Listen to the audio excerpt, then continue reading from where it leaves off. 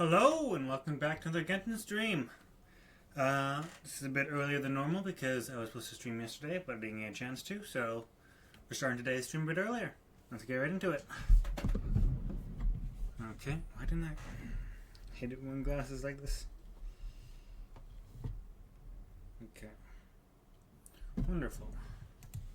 As always, start with the daily commissions. Beautiful creatures. Note.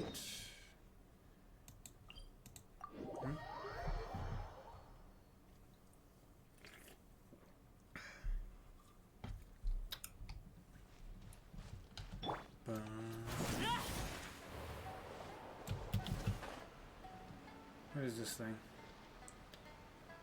Complete the trial challenge. Alright.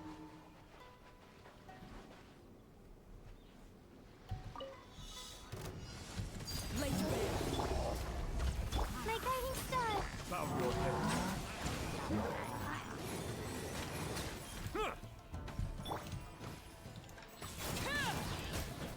Okay, those two are gone. Yes, God. Perish. Perish. There you go. That was rather easy. For chest as well, but man. Okay. This way. Teleport.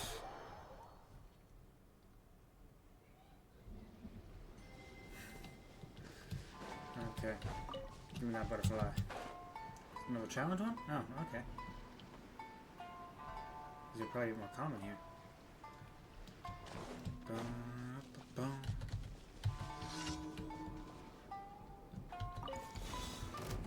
Overruled. Silence!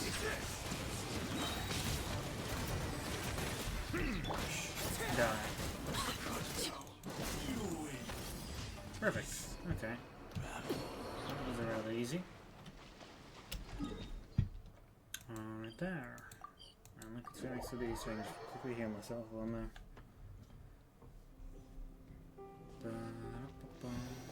Wonderful.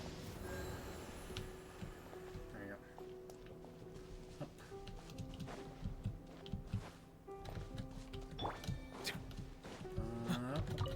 Give me this. Give me that cabbage. And that apple.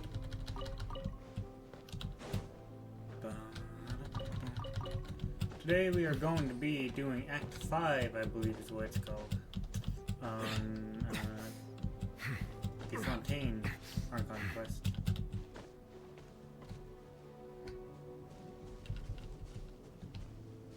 Defeat all opponents. What the heck? What are they all opponents? Are these the all opponents? Or is it under here? I'm gonna waste my time if it does anything.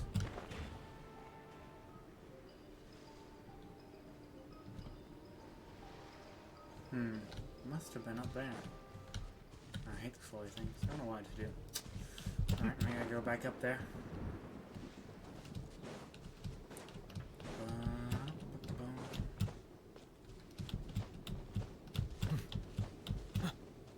Okay, come here, shits. Transfixed. Odds revealed. The night is cold.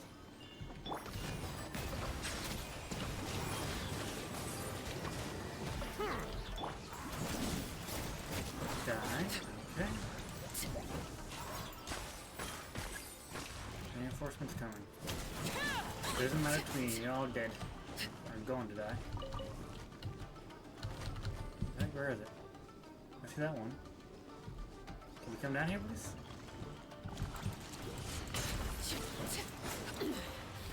Pitiful. There you go. Perish, you little shit. Okay. Let's see, that's your chest here that I'll grab, I guess. If I can. Overruled. By royal decree. Perish.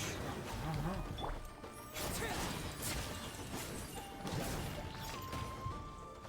Give me that chest. Abandoned property how many belongs to electric signals do whoever I have? finds it first. So, let's leave. This one, I think. Let's see. Electro.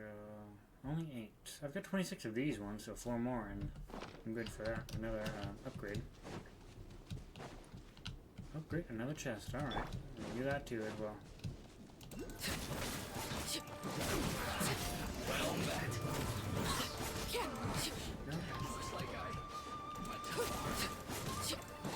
Time to fulfill my duty. My work. Easy peasy. Ah, something with which to commemorate this occasion. Alright. There's that. And now we're going this way. Right. Oh shit. I just noticed those 2 things on here. What, 3 of them? Huh. Guess this boat's filled with them all. Find a way inside in a bit.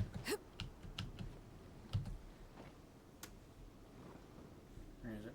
It's right up there. Okay. Oh, see, a chest was there too. I'm getting too distracted, but whatever.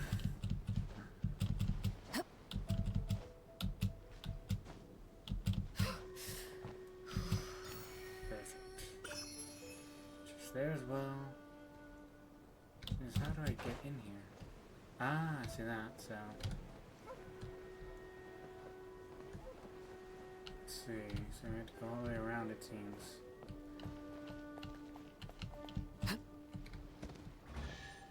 What the fuck? Right before that.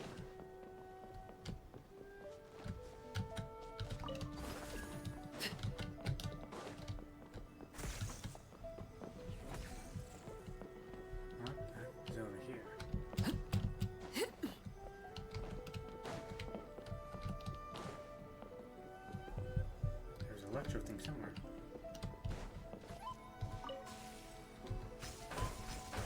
Oh, I got this. How exactly do I go in? I'm assuming it's something like this.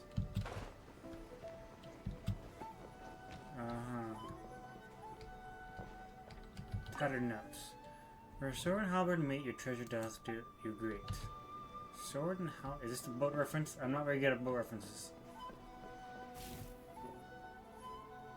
Oh, sword and halberd, so.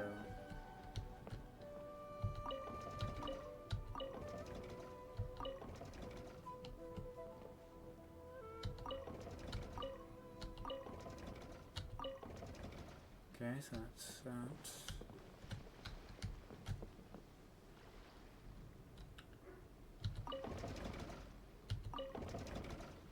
That. Looks like that worked. Let's see, first, clear the chest. Yes. Give me all this. Wonderful. Just wonderful. So where is that thing? It broke somewhere. Is it down there? Aha. There's number 2.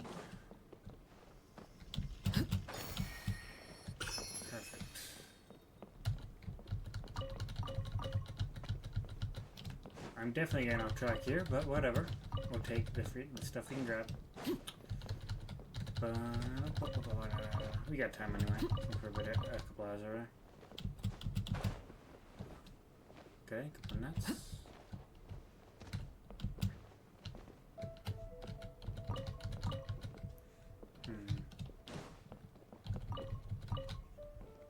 There's a chest there. I'm assuming if I go over, it's gonna unlock some enemies. Oh. Oh, alright, so this one? No.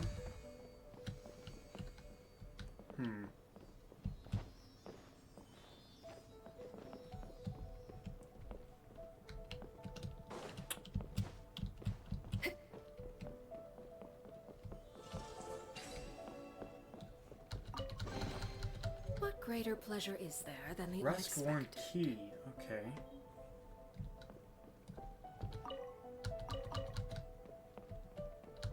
Let's see. Probably something around here that tells me which ones to click and sit on, grab, to step on first.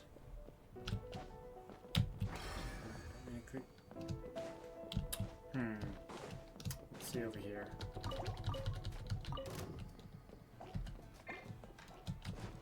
Laid bare. My guiding stars.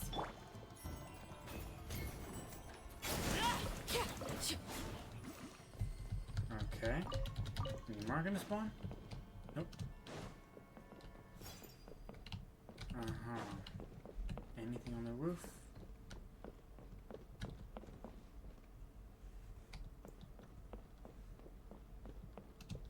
Am I leaving real quick? Because there was a place I left.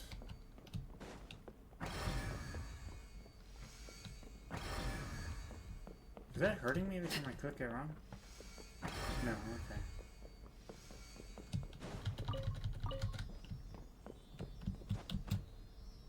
What was that? That one just popped up. Ah! What is displayed when similar seals are activated? Butter?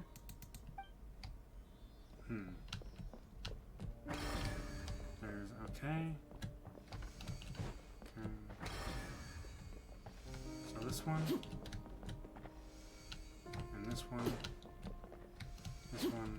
No, I don't know which one. Oh, okay, I guess correctly.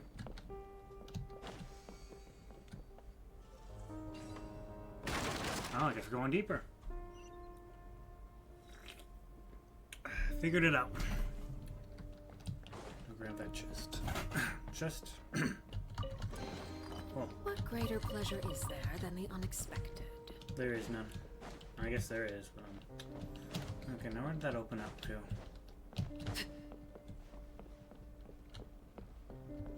I have no idea where that opened up. Somewhere around here, I assume. Down here, out somewhere. Yeah. Let's see. Oh, right here. Okay.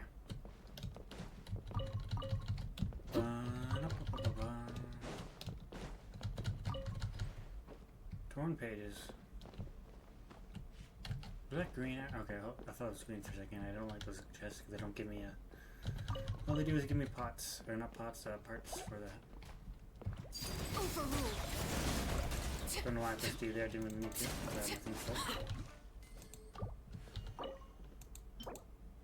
Quest. Don't I have one of these? I could have sworn. Oh, I got a different key, I guess.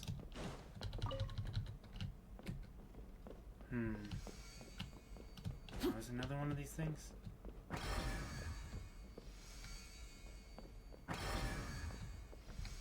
T.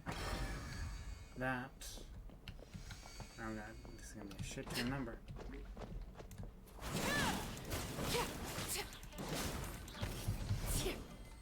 Okay. An impressive bounty. Oh, there's a chest down there. Huh. Don't grab it at least.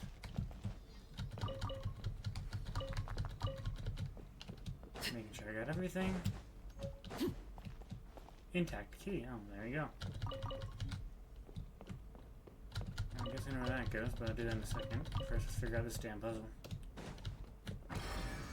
So that's a T. I think wasn't this one a T as well? No. Okay. Okay, so that's that.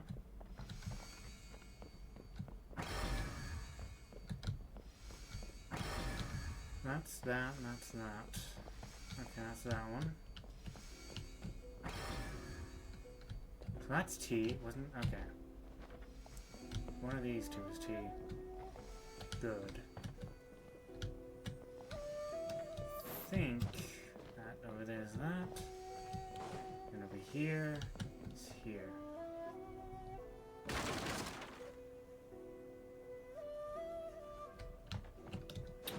Alright. Ah, something with which to commemorate this occasion. Open, confirm.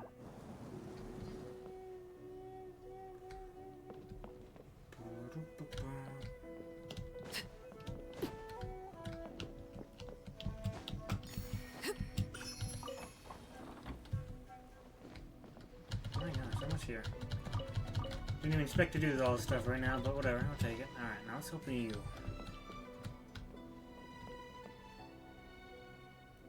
Is that the same one? Alright.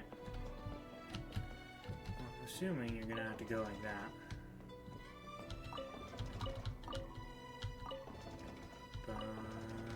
Like that. And like that. And then like that. Okay. Look at all this. Something with which to commemorate this occasion. My word, we got so much.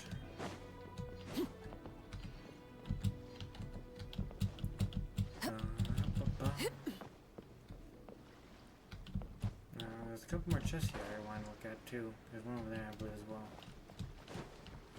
Alright, this next one, it seems. The insolent shall be punished. Bow your head. You can't run! I'm not trying to beat your ass. Mercy! Don't be a killjoy! You've only just begun.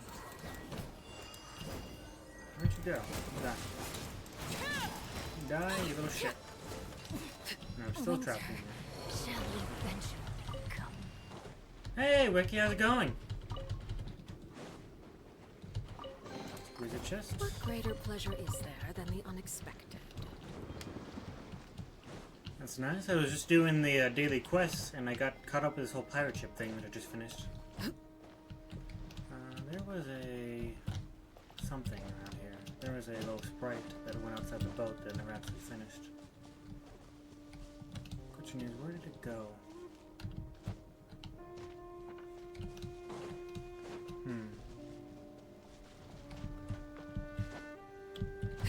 I probably after I finish up this next Archon quest, I'll get to it. I'll start doing a bit more of the world before I continue on. Yeah, what's that?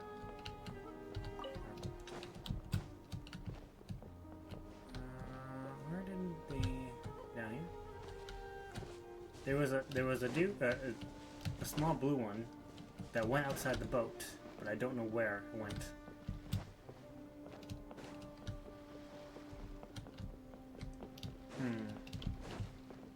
Oh, hello. You're welcome to follow me on Twitter and send me your artwork there, but I'm currently not commissioning art. Leslie? Leslie. Okay, well, I can't find out where that blue sprite went. Oh, there's a chest over here I'll grab, I guess.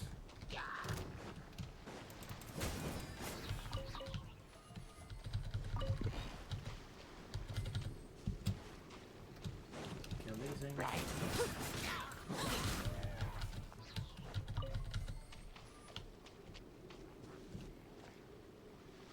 Left from, okay, I'll do that in a second. My royal... Ha! Oh, oh. Silence.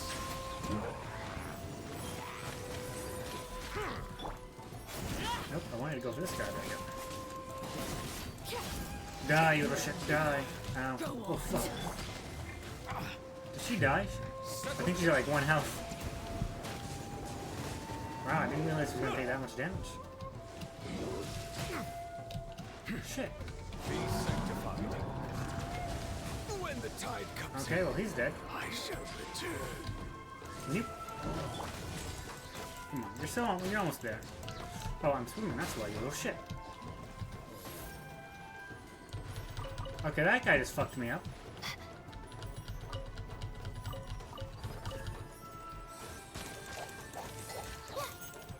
Can you drop your Discord in chat so I can send my work? Sure, but I'm not going to be accepting friend requests at the moment. I'll do it after my stream. But my Discord is the same as my Twitch name. Suddenly, I don't feel so tired. Isn't a defense shield. Well, except it means he does increase damage. Yeah, I figured. I was trying to bull rush through it.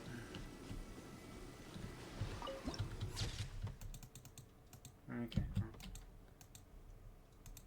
Let's heal this guy real quick. I believe we'll just use Q on you. This is where you She's at 27 health right there. Okay, take it back to shore, please.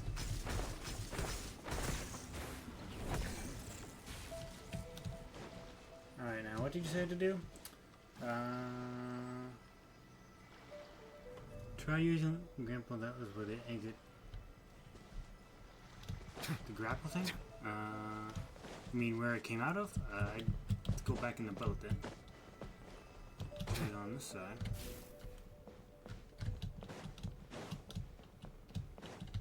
And then down here. I should ask him to heal him before I get one shot.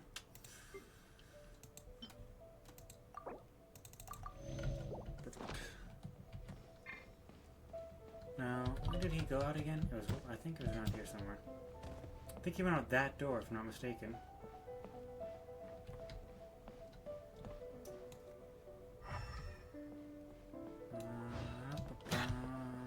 Oh, I'll grab these, I guess.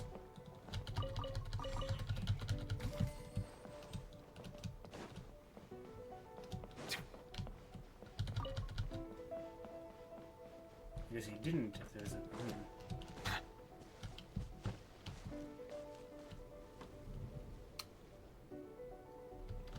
Nope, just go up higher. Yeah, I'll grab that right there, I guess.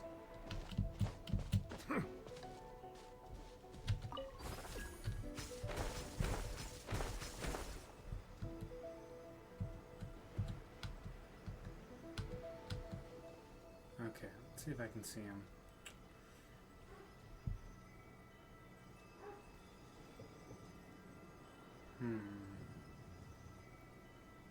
I do not.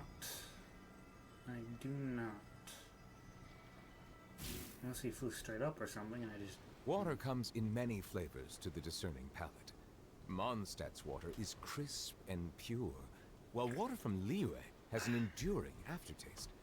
In Inazuma, the water possesses a depth of flavor unlike any other. Sumeru's water, meanwhile, has a rich and complex flavor profile, but it must be savored patiently to fully appreciate it.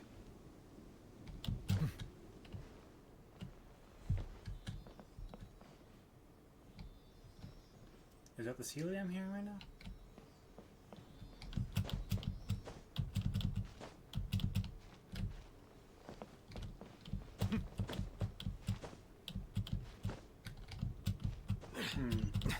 What the fuck? What was that?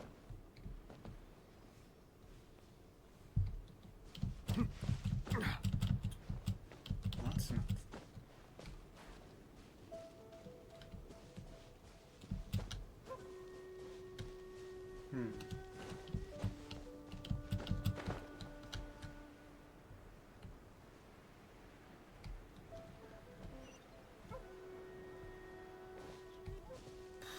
Okay, well, whatever. It's gone for good. I don't know where it went, and it's taking too long for me to figure out where it goes. So we're going to the next one. Because I, for life of me, do not see where it went. It's not around here anywhere.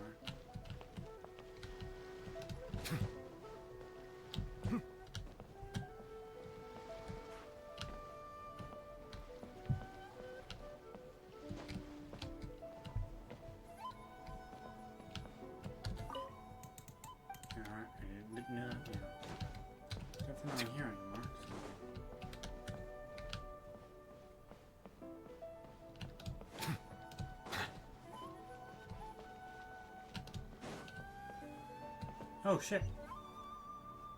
I don't think I went over here. I guess, never mind, I guess I'm not done with this power ship yet. There's a chest down there. I somehow missed this big ass hole. Let's see. There's that guy.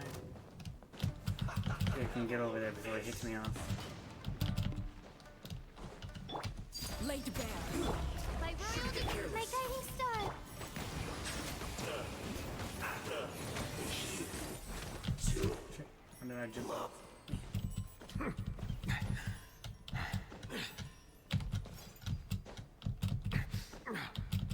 you go.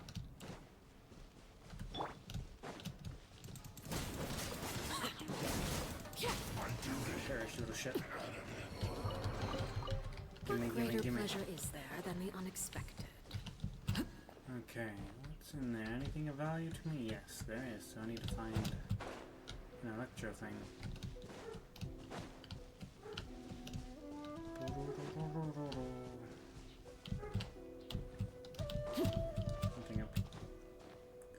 stamina to go back up.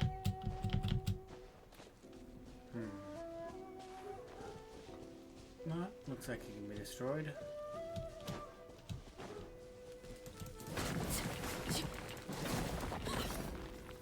Oh, looks like it's just a way out. Okay.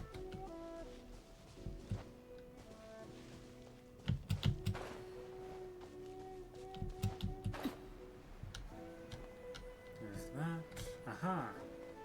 This thing right here.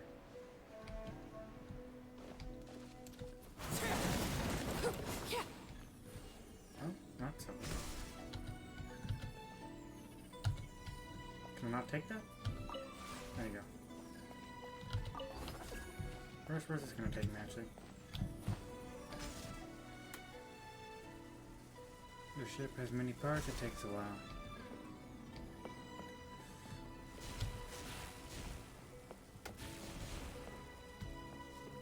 Okay. Yeah, why don't I realize this is gonna take a while? Why don't I just we'll put that there, I guess. And then we'll come back to it. Because I'd actually like to get done with the daily commissions. Didn't realize it was gonna be that long of a like side area right there.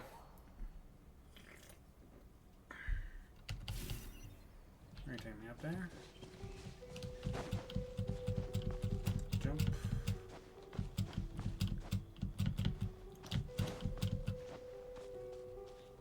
Top of there, alright.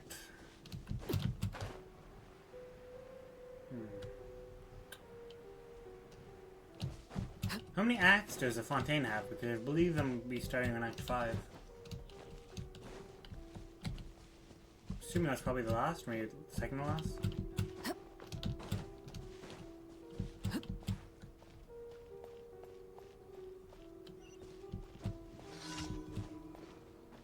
Alright, now what am I doing here?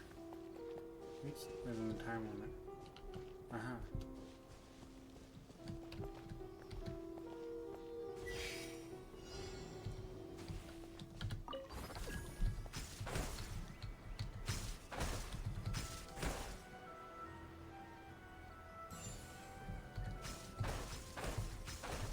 Okay.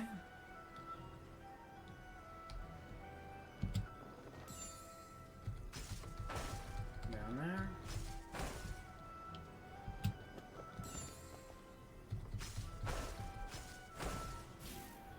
And over here.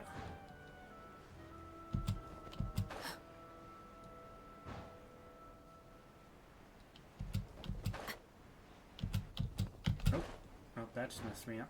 Oh, never mind, I didn't. I barely reached it.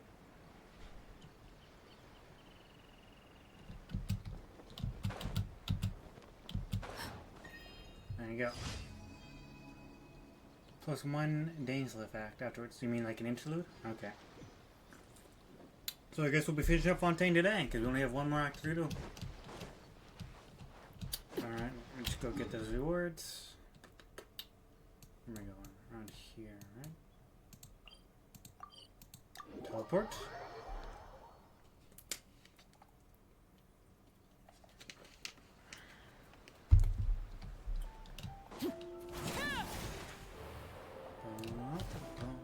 Ad Astra Abyss. Yep, and that's Thank you for completing. Thank you. Ad Astra Abyss. And then we'll take these as well. Cram on. Dispatch again. Okay. Gretchen Lee. How many electric signals did I just get there? 27, so I can go quickly update the tree as well before I head out. Grand Sakura tree, what are you going to give me this time?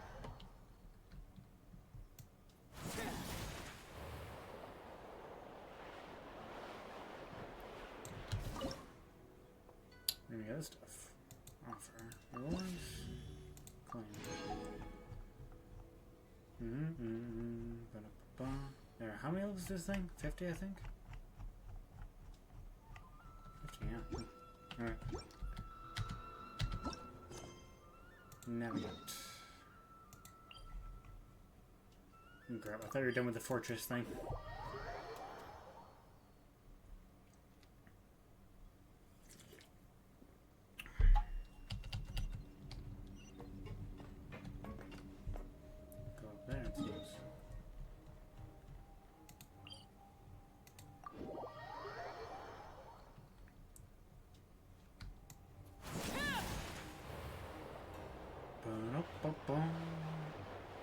Dun, dun, dun, dun. Give me.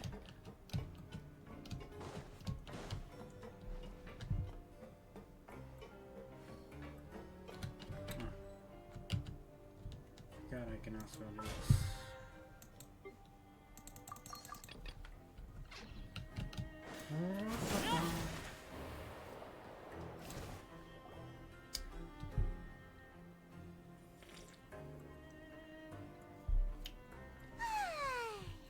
Now for a little rest after breakfast. This is the life. Wait a sec. Isn't something important supposed to happen today? Oh, today's our big day! Yes. We're supposed to leave the Fortress of Mirapede! Come on! We're we being gotta freed. Go complete the release procedures now! I totally didn't just escape and go visit Inazuma.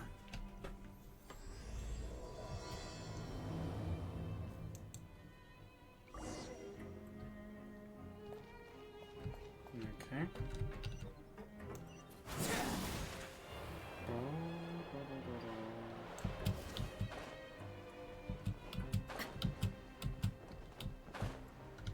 Let's leave. 1 second, we'll assassinate the desk clerk first. Mong Lane. Please, sign here.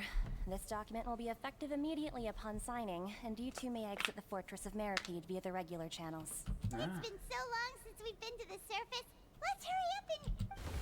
Huh? Oh, come on, not again. I was so close to freedom. What's happening? Are you okay? I'm fine, thanks. But I wonder what that tremor was just now. It is really fucking hot in my room right now. I don't know why. Let's go ask the Duke. I was so close to leaving, though. I don't know. A new life's beginning.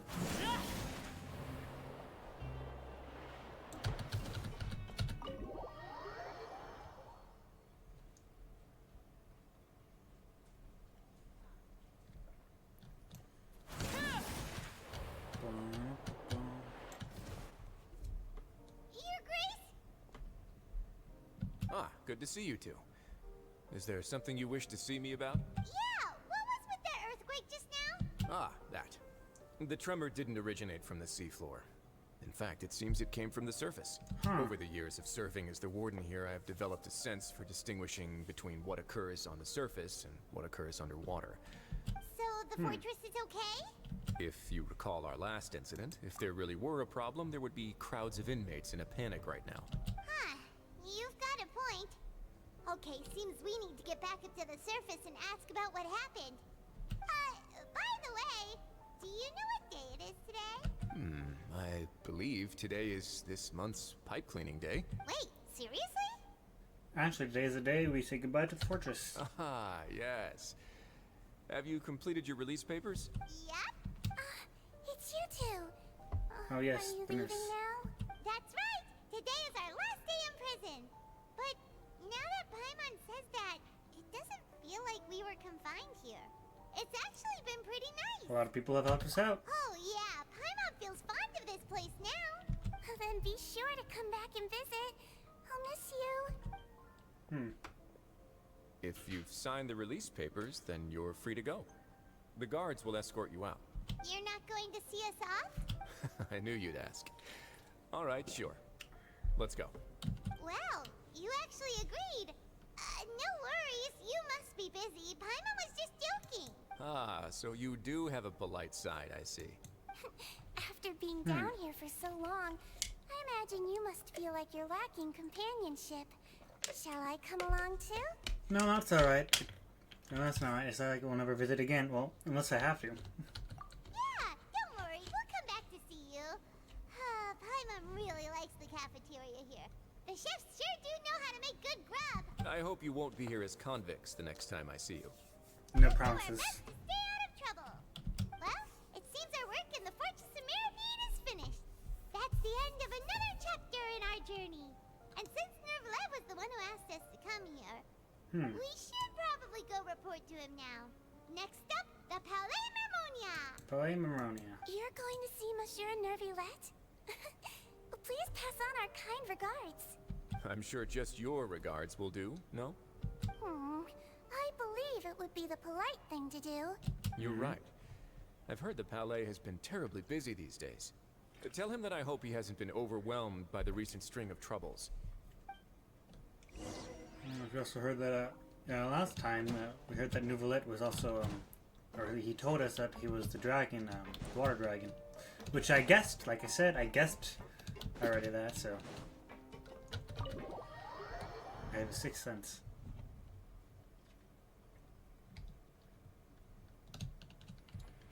I'm just teleport there, I assume. Yeah. All right.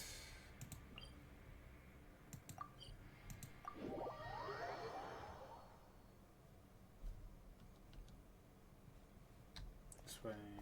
Or no, this way. I'm not skipping along. Liath.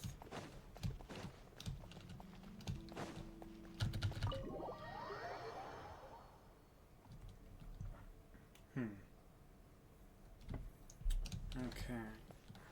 Ba-ba-ba.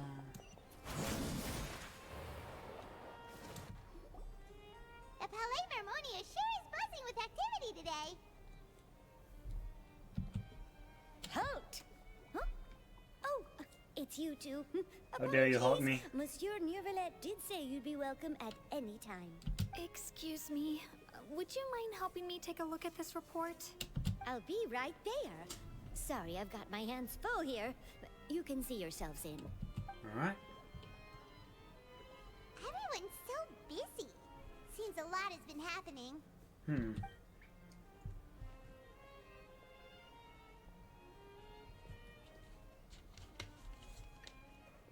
Well, there's desk full of books.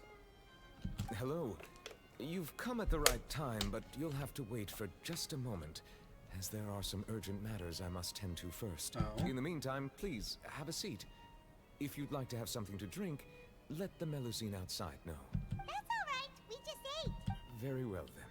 Let's take a break over there while we wait for him to finish his work. Okay. 10 hours later. All right. That should wrap things up for now. Are you done with your work? Yes, sorry to keep you waiting. Today should be the day you were released from the Fortress of Meripede. And it appears that you've managed to complete all the release paperwork. Yes, after you That's traded right. me eating that And we cake. came here to see you right away. You and Paimon tell Nouvelette everything that happened since the Primal Sea incident? Well, that's all I could read. Massive whale. Do you have any idea what that might be? Judging from your description, that cannot have occurred in any ordinary waters, but rather something like the primordial sea. A whale of that size and shape cannot usually be found in the waters of Tevat. Therefore, we can only assume that Child is presently immersed in primordial seawater. Oh. Immersed in primordial seawater? But how? I thought he was from Fontaine. He's not from Fontaine, sir. I could have sworn there was like a whole part of the story quest where it says he was actually from Fontaine, or am I wrong there? Most people wouldn't be capable of entering in the first place. I'm not completely sure how he could have gotten there myself. It's something I'd like to ask you about. Yes? What is it? What was that tremor we felt earlier? Oh, right. Paimon felt it too. We asked the Duke and he said it wasn't from underwater, so we figured you might know something about it. It turns out that I have just received a report about this particular matter. In fact, that's exactly what I was busy with a moment ago. The source of the tremor I'm was imagining on the things. surface near Huh? Poisson. After the shaking stopped, the water levels in the Poisson area rose at an alarming rate. I refused to say that I was imagining anything. Could have sworn I said he was from...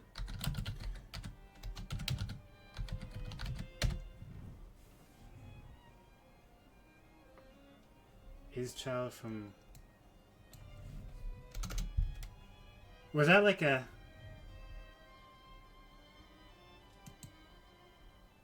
But I could have sworn he said like,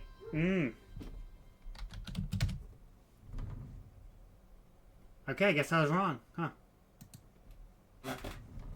Why do I feel like a whole part of this was about him being from here and whatever? The water levels rose? Oh no. What about all the people there?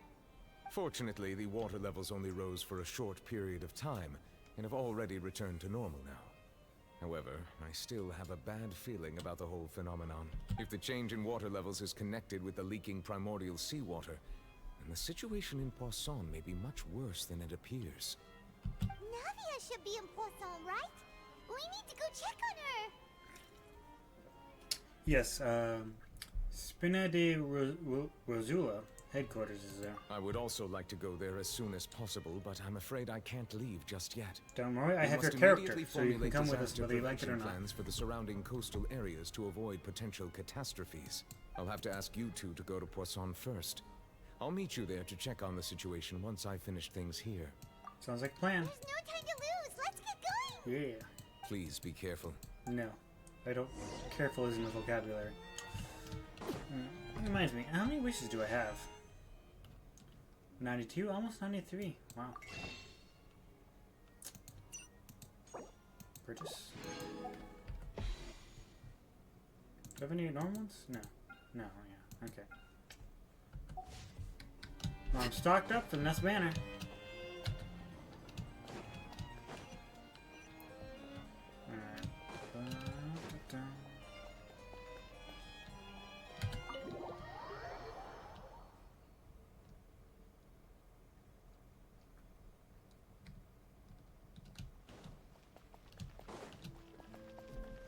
Okay, going this way, I guess. Why is there a star? Oh, whatever.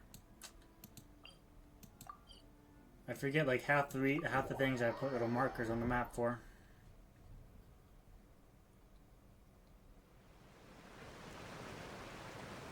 Oh no.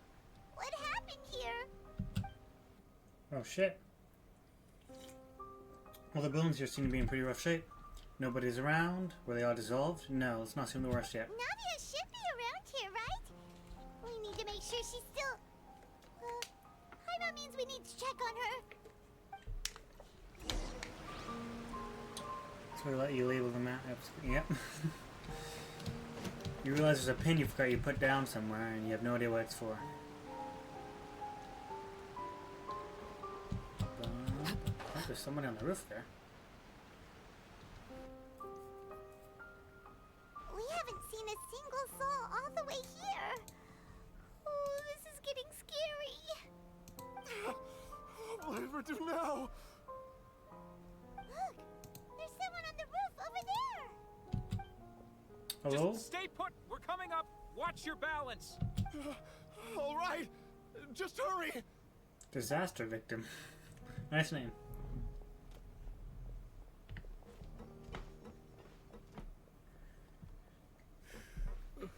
I'm not young anymore.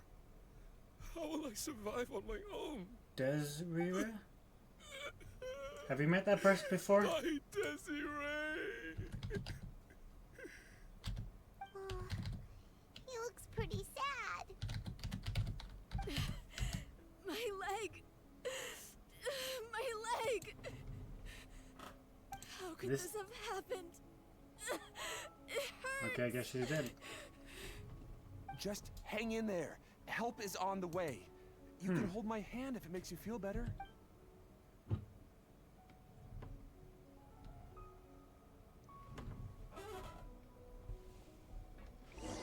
The fuck is it?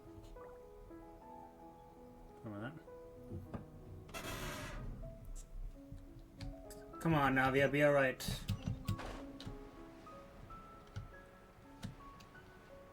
What the fuck? Oh. Huh. So we caught one of the monsters. We just rob them while they're already in a disaster. They won't mind. Nothing else? Nothing else? No, okay.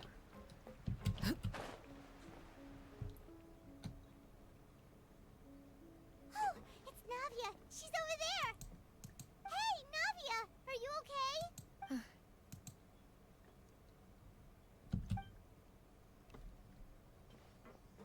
You're here. We heard there was a situation in Poisson, so we came as quickly as we could. Yes. As you can see, the water level suddenly rose. It caused quite the disturbance, in fact.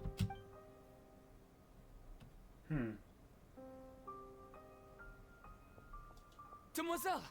There was a wounded resident next to a building southeast of here. We've already transported him to safety, but we've run out of medical supplies. He's wounded? How badly? He fell, so it's probably a broken leg. He's pretty shaken up. When the water level rose, he desperately climbed up to the roof. Once the water receded and he saw the ground, he became terrified and eventually... Did he jump off or something? Jump down then. Ah. Find the leader of Squad 1 and tell him to take the wounded resident to see a doctor. He should know where to go. Understood. I'll take over his search and rescue mission in the meantime. All right. You'll be in charge. All right. So a lot of our people were probably dissolved or something? Where were we? The situation in Poisson? Ah, right. Allow me to explain. A little earlier, we suddenly heard a loud noise. At first, everyone thought that something might have exploded on an aquabus.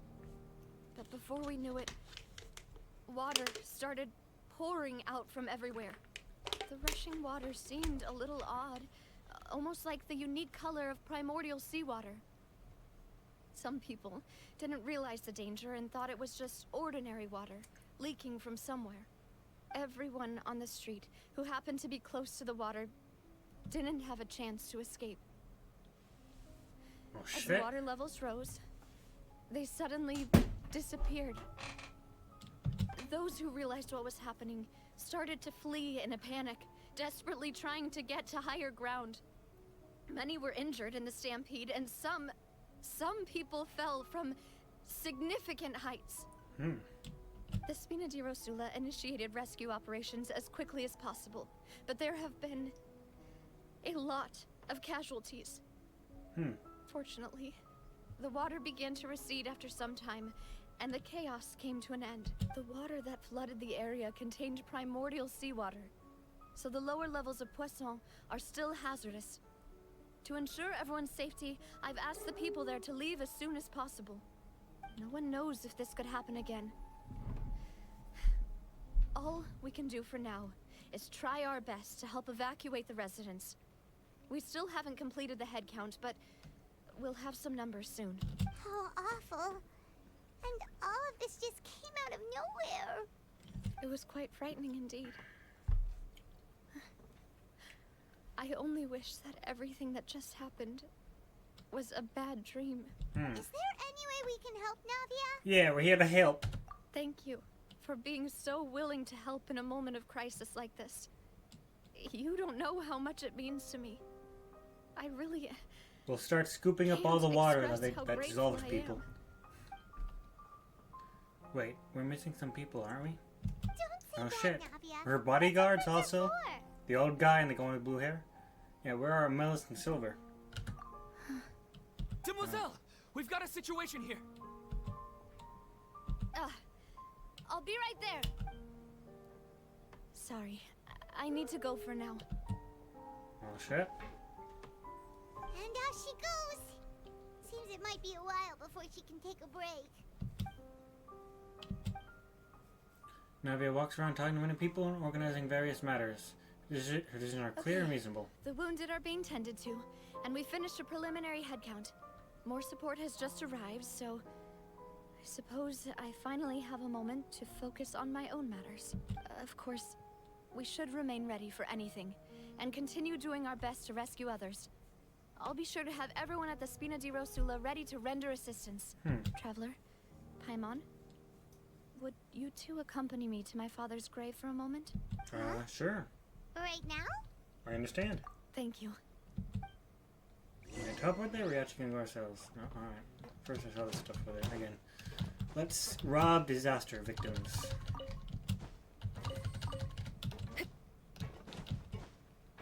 Okay, is there anything else you need me to grab? No? Alright.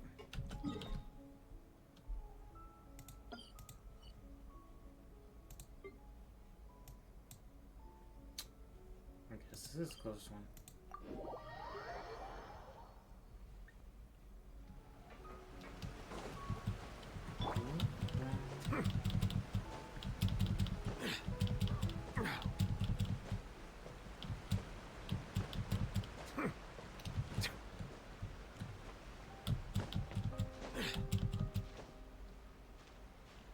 make it.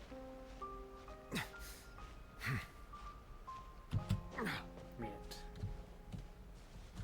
Ba-da-da-da.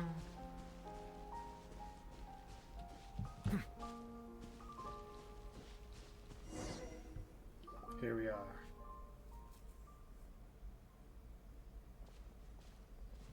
Not a lot of people here, huh? Well, given the time of day and There's the also whole not a lot of situation in graves. Or Poisson, didn't look like it. Paimon doesn't think there'd be a ton of people here visiting graves. Right. That's how things are now. The living are so exhausted that they've no strength to spare any words for the dead. Navia? There's no need to push yourself so hard. There's like, what, 9, 10 graves there? Oh, she's crying. Okay. Navia, what's wrong? Sorry. I just... Malus and Silver. They won't ever come back here again. Ah, so they were dissolved. What should I do, Papa? Huh? What happened to them? I'm sorry for your loss. Everyone agreed on the rescue plan, but still... I was the one who initiated it. They were helping evacuate the residents, but they couldn't leave in time, and they were caught in the seawater. Oh, that sucks. What She lost her should we father, do? and then I think the old guy was like her I've second known father them figure. for so long, and I know they weren't afraid, but I could at least hold a funeral for my father, and I know where he rests. But as for Malus and Silver, they're just gone. They technically could not I be just dead, because remember what happened to those other girls that were... They like combined into one consciousness. Could that be what's happening Everything to them? looks so clean after it rains. Even the gravestones. I didn't expect that you'd enjoy a glass of red wine in front of Master Callus's grave. I can understand. Besides, the scenery here isn't half bad. See, it's not just me. I always want to bring something when I visit Papa. Perhaps we might even have a picnic. He wouldn't be angry, would he? How could Master ever be upset with you, Demoiselle? Yet the cemetery is the home of those who have passed, is it not? Everyone ends up here sooner or later, no matter who you are. Buying yourself a plot in advance, are you? No need yet. But when I do, I hope you'll let me be buried beside Master Callus, Demoiselle. Hey, stop joking around. I'm quite serious. That way, it will save us both the trip to see each other whenever you visit your father's grave. That makes sense. In that case, could I be buried on his other side? After all, besides you, Demoiselle, the two of us could certainly be considered Master's closest companions, no? Personally, I believe we fill those shoes just fine. Why are you bringing this up all of a sudden? Seriously.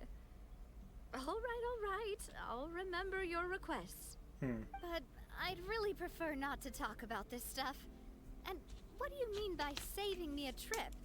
I'd make the journey even if I had to visit you two somewhere else. I've promised to let them rest in peace here. But here I am breaking that promise. I'm sorry for letting you see me in a mess like this. I don't usually cry, really. Paimon doesn't know how to help you feel better. But, well, she understands how you feel. I had always thought I could make my wishes come true. But now that I think about it, that never solely relied on me. Malus and Silver have helped me so much. But by contrast, I could do nothing for them. I'm so sorry. You can spend as much time as you need here, Navia. We'll stay with you. Yeah, we're here for you. Thank you. Right now, you don't know how much that means. No? By the way, you can have a look at this. It's a list of victims from the incident that took place. Obena, Khan, Burnett, Giverny, Francine, Karina, Daisy Ray, Joinville, Julianne, Esson, as well as Malus and Silver. So, everyone else is safe. But still... It's okay. I know what you're thinking. And you're right. We That's it. lost Malus I need to and go Silver. turn down my heat. But So I'll be back in a second. we were able to save more than we anticipated.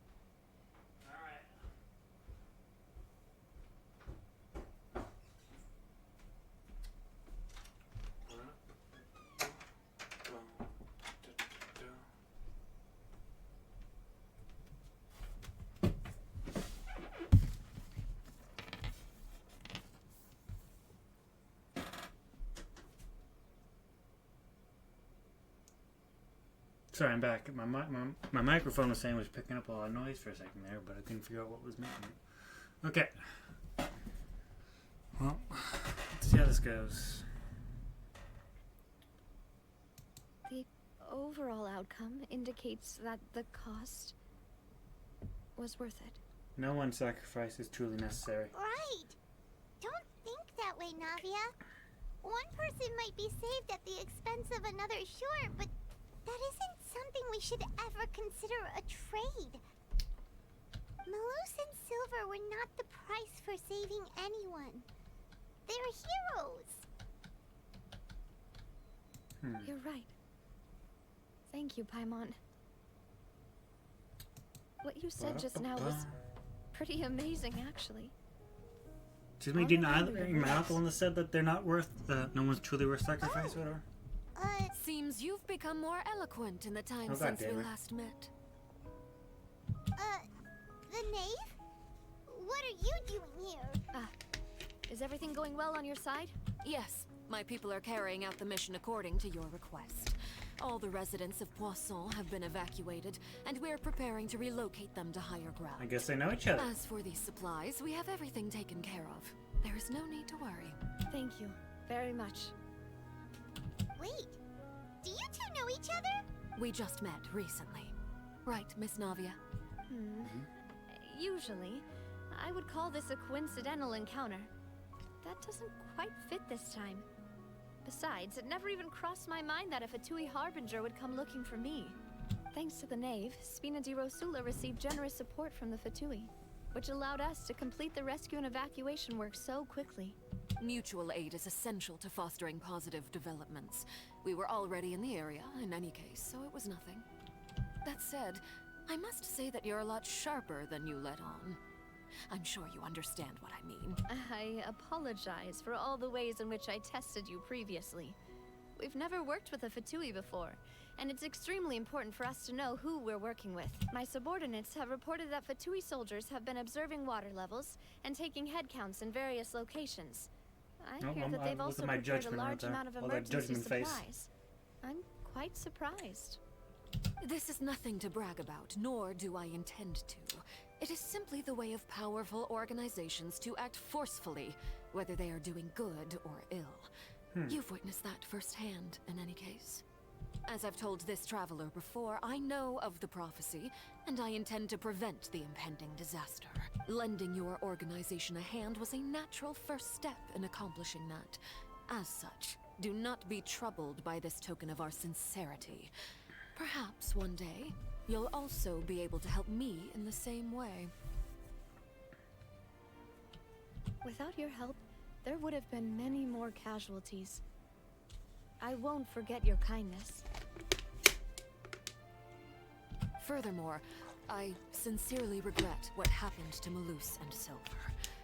I only wish that my people could have arrived a little earlier to prevent this from happening. Don't say that. You and your subordinates did everything you could. As Paimon said, Malus and Silver didn't choose to sacrifice themselves for any specific person. And they weren't the price paid for other salvation. They chose to become heroes themselves. I've never liked hearing people put it that way. It's like trying to relieve pain by saying some noble-sounding words. But right now, there's nothing more suitable. They really did become heroes. You're right.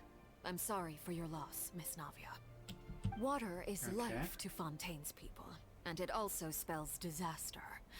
It's no wonder that people always say that prophecies represent fate. Fortunately, I've never been one for such opinions. So, you're one who will try to change fate then? Of course. That is why I'm going to Hotel Bouffe de Thé. I still have some things to take care of, and the children need my attention. I don't think we visited her actual orphanage yet. Like, that's what she runs, By the way, right? Traveler, Paimon, one more thing. Oh? Alright, then we'll just... Huh? This isn't right. Paimon thought you would ask us to walk with you for a moment so you could tell us something in private. That is a clever and useful conversation technique, which I do like to use when necessary. But there's no need today. It would not hurt to have Miss Navia listening in. Traveler, I'm sure you remember that I said we could work together when we had the chance. You and I both know that there may be issues with the Primordial Sea. Previously, it was the Fortress of Maripede's sluice gate, and this time it was the water levels in Poisson. These are both signals. So the time for Jolly Corporation has come? Indeed. Allow me to share the latest intel I've received from the House of the Hearth's intelligence network with you. Oh? During some recent investigations, a child claimed to have discovered some ruins near Poisson. The ruins date back to ancient times, and seem to be worth investigating in many ways. Judging by the dating of the ruins, they may be related to the prophecy and the coming crisis. The situation is becoming more urgent, so any pertinent information will prove extremely precious. My people initially came to prepare for ruin exploration. Unexpectedly, this disaster struck. And at present, we're all busy prioritizing the rescue effort. So that's why the Fatui were already in Poisson. I wanted to take the children along, but unfortunately, Linny, Lynette, and Fremine have all been dispatched to higher ground. So to they already assist completed the affected census? residents. Linny told me that outside of the house, the person they trust most is you, which is why I want to give you this task. Can you trust an outsider like me? The House of the Hearth's members see each other as family, but Linny, Lynette, and Fremine said that they also see you as such, even though you are not from the house. I'm sure you already understand how earnest they consider their friendship with you to be. Good, I'm not gonna call you father though. Oh, that somehow makes Paimon feel kinda happy. The intel I just shared about the ruins could fetch a high price. But since the children consider you family, it's only natural that I freely share it with you. Got it! So all we gotta do is go to some ruins, right? We can handle that. Excuse me, but may I tag along? You wish to join, Miss Navia? But are you sure you're up to exploring some ruins? You need to rest. Well, I'm sad, yes. But I can't just go back and plop myself into a chair by the roadside and do nothing. There's no point in being depressed while we still have a disaster on our hands. As my father's successor, I must live up to the hopes he had in me. Alright. Besides, I'm also doing this for myself. I need something, a distraction, to keep my mind off Malus and Silver. Navia's strong, but she needs company right now. We can be that company if she goes to explore the ruins with us. Since you put it that way, I have no objections. What do you say, traveler? We'll go to the ruins together. All right. The ruins are to the south of Poisson. Here's the map. Okay, the three of us will handle it. Come on, let's pack up and get going. Alright, now we're going this way. First I'll grab this, I guess. So, let's get another waypoint.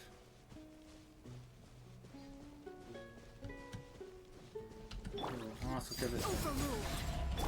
Laws revealed. Not now.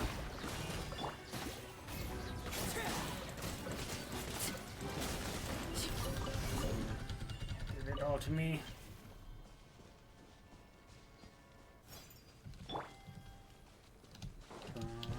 Let's go up here. I completely forgot there was floating islands around this place that I have yet to actually go to. I'm assuming those are world quests and stuff like that. Because we're in the last act, so I doubt they're going to introduce it now. Ooh. There's a star thing here.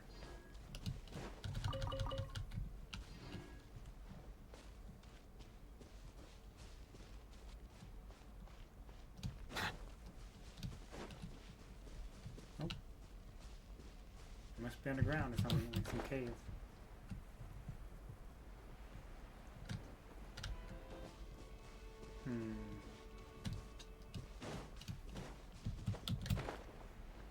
Aha, in here, I assume. Found you.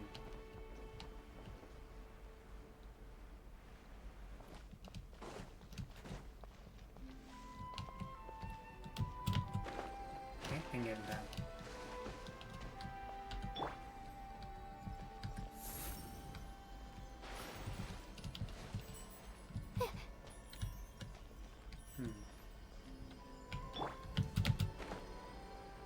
Not quite.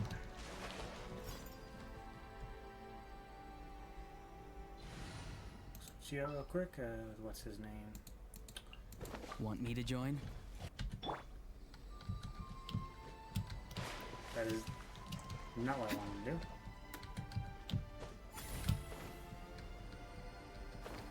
Perfect.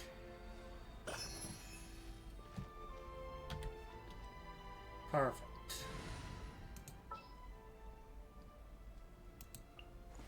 I applied for vacation. Layla, you did not get vacation. You're probably my best healer at the moment. So you stick with me. Or not healer, shielder.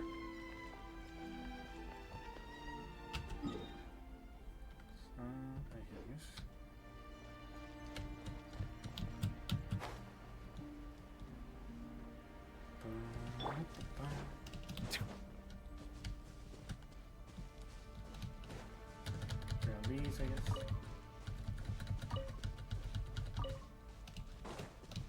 Also went ahead yesterday before I went to sleep. I logged on real quick and binged the whole fishing tournament. Best viewers at blah blah blah. Ban this guy. Don't take a hint.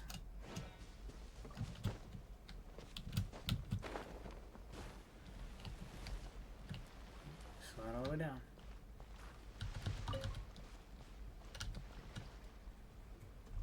So, are these the ruins the knave was talking about? Oh, it's a dungeon type thing. Talk about old. They seem to be pretty ancient, all right. Let's go in and have a look. Just be careful.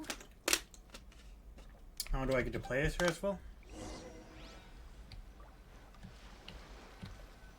So what would happen if, say, we did a test run with a character, like in, I think what we do here, and I already had the character? Would I have two of them in my party at the same time?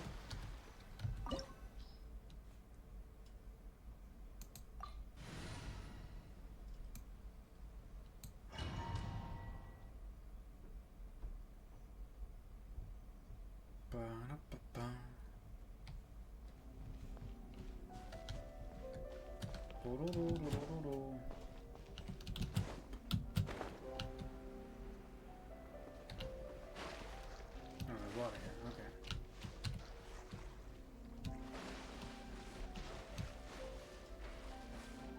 Is there a chest over here or anywhere?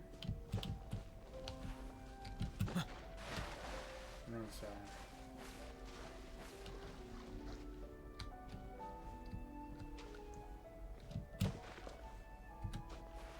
Okay, guess not. No, it replaces your character with try. Ah, okay.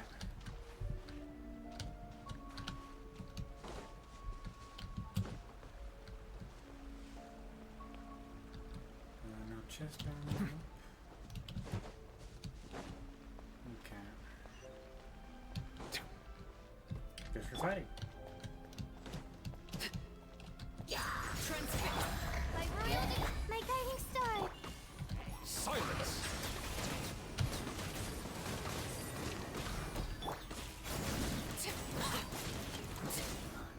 Perish. Not a condor or whatever. Are there any books for me to steal? Is there a way up there?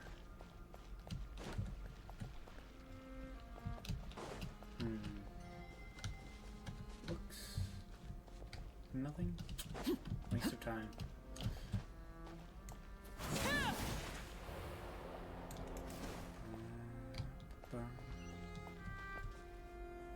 Let's see, nothing up there.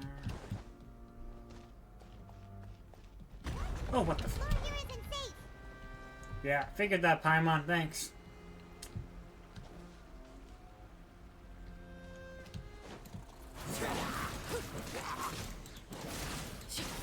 Oh, chest.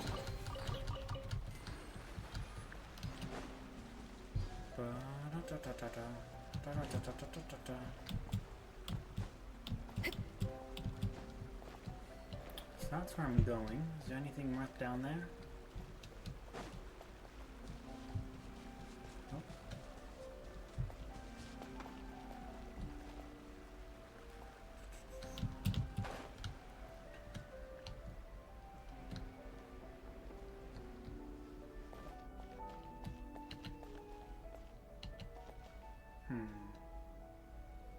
Doesn't look like there's anything down there worth anything. No chest, no nothing. Alright.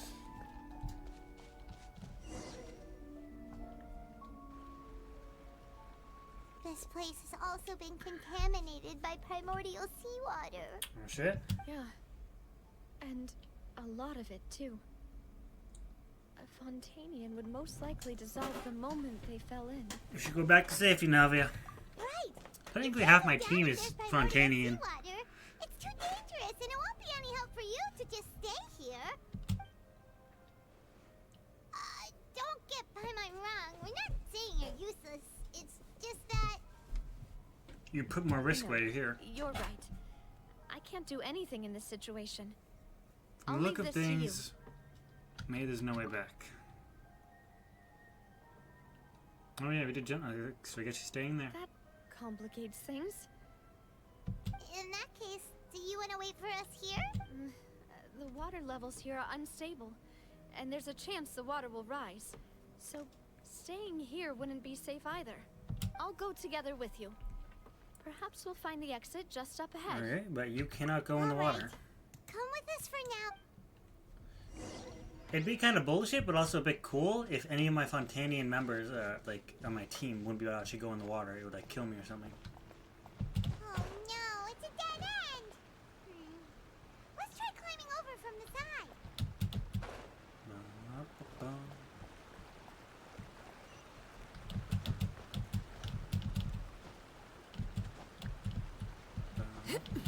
I go.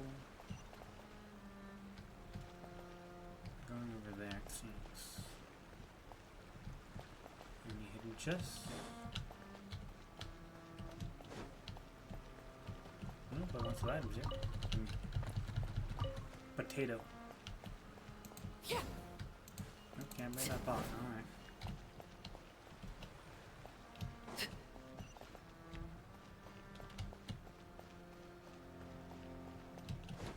Open door.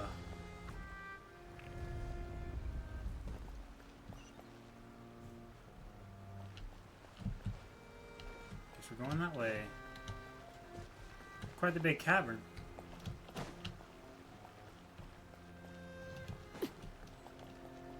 Door of resurrection activated. There's something wrong with Run! this bridge. I think I made that. Oh, come on, Navia. She's a playable character, I believe, so I don't think she's gonna die here.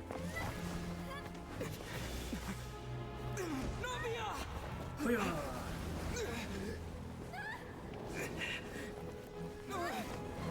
Oh shit. Or she does die, I guess. Or well, I'm assuming something might just happen.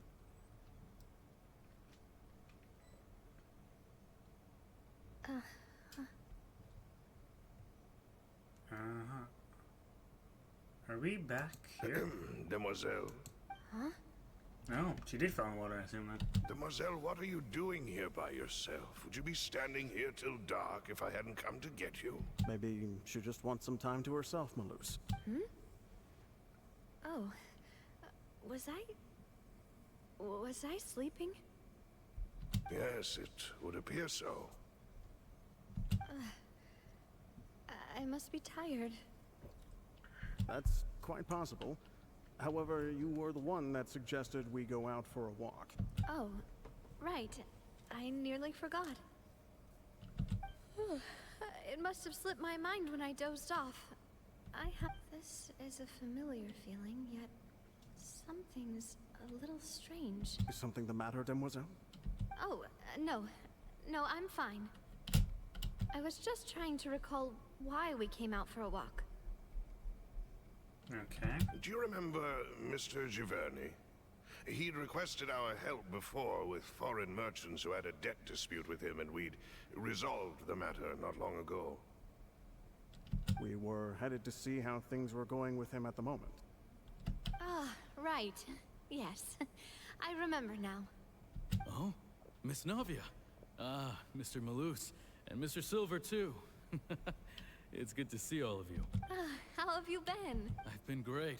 Thanks to your help, those bothersome merchants finally realized that I wasn't the one they were looking for. Why, I wasn't even the guarantor for that person. They were knocking at my door day and night. Even my neighbor, Obina, was getting fed up with them. Sometimes force is required to calm someone down and get them to listen to what you have to say. That's right. Oh, by the way, Burnett, What was it that you wanted to give to Miss Navia again? Oh, yes. One moment, I have it right here. Miss Navia, these are some flower seeds that I prepared. Please take them. They're a very good variety, and they'll become very big and beautiful once they bloom. I don't know what we would have done without your help, so this is a little token of our appreciation. I hope you won't refuse. Ah, did you cultivate them yourself? Thank you so much. I'll certainly take them. Maloose, we do still have some empty flower pots at home, right? Why, we can have as many pots as you'd like, demoiselle. Perfect. In that case, we'll swap out some of the decorative plants for some of Mrs. Burnett's flowers. Very well. Wait. Something seems to be off here. Okay. Excuse me, madam. If I'm not mistaken, your name is Burnett, correct? That's right. Is something wrong? No, it's nothing. This is the first time we've ever met, but your name seemed familiar to me. I must have heard it when I was discussing things with your husband previously. I've heard this name before. Is she one of the victims? Recently, I'm sure of it. And why are there so few people around here? Where did everyone go? We must mind the time, demoiselle. We still... Huh? We do? Like what? Well, now, did you forget? Miss Navia, here you are. I've been looking for you. Please, come to the Opera House. Your trial is about to begin. My trial? Wait, why? Yes, she's right, demoiselle. It's just about time now, so we should get going. Oh? All right then.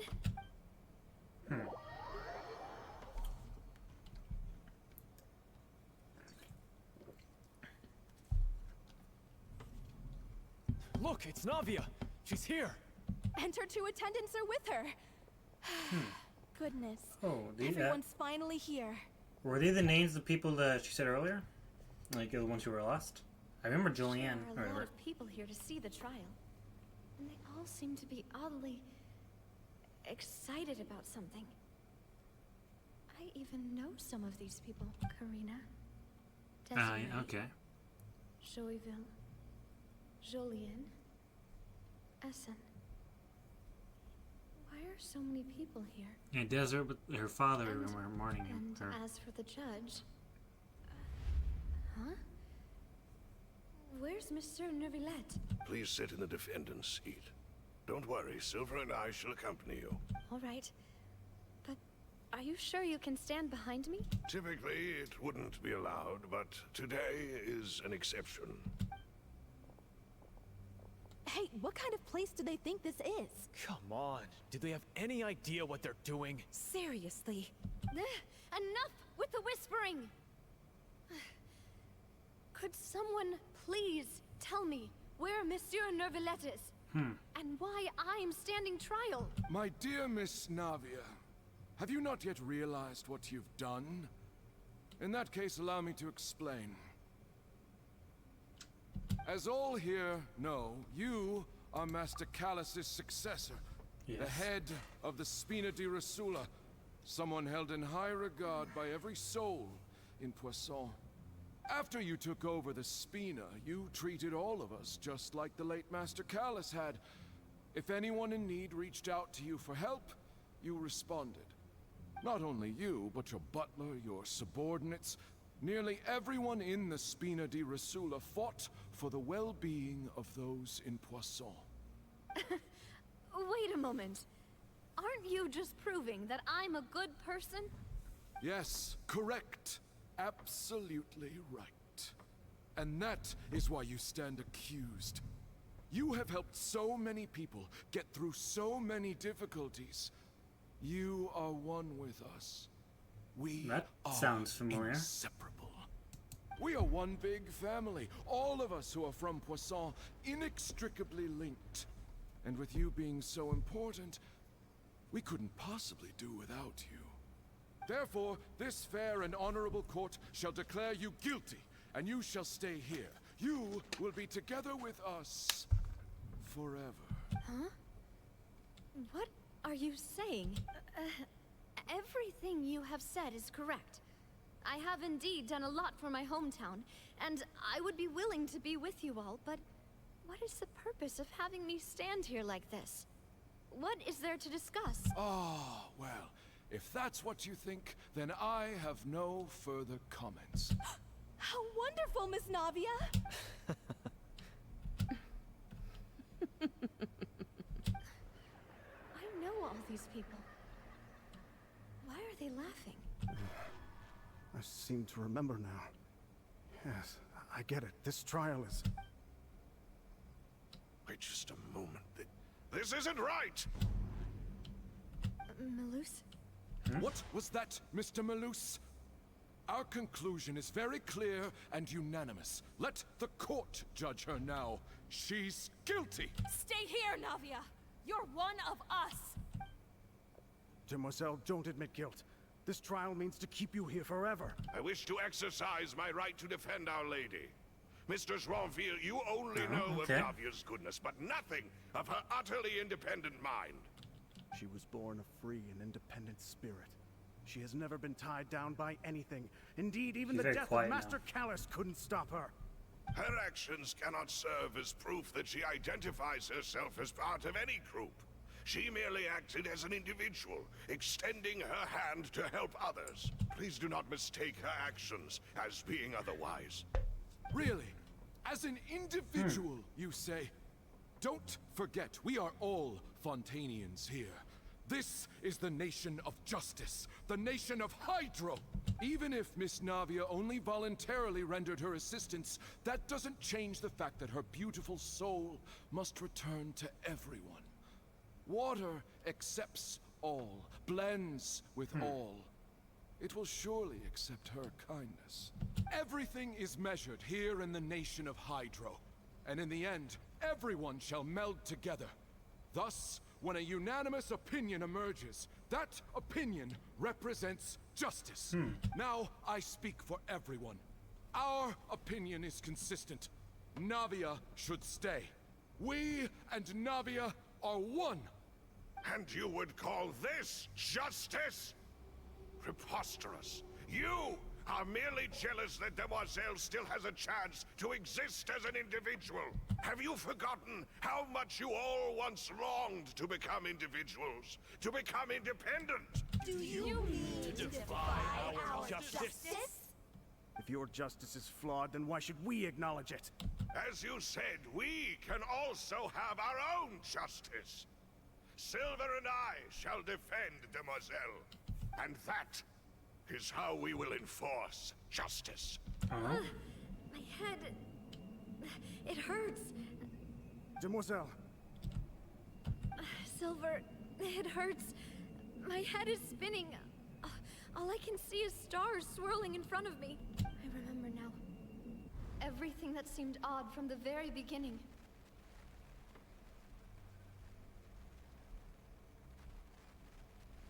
Karina, Desiree, Joyville, Jolien, Essen, and Mr. Giverny and Mrs. Burnett, who we met earlier. Even Malus and Silver. I don't want to admit it, but they're all dead. Don't be afraid, and don't admit guilt. We will protect you to the very end. Absurd! Who are you to say that she cannot be judged? We are the majority, and in the nation of trials, the majority is absolute justice.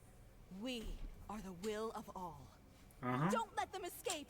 We shall keep Navia here with us! Mr. Malus and Mr. Silver, must you be so stubborn? How could the two of you possibly hope to stand against the collective? Do not resist. This judgment is fair and just. Navia belongs to us. After all that happened, she should not be left alone in Poisson. What are you saying? No more excuses! He says we're jealous. Jealous? How could she possibly be an independent individual? What's with these people? Who's jealous of her? She belongs to us! Miss Navia, she... Silence. That's...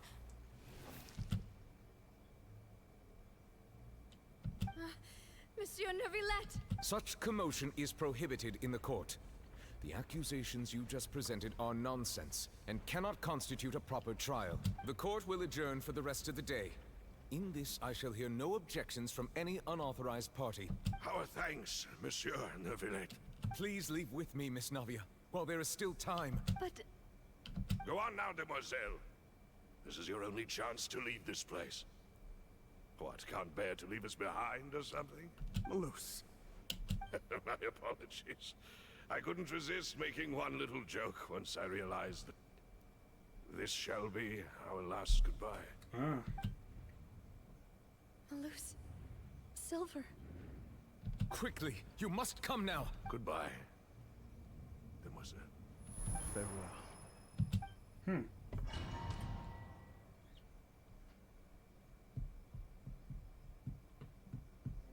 No, wait! Just a second! Navia? You're awake. Good. I must have been dreaming. Malus and Silver were still alive, and they were defending me at some insane trial. It looks like you're all right. Did all the sad feelings cause you to have a nightmare? Paimon could give you a hug. The ruins you were exploring suffered a cave-in. When I arrived, I found you falling toward the water. You were just about to be dissolved within, but I... What is it? I think I saw 2 Oceanids protecting you. It was only for a moment, perhaps even a fraction of a second, but they gave me the chance to retrieve you. Were it not for their intervention, I would not have been able to rescue you before your consciousness dissipated. Wait, did you say Oceanids? You mean like what happened with Vache? The people that were dissolved became Oceanids. Perhaps those 2 Oceanids were the people you saw in your dream. I always told them that they didn't have to protect me. To think that they'd keep doing so even after death. Please come with me. All right.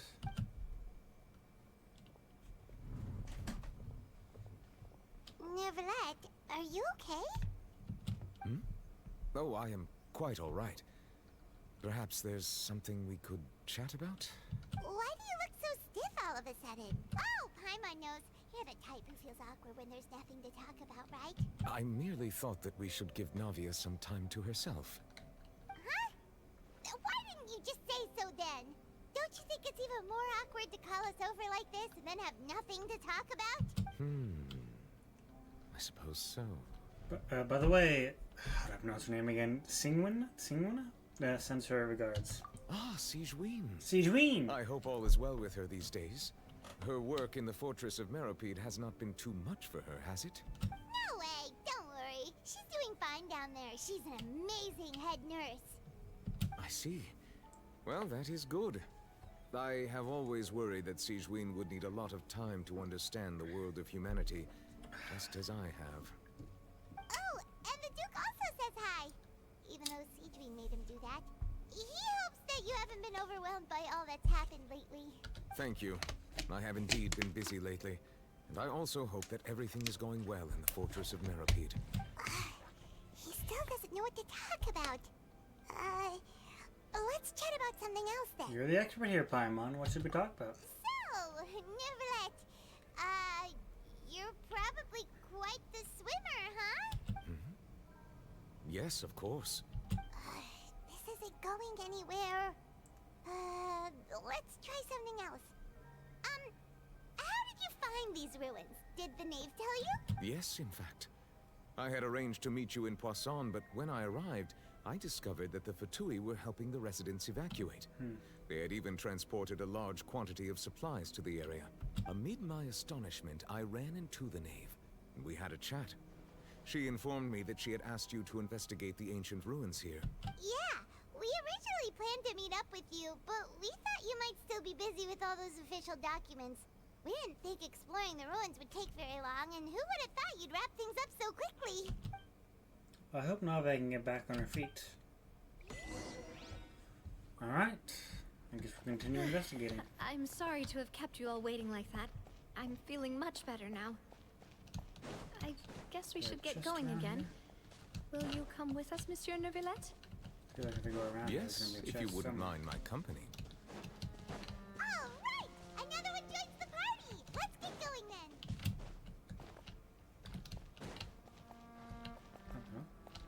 I don't know my camera angle.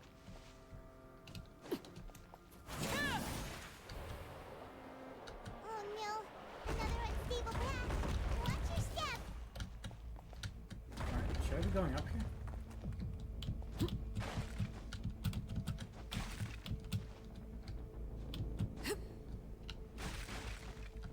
That didn't work out.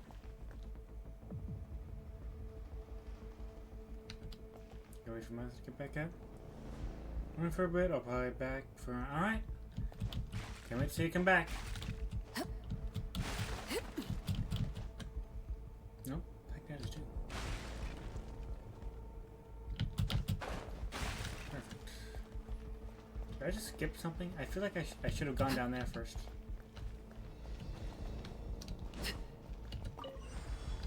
I did, didn't I? I was supposed to go there, but I missed it.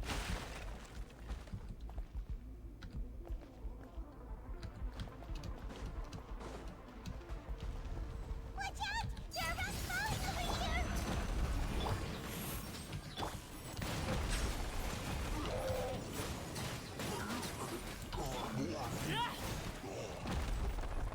Alright. Any chests in here? No. So I think I just skipped something by mistake.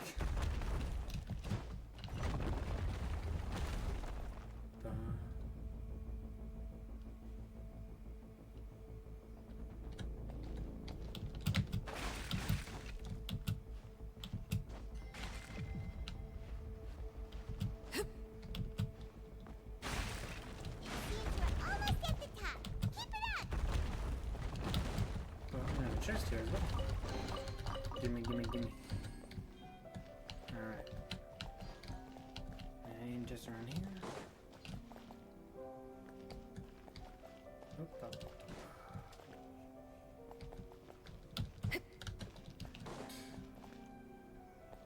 This might be just a waste of my time. No! Fuck! Okay, whatever. Let's teleport to the top again.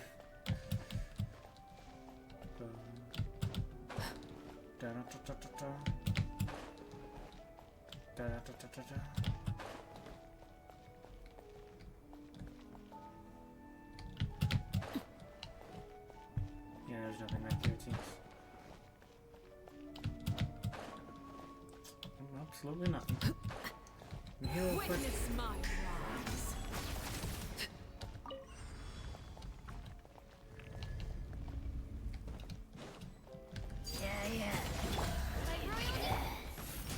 Settle down.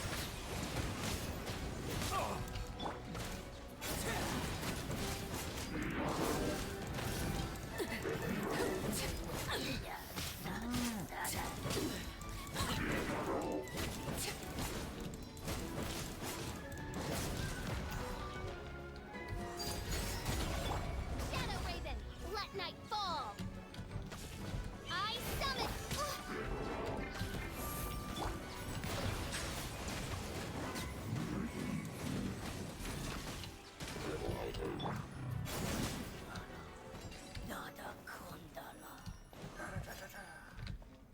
Shit. Everlasting as I the should get some moon. damage there. Okay.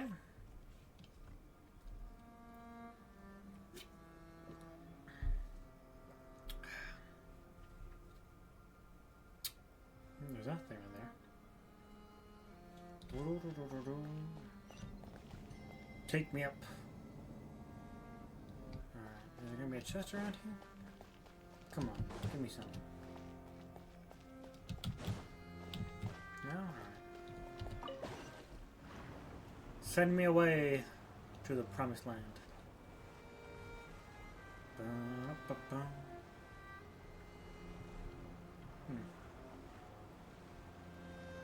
Off we go.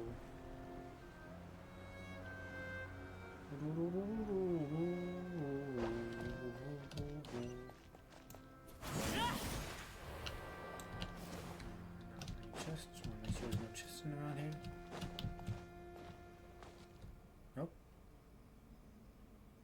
Guess I can't go too far.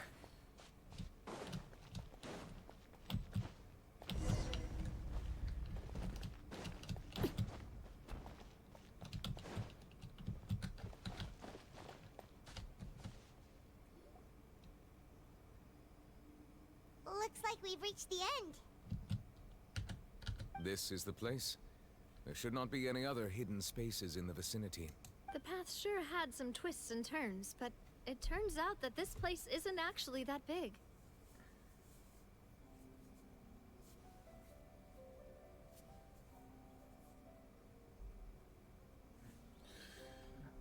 There seems to be something on the wall.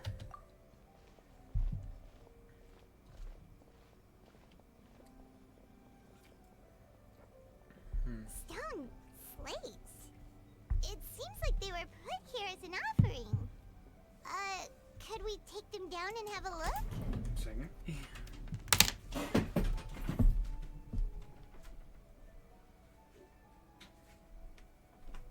gonna use this as an armrest here.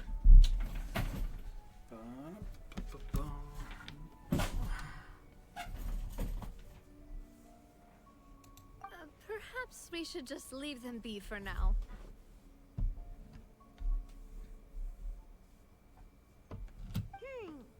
There are 4 locations in total, but only 3 stone slates. The slate that should be in the first empty spot is missing. And the surrounding walls also show signs of damage. There's something written below. Let Paimon see. Reason dictates that this nation be destroyed. I shall record the history of its future here in its past. It feels like someone left these slates and these words here for a purpose. But does he mean that Fontaine should be destroyed? Or was the old That would fit the circumstances dictated by the prophecy, yes. Indeed, the slate's contents correspond to it. Take the second slate, for example. There's a person kneeling here. She seems so dedicated. And there's a whole bunch of other people behind her doing the same. She's facing this... what is this? Some kind of island in the sky? Alright. And is that Lady Farina in the third image? Did the Hydro Archon fall into the water? And is that a ring of people around her? Paimon doesn't quite get it. Are they all in the water? The fourth image. I know this one. This exactly matches the content of the prophecy. The people will all be dissolved into the waters, and only the Hydro Archon will remain, weeping on her throne. Yes, they do seem to match.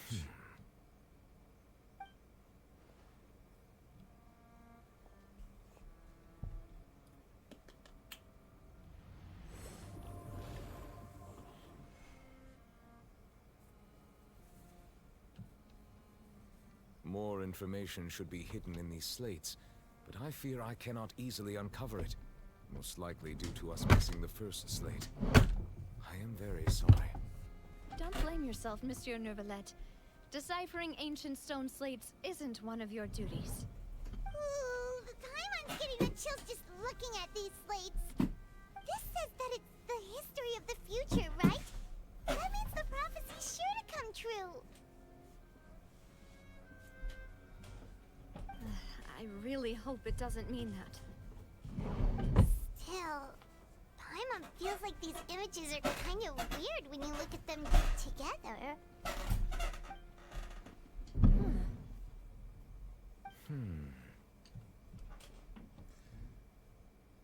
These shows the order of the third and fourth images, right?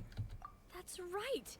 If the images are in chronological order, shouldn't the fourth, the waters drowning Fontaine, come before the third, where the Hydro Archon herself falls into the water? And yet the order is reversed here. Second is also quite concerning. What sin are the people in the images confessing to? If we go by timing, Lady Farina only emerges in the third image. That means that the person in the second image might be the previous Hydro Archon. Egeria, then. Egeria? I had never met her, but her appearance here does match the records. The previous Archon kneeling before the floating island in the skies, as if confessing a sin. Did she herself commit that sin?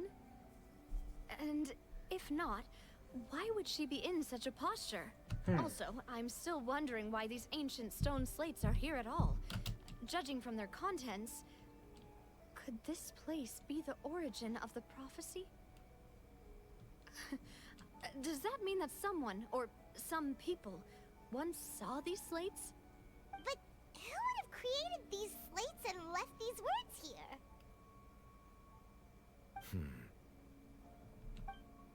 It seems that any further clues will have to come from Farina.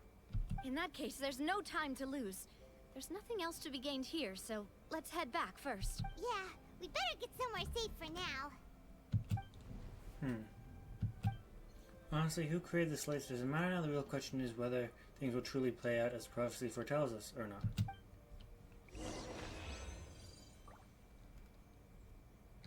Chest. Yes. Gift to me.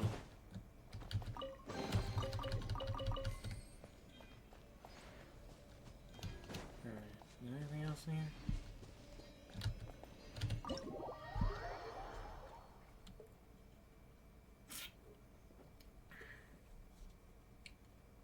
Let's split up here. I'm going to check on what's happening with the Spina. You know how it is. There's some things you just need to be there for yourself. You still have energy for that, Navia? Paimon's already beat. Just head back to the Fluvsandra and have a rest then. Thanks for keeping me company all this time. No problem. I'll depart as well. Thanks for your hard work today. Rest well, everyone. Traveler, I will go talk to Farina tomorrow morning to ask about the stone slates. I'm sure that you're concerned about this matter as well. If you have time, drop by my office. I will share the results of our discussion with you. Alright, see you tomorrow, buddy. Are you gonna talk to her about this directly? Will that be a problem?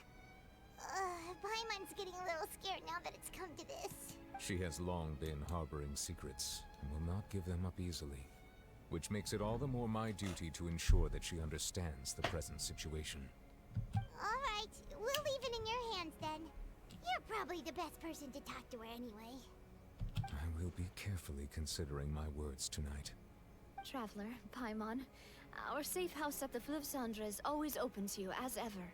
So please don't think you're an imposition. Alright. I'll be on my way then.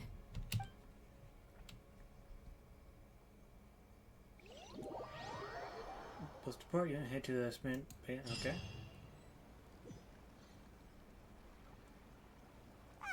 We're finally back!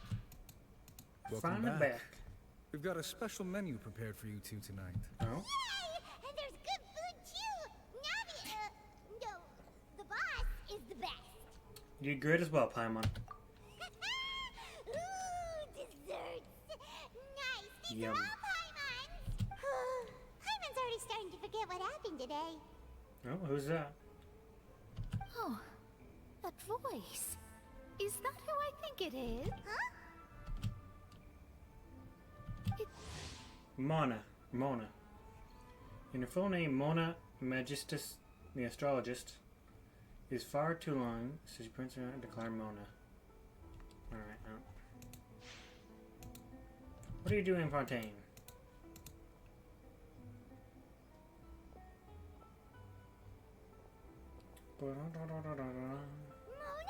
Mona? Did the stars not tell you that we might be here? We might meet here? Seriously, nobody just uses a scry glass whenever they've got time to just see who they'll meet on the road. Still, we didn't expect to see you here. Wait, you're not a Fontanian, are you, Mona? Well, I have some business to attend to here, so I booked a hotel in the city. I was just out for a stroll when I bumped into you. Quite unexpectedly, if I might add. Why did you think I was from Fontaine, though? Is that because Magistus doesn't sound much like a Mondstatter surname? Yeah, let's go with that. Well, I used to have my own surname, which was, well, some other thing. Either way, the old hag told me when she took me as her disciple that the first step to being a great astrologist's pupil was to change that name. There was nothing for it, really. She really is amazing at astrology, so I changed my name to what it is now according to her wishes. To my surprise, however, Magistus is not the name of some ancient house or clan. It isn't? Nope. Although it is used by us in place of surnames, it generally just means great. Oh. Wow! Imagine including a boast in your name. Wait, are you gonna have to put that into your genealogy as well? I reckon so. In any case, I'd give my disciple a name like this as well, if I were to take one. And may I ask what your master's name is? Astromancer Barbeloth Trismegistus. Fucking shit. Whoa, that's a long one. Does it also mean great or something? My name means Mona the Great Astrologist. As for the old hag, hers is, in plain speech, the thrice as great Scholar of the Stars. Just take it as a title specific to astrologists. Thrice as great? That's so petty. I know, right? That's just how she is. She used to call herself Magistus, actually, but when she took me in, she changed her name to Trismegistus. Talk about excessive. I think it's a story quest from Monster that I just haven't done yet, so... School, so to speak, which makes it about the same as a surname. It's all right if you don't get it. You can look into it further should you need to study astrology more deeply. How about Triple Strength Traveler or Triple Appetite Paimon? That sounds terrible! But anyway, you're not Fontanian, are you, Mona? You're from Mondstadt, right? Well, I was born in Mondstadt, yes. My parents migrated to Dornman Port, and I traveled with the old hag for a while, after which I settled down in Mondstadt City. Oh, that's a good thing then. At least we know you won't be dissolved by Fontaine's waters. Speaking of that, I'm sure you're aware that a bunch of things have happened here in Fontaine, right? I know you're not a local, but I'd avoid getting too close to any water that looks strange all the same. Oh, we already know. There's something ominous about it. Well, the water, I mean. Did you come to Fontaine because of prophecy, Mona? That was the main reason, yes. Just a while back, the Steambird invited me to take part in a panel and speak about the circulation of the prophecy as an astrologist. The invitation was sent quite early on. I don't think anyone expected Fontaine to be in this much trouble. What do you make of that prophecy, Mona? Just tell us what you think as an astrologist. Your word would go a long way to make things more certain and less scary. What I can tell you is that I'm an astrologist, and that this prophecy concerns the fate of Fontaine, even that of Altivat. Ascertaining this is akin to reading the fortune of the whole world.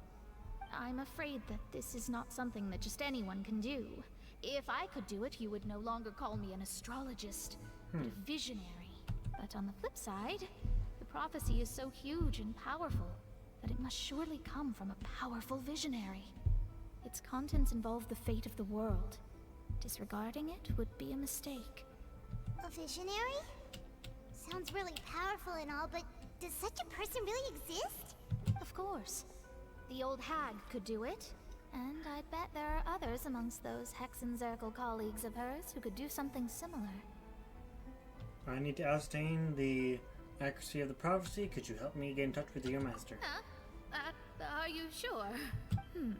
She just blushed? Wow, must be really embarrassing. Right. I'll help you. It isn't often that I see you with such a serious look on your face. I'll tell you once I hear back from her. Thanks, Mona. You're amazing as always. Thank you, Mona. Oh, well, this is something only I can do after all. So yes, your praises are quite welcome. That's the greatest of astrologists for you! Of all the people we know, you know the star's the best! Indeed. That's the spirit. Oh, sorry. I came to see what all the commotion was about. If there's anything you need, do not hesitate to inform the Spina di Rosula. Oh, whoops. Guess we were getting a little too carried away there. Well, I'll go tend to my own business now. If I receive any news, I'll be sure to come find you two again. And there she goes, quick as rushing water. And here we are with the Spina guy giving us suspicious looks. Well, we were making ruckus. Try to keep it down next time, Paimon. If Paimon hadn't spoken for you, it'd be you getting all the weird looks. The things Paimon does for you. Alright. Thanks, Paimon. That's more like it. Okay. Good morning. To be honest, Paimon still feels Time to get up, traveler. Okay, I thought there was gonna be a little in between where I can go. Oh, there is. Okay, good. What I want to do now is not go over there. No, go over here because I believe I can get another one of these. Ba-da-ba-ba.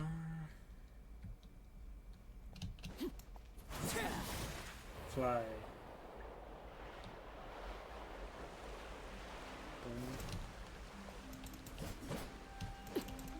Damn it. Okay.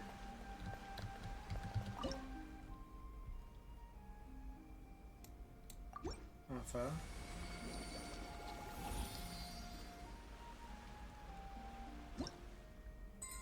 Rewards. Next rewards, I get 2 of these. Okay. A key. How many do I have of these? I have one, and I still haven't seen, I don't think, a single one. That's fun. And how many are there? There is 50. Shit.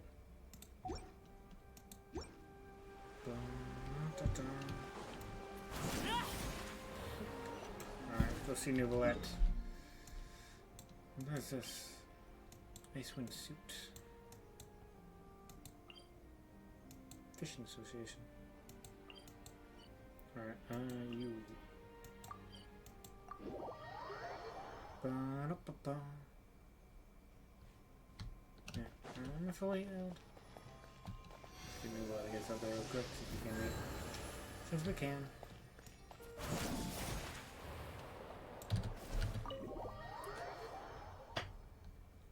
Ba-ba-ba-ba-ba.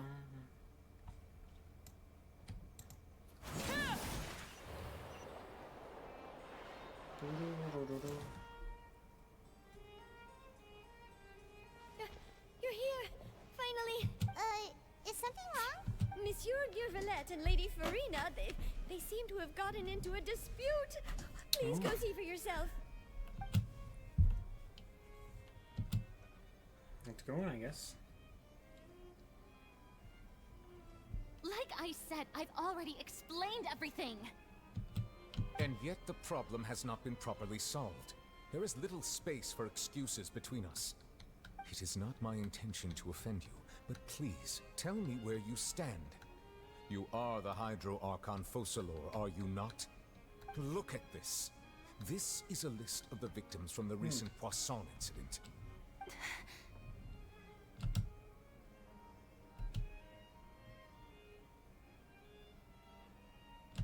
You mean... they're all... We did not arrive in time to avert this disaster, and I will not have it happen again. I will say this once more. You must tell me everything you know. Yesterday, I found 3 stone slates in some ancient ruins near Poisson. Do you know anything about those? Seriously? You're questioning me like this is a court case now. I don't know anything about that. But you found them in some ancient ruins, you say? That's correct. Which is why I came to ask you some questions. There should have been 4 slates, but one of them was missing. The other 3 featured different images that seemed to correlate to the prophecy. The prophecy? The second of these slates depicts the previous Hydro Archon Egeria kneeling before a floating island in the sky, as if confessing something. Do you know nothing of this either? I don't. I've never seen such slates. I'll ask you again. Do you really have no information regarding the previous Archon? My deciphering of the slates indicates that the Hydro Archon Egeria once had to confess to, or apologize for, a certain sin. If anyone would know about it, it should be you. All gods don't have the same secrets, you know. She was herself and I'm me. Is it really so strange that I know nothing? I understand your concerns, but I'm sorry. I just don't have anything to tell you. Forgive me for saying this now, Lady Farina, but I have long known of your various secret investigations into certain matters. There are several indications that you have been investigating the prophecy on the sly. This is not strange in itself, considering that you are the Hydro Archon. But it is strange that you should also claim to not know any of Egeria's secrets, as well as do nothing following your inquiries. You have never been as superficial as you have presented yourself to be, nor are you a fool.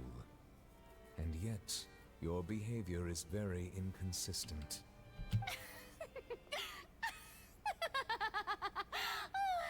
So you've been watching me all this time, have you? I didn't think you were that type. You... Oh, well, since you know about my secret investigations, then you should know I'm actually working to take care of it. There's no point questioning or suspecting me. You're the Eunuchs, but you're still my subordinate. You should be following my lead. Just trust in me, your Archon, and do as I say. Never mind whether you can truly convince yourself to or not. It'll all turn out fine. That's all I have to say. We do not discuss this matter again. Oh, the opera's about to start. Toodles!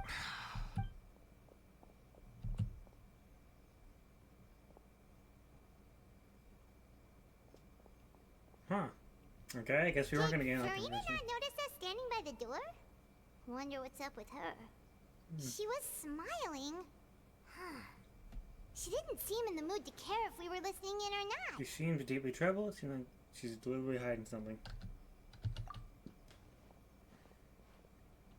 I assume you've been outside for a while now? Oh, you noticed.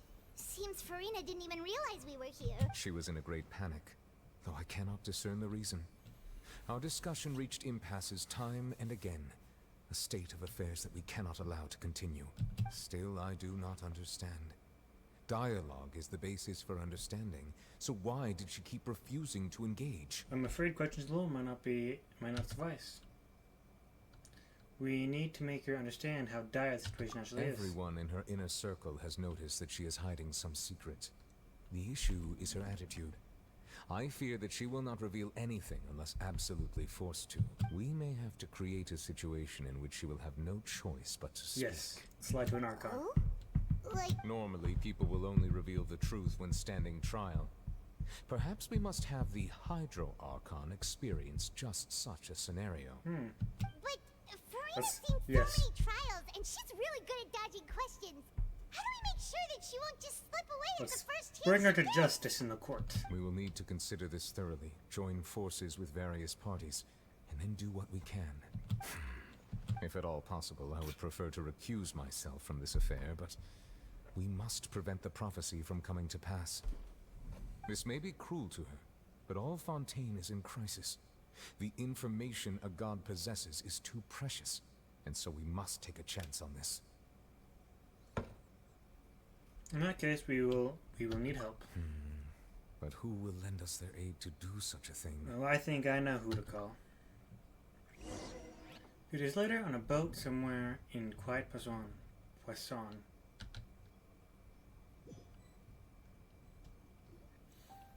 Well, that's everyone, huh? Speaking of which, it was pretty smart of you to think of hiding here. Poisson was just involved in a disaster, so it's presently devoid of people. That naturally makes it the best choice. And here you are drinking tea like it's the most natural thing in the world, huh? That's what family should do. Sit and enjoy a leisurely time together. It's nice to enjoy tea here, you know? I turned on my fan, but it would completely block out everything else I'm Lend me trying to your say. ears, everyone. Or perhaps one of you might like to start us off. How about you, friend? Me? No, I don't think I can. She was the shyest person in the room. Then, how about you, good sir? I fear that I will cause the mood on this boat to become as somber as it is in court. Well then, I guess we're lucky we've got a local like me to organize things.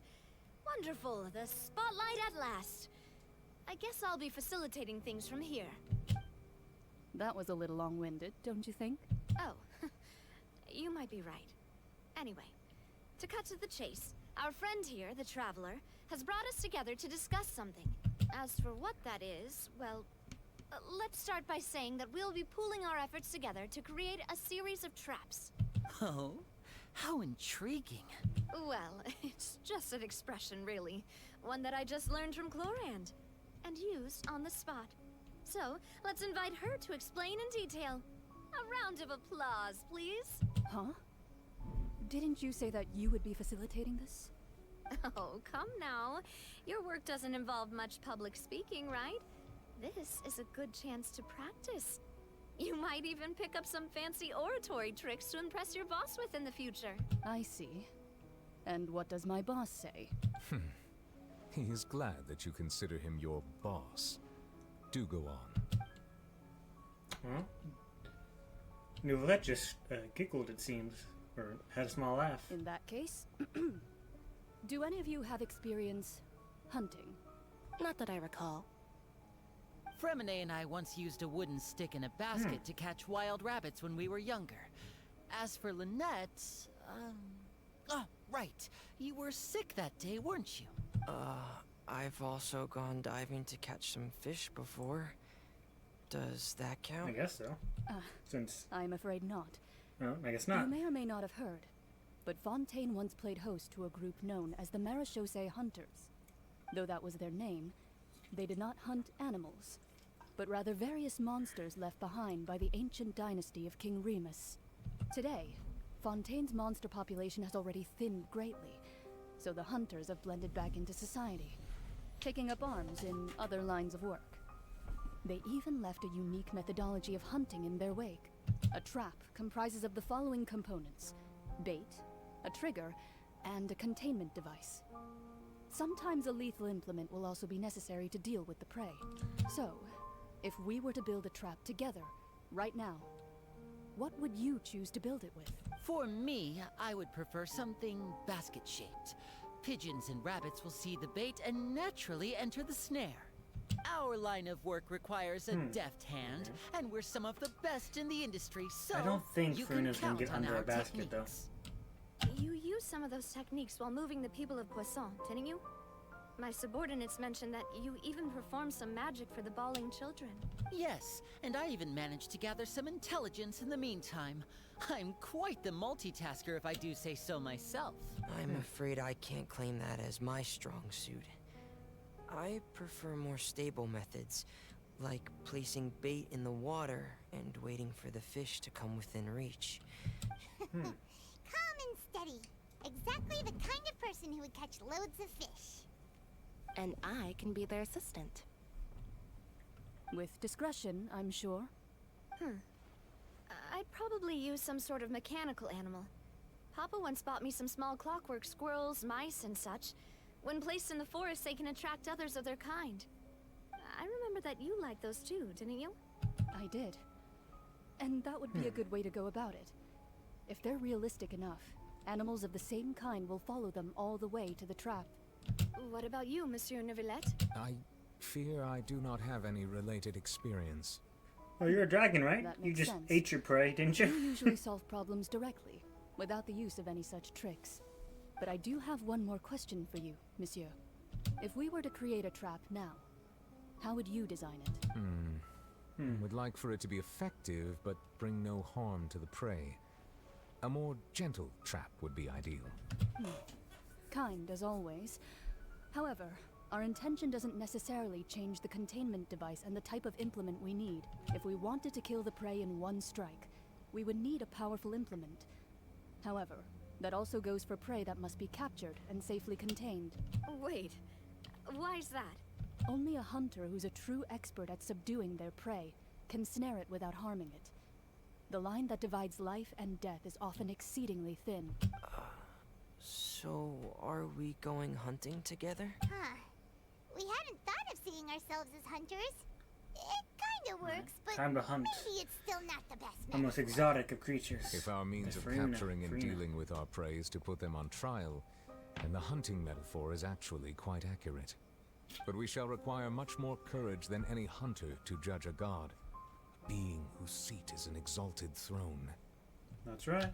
Oh, so that's what's going on. Sounds very interesting.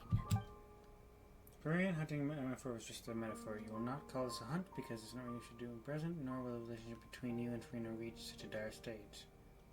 Nor has the... Okay. What you need is simply the secret she is keeping. Attempting to take her secrets in an act of sacrilegious disrespect, but must be done to prevent Fontaine from sinking into the waters as foretold in the prophecy. There is neither hunter nor prey, but there must be a trap. This is what you will need. Okay. Let's go through these and just do that, I guess, real quick.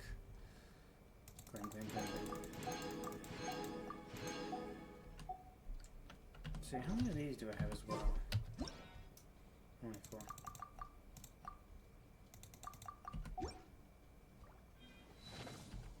Three. Oh yes, I can get another one. Excuse me. 94. We're getting there. Close to 100.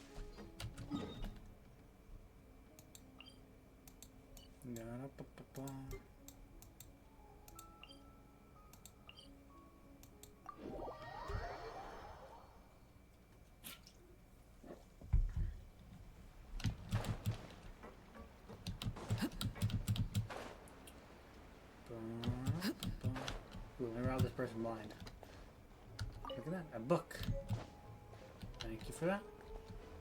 Oh, she's a legal advisor.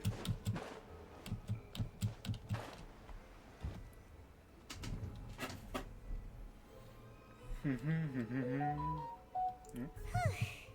been a tough few days, hasn't it? So much has been happening. Those meetings sure did make me hungry. Hyman didn't think the meetings would go on for so long, but everyone seemed pretty fired up, huh? Hyman thought they'd be at least a little frightened. Well, Fremine was, now that Paimon thinks about it, but everyone else just looked a little surprised. Do you feel more confident of the meetings, Paimon? Well, it's hard to say. Paimon doesn't have any experience with this sort of thing. But with you around, Paimon sure will do great. After all, you're the most reliable person in the world, aren't you? Huh? Is something wrong? Did you just pour some tea? Paimon didn't notice you doing that at all. No, I didn't. Then what's that? Paimon's never seen that cup before. Don't be frightened. I'm just joining you two for tea. I merely refrained from saying anything till now. What do I do this? Who's that voice? But there's no one here. Aw, have you forgotten me already? Wait, you are familiar. You're the voice we heard from the sky in Sumeru. The voice from the sky. I don't remember this. I fear that description is wrong. Though, you're feeling lost now, just as you were feeling previously. I sensed that confusion and thus came to you. Guiding people is an irresistible hobby of mine, after all. Who are you and what do you want with us? Consider me a passerby, just accepting a commission from my friend's disciple on a whim. Mira? Oh, this is, Mona's, what did she call her again? Old hag, but a teacher, I guess? Well, Fontaine, prophecy has come true. Yes, what has been prophesied will be fulfilled. You may view such things as the history of the future. What? Then is there any way we can stop it? I believe you have witnessed a failed attempt with your own eyes. Can everything in Tevat so easily be changed? There it is again, fate. Fate is what I decide. You've caught on. Just as prophecies are usually only the future as seen from the perspectives of the gods. Could things be happening in hidden corners where the gods' gaze does not fall? Are the things that you shall see different from the fate that the gods perceive? What is she talking about? It all sounds really impressive and important and stuff, but it also sounds kind of scary. The tea and the teacup just broke on as well. I believe that you understand, right? Some things are insignificant, but others you must reach out to change.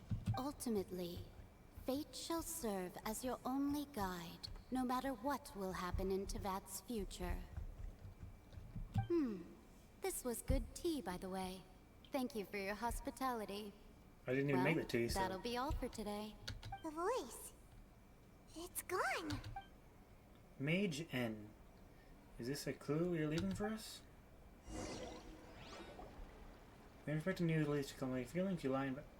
When you wake up, someone seems to be outside. Alright, who's outside? What? I want to hear someone talking. Alright, coming! You're getting more diligent, Paimon. You who's getting lazy, okay? Well, I see I've Oh, it's walked in Mona. on some lively banter. First time I should have met her before, like if I just continued doing some story quests, but this is technically the first time we're seeing her, so. How have you been these past few days? How have you been these past few days? Just fine. I went to take part in that Steambird panel. It turned out to be more interesting than I expected. Not all Fontainians are pessimistic about this. One journalist mentioned that sitting around and waiting for the end to come would be wrong, and that they should make their own rescue preparations. I agreed, so we had a brief chat with her. Oh. Did she have pink hair by any chance? Why, yes, it was Charlotte. I assume you've heard of her, no? That daredevil journalist? Oh. I'm in full support of her view. Prophecies are very important, but how can people allow their lives to be commandeered by just a few words? Yes, I agree. That's right! We decide our own I'd like fate. to hear something sensible for once. Ah, yes. About what we had discussed before. I did try, but I'm afraid I couldn't reach the old hag. I'll try again tonight, but I wouldn't get your hopes up. Actually, someone already came over. Huh? You tell Mona about your mysterious guest. Goodness gracious. Are you serious? I believe she came to pass a message to us. She said that even the god's gaze has blind spots. Pretty bold if you ask Paimon. Most people would believe the gods to be all-knowing, right? The Hexen Circle members are certainly anything but ordinary. As for the mage named N, the old hag has mentioned her a few times.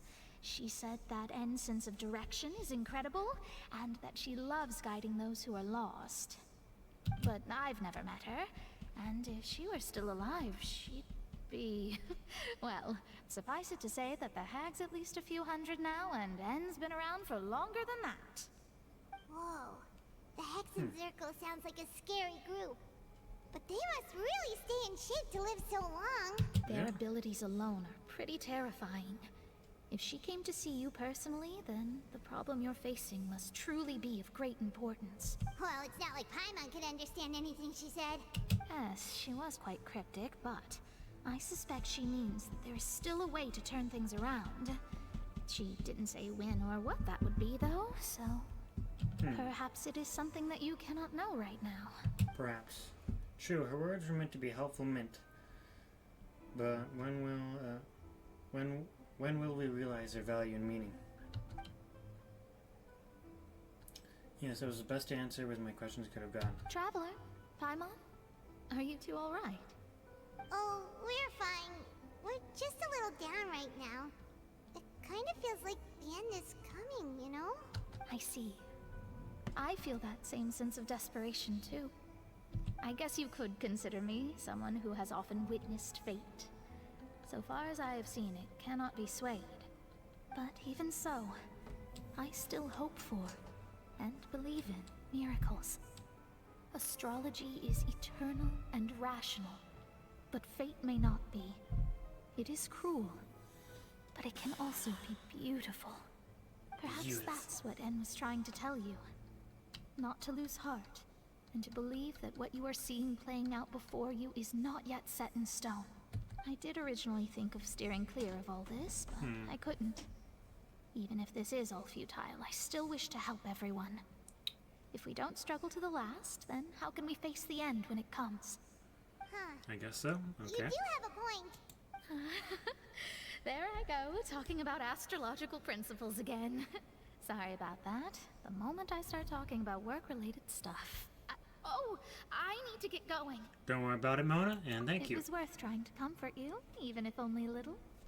I believe that you'll help those who are struggling in the same way I did. I suppose that might be why we always seem to meet by coincidence. Paimon feels kind of moved by what Mona said.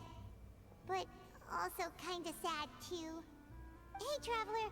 Paimon suddenly feels like going outside for a walk. Let's go. Let's walk around the city, shall we? There's a few spots we always like to walk by. Goes to the newsstand.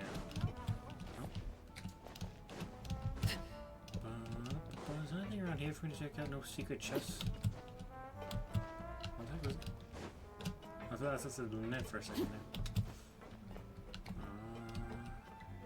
I feel like this place would have a secret chest in some corner. Oh, there's money there. Yes, give me all the money. Give it all to me. Let's see. Anything up here? Chest? No, but someone's bed, I guess. I guess you don't really need to be inside a room to sleep down here, since it's technically covered. Ba-ba-ba.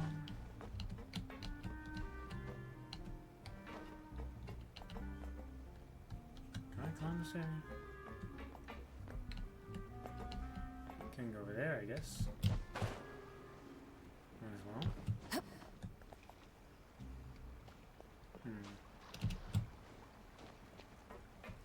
See, anything over here? Oh, this is just on the way back. I think we already checked this out place when we first came here. Ooh, I'm gonna check for my food anyway.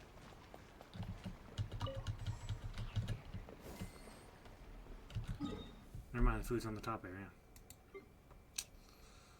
What's this? Oh, that's the hotel, okay. This is closer, I think.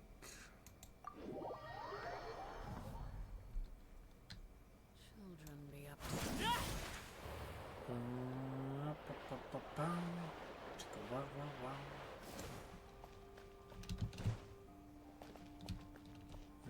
Wow.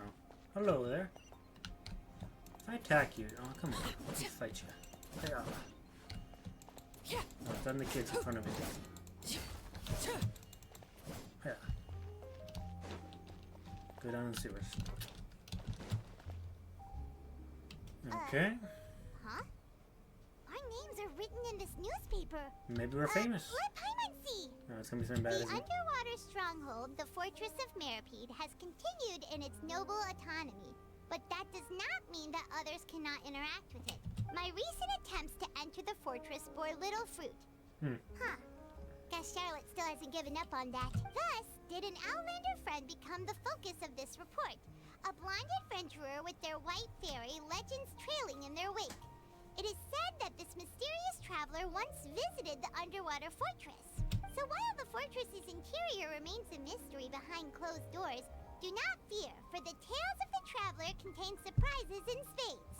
Journalist Charlotte's biggest scoop yet, the Traveler's Trail, World Walker. Oh. Huh. Charlotte took so many awesome photos of us and we And never here I even thought it was gonna be something bad about us. Because how it usually She goes. hasn't been able to get a hold of anything at the fortress, so since we're easier to find, she's using us as the subject matter instead? That sure seems to be the case. Seriously? Well, fine. Those headlines and photos do look cool, so Paimon will forgive her this time. Okay.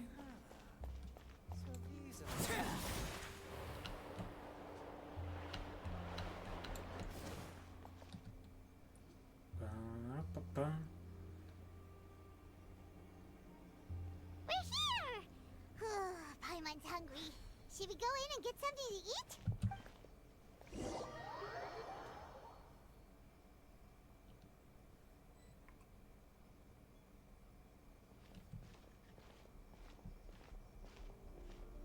Ba-da-ba-ba-ba. Hey, quick! Look! That's the limited edition, only 16 slices a day cake! It hasn't already sold out for the day? It was so delicious the last time we tried it. Despite the tense situation we were in, let's give it another go. Paimon's sure it'll be great. We can't let anyone get ahead of us. One slice of cake, please. Someone showed up after all. Oh, wait, you're the one from the Palais Mermonia. Oh, are you here to buy cake too? It seems Monsieur Nervalette was right. You really can eat. Wait, did he really say something like that? That's right. Even he has his own preferences when it comes to food. As for me, I love the cake and coffee here. Do you come here often? Usually every day. Every day? It's part of my daily schedule, apart from work. I shall have my cake and coffee. Okay. Always get that treat. Then what if someone told you one day that this place would be closing soon, and you wouldn't get to eat cake here anymore? What would you think? But why would it close? Well, Paimon doesn't know either, but maybe the water's... Why are you asking such hard questions for a poor person here who's trying to have their cake and coffee? Come on, Paimon. Oh, the Have some cat. prophecy. To be honest, I haven't paid much attention to that. No. Would the Still, prophecy even infect if her there'd be since no she's more not cake human? tomorrow, that wouldn't keep me from having some today. No. It's the same for eating in general. You might not be able to eat tomorrow, but if you can do so today, then you should carry on. That's what people call living, you know. Huh. Don't be sad. Excuse me, could I have 2 more slices of cake to go? These 2 slices are for you. Sijuin said that this kind of expression you're making is what humans call being sad. Oh, you know Sijuin? I sure do. She was born before me, and she sometimes comes to the surface to teach us things about humans. She said that humans are creatures that are saddened easily, yes, and you can only lift their spirits by feeding them delicious food. So please try the cakes here. She's being I've got nice. something else to do, so I'll be going now. You two try to stay in a good mood after eating, all right? And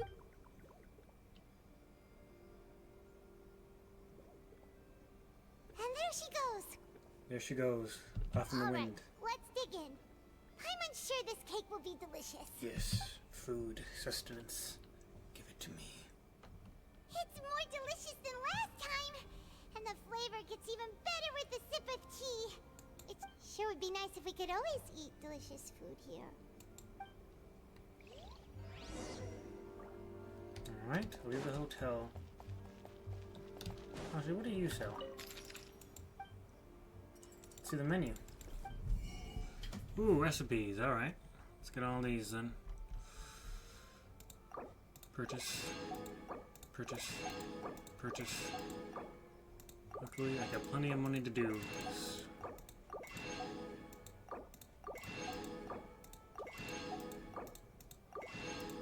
No 4 stars here, but 3 stars are pretty good. Purchase and purchase and purchase and purchase. So we get some Fanta. We already have plenty of that. What do you do? Nah. Increase it by 200 for. Nah. Got plenty of that. I can always use some more ham.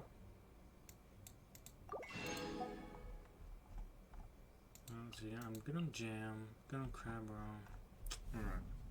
It's cheese right off. 39, I'm good. What? Oh, that's a dog. Hello. Let's see that dog real quick. Damn, that's one dressed up dog. Did they put a wig on it? On her? And she does not look happy. She's done with everything. Hello, what's your name? Eloise? Something the matter? In a bad mood, perhaps? Thanks for asking. I was here for a quick meal, not to have a waiter look down his nose at me for picking the wrong wine to go with my food. I mean, aren't both Chardonnay and Corte white wines? Why do they have to take such a huge cry about everything? Oh. Funny for the waiter to be picky about. Okay. The most unfair thing is when I tried to resolve the situation by following his recommendation, not only was the price cheaper, but the flavor really was better with the one I had picked originally. I should have thanked him, but that kid really was darn it. Alright. Let's see, what was the other thing? What do you think about it? Why are our legal systems and court processes the way they are? I have been in other nations upon learning their laws, come to find the actress trials less and less bearable. I need to blow my nose.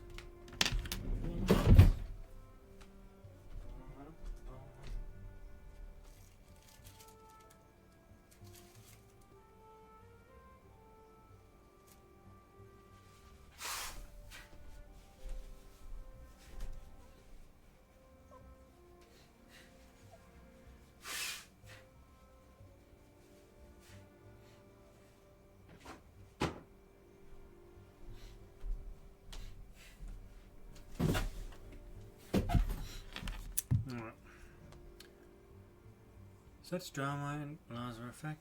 Okay, on the world are higher-ups thinking. Ugh, I'm so annoyed. Oh. Oh, right, what was that other thing? There's another thing right here. I can sit. Yeah. I'll give you some company, Eloise. I probably pronounced that name completely wrong. Alright, time to leave. Come out of here. Leave the hotel.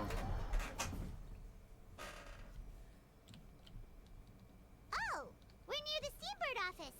Let's go look for Charlotte and have a chat. Really? Is that what we need to do? Where's my next office? Ah, view details. Right, fuck. I guess that's what we're doing first.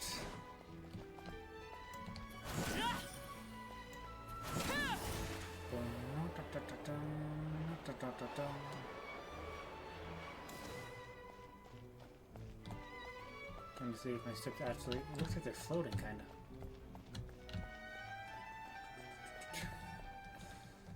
Where are we going? This way? No, this way. Oh, hello. Yes, truly. Quite comfortable. This is not really a process request, so I'm just gonna. Station, yeah. Fontaine quest. Oh, what's this?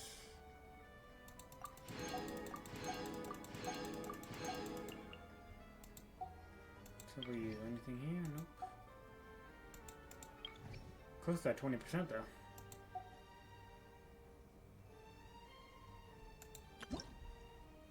Ooh, what's this? Detailed step-by-step recipe for making. Claim. Slow and tame. Oh, okay.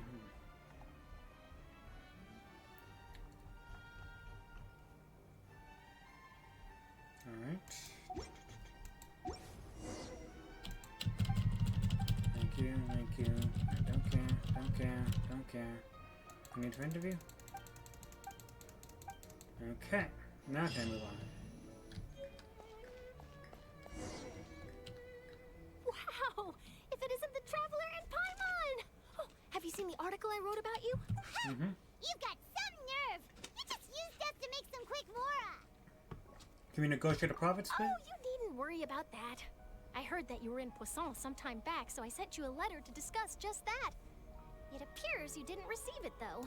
It's all right, though. I've set aside the amount intended for you. I've even set the table with some food. All right. You're almost a little too easy to win over, Paimon. If I were a journalist with ulterior motives, you'd be in trouble now, you know. Oh, Paimon knows you're not like that. Still, what brings you here all of a sudden? Never trust a Me? journalist. A friend of ours met you a while back, and when she mentioned it, we thought of coming to see you. Her name's Mona. Ah, so you know Miss Mona as well. She's a guest columnist for our paper. A really good one, too. She's... Oh, so she mentioned me? What did she say? She said that you're a real daredevil of a journalist.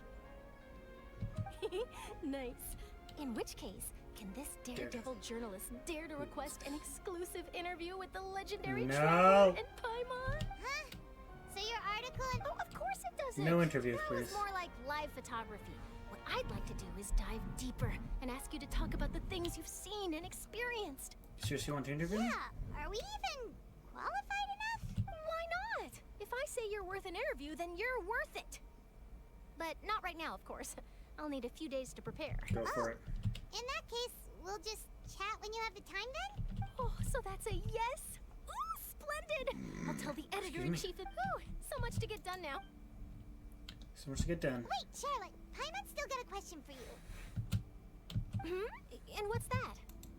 If, just for example, Fontaine were to be flooded tomorrow, what would you do today? Huh. That's the prophecy you're talking about, isn't it? I mean, I do hear about it often, but I've never once thought that the day could be tomorrow. If you're seriously asking, then I might try and think of a way to leave Fontaine. But I'm still a journalist, first and foremost. That means I have a duty to be reporting from the scene. And secondly, I wouldn't forsake my homeland that easily. From what I've seen, most people don't know what they'd do should the worst come to pass. In truth, it might be better just to behave like normal rather than worry over such a... So in all likelihood, I'd probably still be prepping at the office for that interview of ours. I know what you're thinking. That sounds a bit sad, but I've always believed that it's best to do what you enjoy. Just think about it. If this nation really were to be suddenly destroyed tomorrow, but I still successfully finish an exclusive interview with a truly unique person, then the story I would wind up writing would truly be timeless. And then do you know what I'd do? Well, I'd write that story, send it for printing, and use messenger pigeons to get copies out to the various nations as soon as possible. I'm not a dreamer, nor am I a workaholic, but I do love my job, and I'd be proud of leaving such an article behind. I guess you could say that I was born to be a journalist. But anyway, that's my answer. And on that note, I'll get back to my preparations. That's so nice. All of a sudden, Paimon actually kinda envies her. Anyway, let's go and take a look at the sea, shall we? Alright, are we gonna teleport there or can we walk around?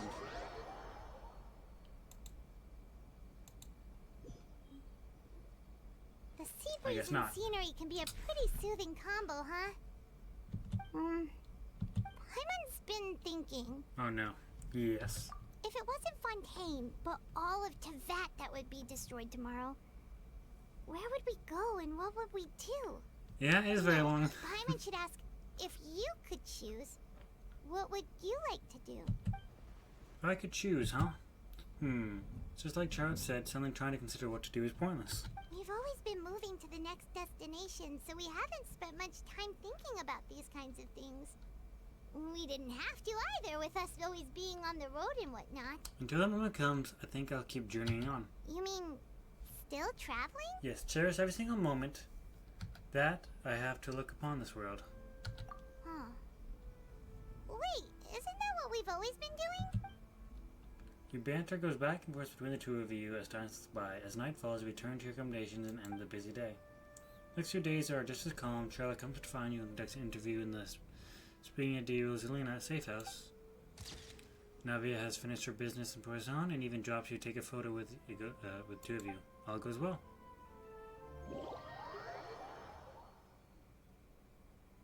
Okay.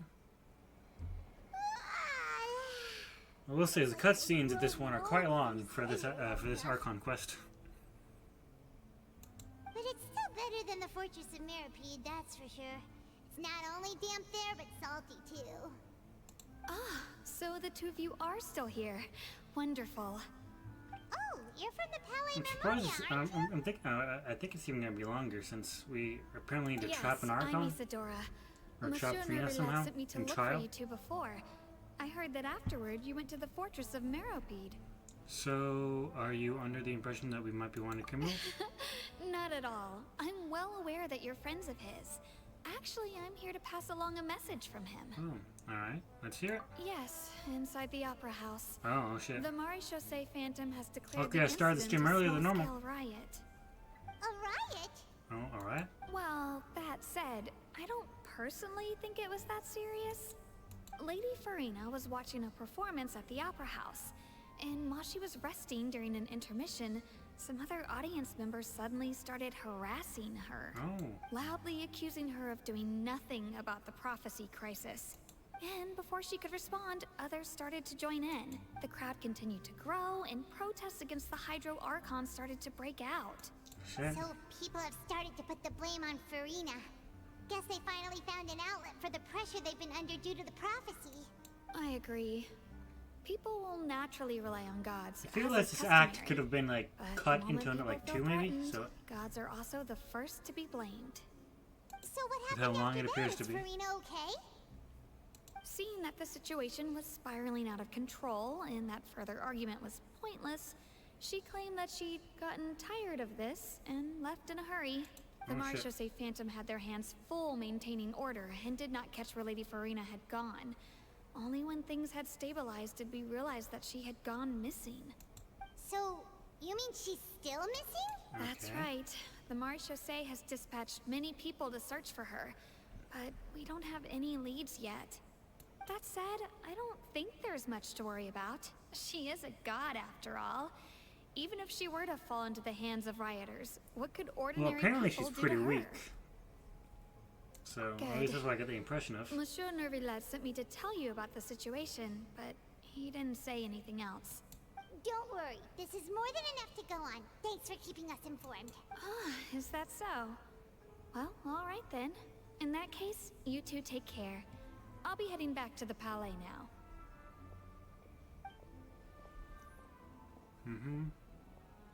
She looks Well, silly. sounds like we should hurry over to Poisson then. You sure caught him quickly. If we know Farina, she won't try to fix things in this situation. Instead, she'll look for a place to wait out the heat. And, as we also know, she may be loud and dramatic, but she doesn't have a heart of stone. When Nervalet was talking to her in the Palais Mermonia, and she heard about Poisson, she couldn't hide her sadness and remorse. It would be hard for her to ignore being accused by the public today. Paimon thinks Farina's probably taken the opportunity to slip away to Poisson and try to relieve the sense of guilt that she's feeling. Paimon's being a little smart today. Well, what do you think? Paimon knows the answer. I see becoming detective's done you some good. Do the analysis to back it up too. In that case, there's not a moment to lose. Alright. First, let's see the new stuff.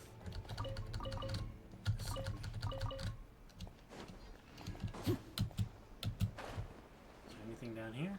Is that a chest? That's a chest. I always knew there was going to be some secret chest around here. Impressive bounty. Alright, is there anything down here? I guess I can't dive here.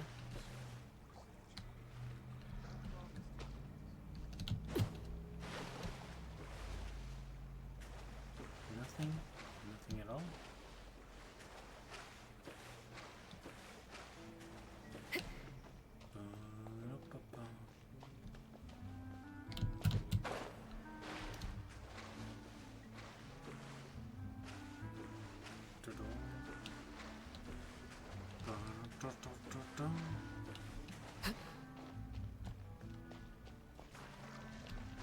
Oh, there's some.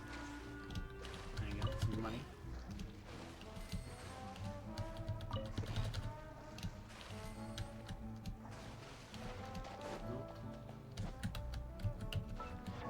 Pardon? Nope, I don't want to climb, please. There you go.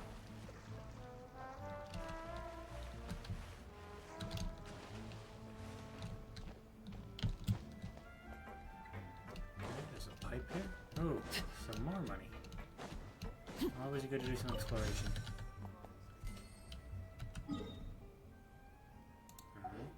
Nope, more money. Where am I going? Nugget.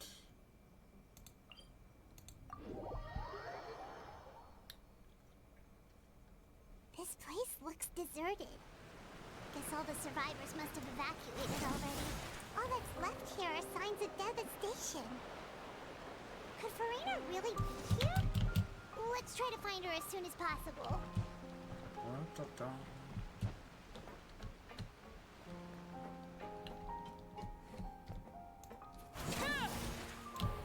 Okay, I can't glide over those little gaps. Hello, Farina. That's Farina, right over there. Shh, quiet for now. Should I just give up? This is all meaningless. What was meant to happen did happen after all. Everyone's dead. I'm sorry. I am so sorry. Give up, Farina. There's no point in holding out. I'm sorry, but what can I even do other than to repeat meaningless apologies over and over? Who's that? Don't worry, Farina. It's just us. So it is you, blonde traveler from another land. Why, I almost thought you were someone from that mob of my ignorant subjects, come to kneel and beg for my forgiveness. Farina, you were crying just now, weren't you? What do you mean, tear stains? Oh, I remember. The show at the Opera House earlier this morning was so moving. I'm still trying to process it. Who did that uncivilized rabble think they were? Disturbing my enjoyment of the arts. They even dare to tout their Archon. I must teach them a lesson. I can just imagine their twisted and frustrated faces once they realize that I'm nowhere to be found. Oh, and I'm sure Nouvellette and those people from the Maréchaussée Phantom are freaking out right next to them too. You're actually beyond devastated right now, aren't you? Of course not. Hey, there she is! The Hydro Archon's over there! Quick, after her! Oh shit. Best run! Farina, those people seem to be after you. They are? They're just some rabid fans who want to cut the line because they haven't been able to meet me in person, aren't they? No, I think they want to beat the shit out of you. That's against the rules. I can't let them get their way. And she's running. Farina just ran off. We're gonna chase after her? Quick, we have to catch up with her. Yeah, okay.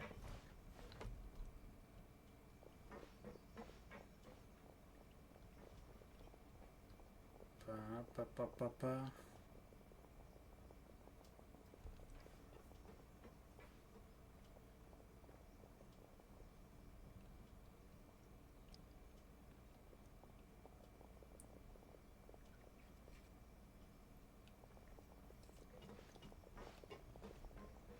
This should be the place, right?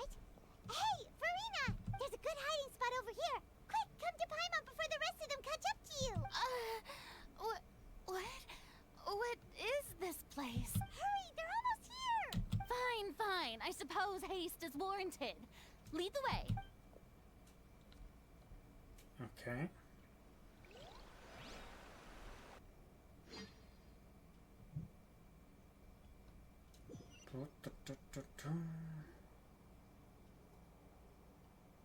Small little, maybe fishing cabin? Paimon's exhausted.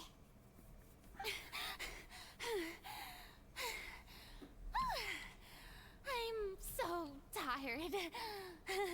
I totally thought they had caught me. No, I mean, I merely gave in to the sheer enthusiasm they displayed.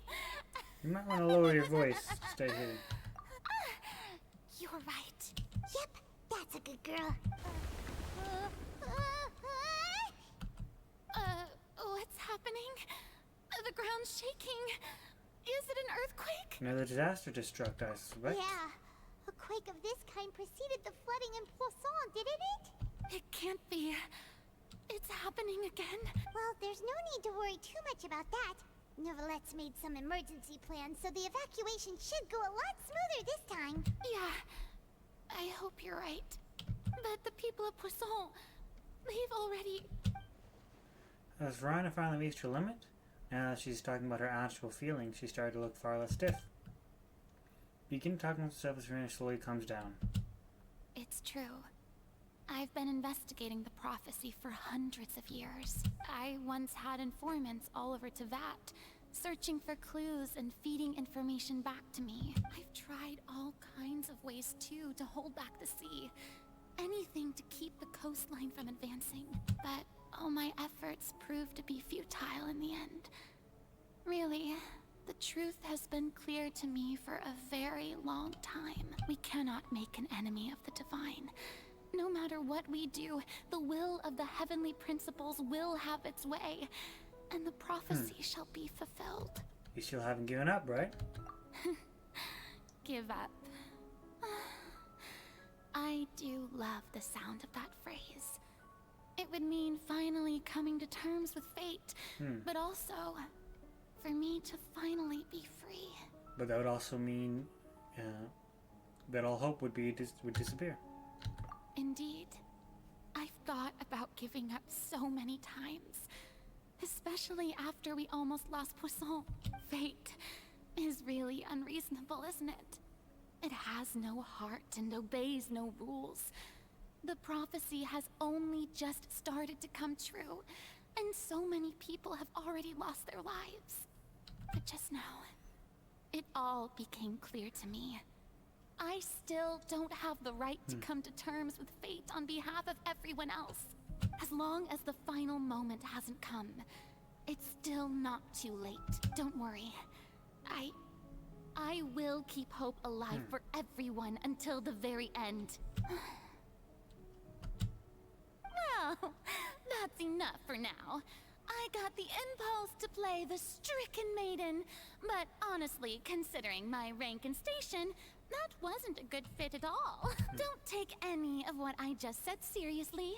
How could I possibly let Fontaine fall to the whims of trivial prophecy? Come on! Paimon could have sworn you were actually being honest just now. We're running out of time. We can't just go back to square one like this. I have to get more information out of her. Furina, you might not have to shoulder this burden alone. Although I don't know what you might be keeping from everyone, your people are more than willing to share your burdens with you. Share my burden? That's impossible. It was fated right from the start that this would be my duty alone. But even if your burden doesn't need to be shared, you can still choose to confide in someone. Just share it with me. I'm what you'd call a witness. A witness? Yes. I've heard that you came to Tevat from beyond the stars, yes. In other words, you never belonged here. And if Tevat is, in its entirety, a show on a stage, then you're just a spectator, aren't you? If that's the case... There's no time left. Please, Furina, just spit it out. Oh, we're gonna say cutscene?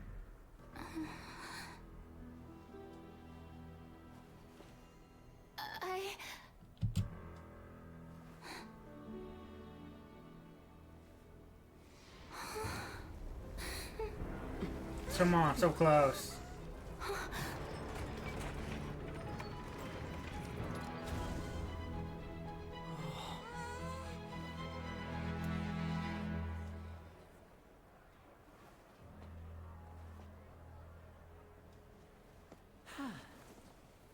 Oh, okay. Ladies and gentlemen, this concludes my opening performance. Now, without further ado, we may proceed to the trial of our god. So, this is what it is. Yes, you deserve praise for the effort you took to raise the dramatic stakes. Do not forget, however, that I am Focalor, the god of justice, the embodiment of justice itself. Does it not strike you as even the least bit absurd to bring the very concept of justice to trial? May I interpret these words as your refusal to stand trial? In that case, you will have the opportunity to defend your honor through a duel. You would draw your blade against a god? I see. It seems like you have made up your mind. Okay.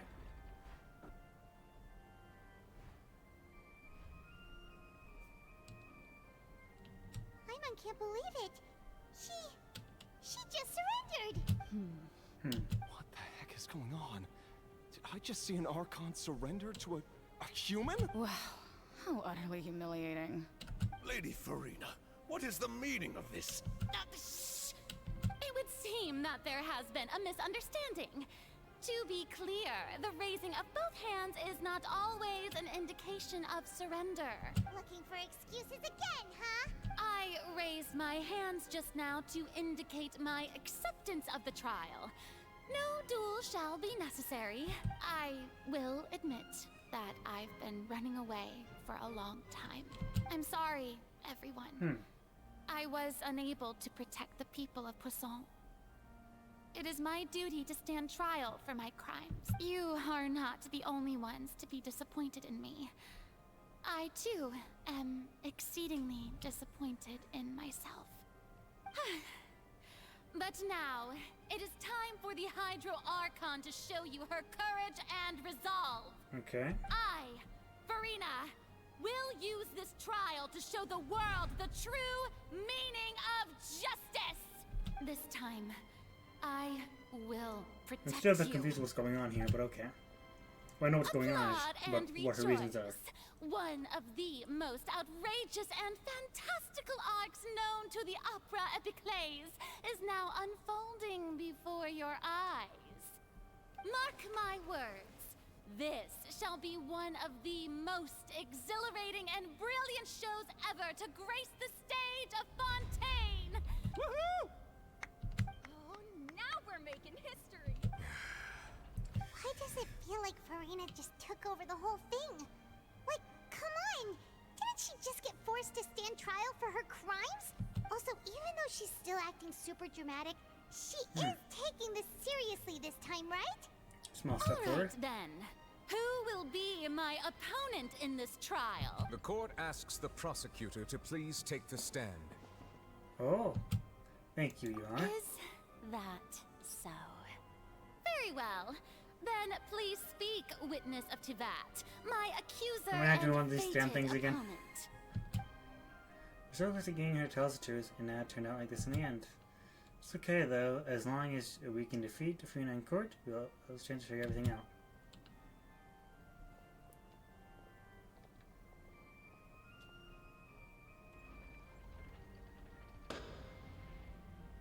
Also, please allow me to ask, as a final question before the trial begins, just how much work did you do to force me onto this stage? Well, we did do a lot of prep after the meeting that day.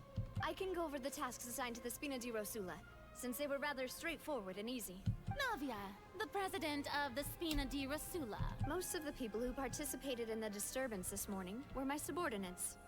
They changed into plain clothes and came to the Opera House as regular audience members, waiting for the perfect opportunity to incite insurrection against you. Where's she The hiding? people's resentment against their Archon has been building as more and more of the prophecy is fulfilled. A spark was all we needed to turn smoldering anger into a flame. Moreover, according to our understanding and analysis of you, when something like that occurred, you would likely flee the scene and head to Poisson by yourself. So, we arranged for a second group to lie in wait there. So, you mean, the ones who scoured the settlement for me were also from the Spina? And their goal was to force you to step into the giant magic box so you may personally participate in the greatest magic performance in all of Fontainian history. That's right. That house was a magic box, rather than someone's residence.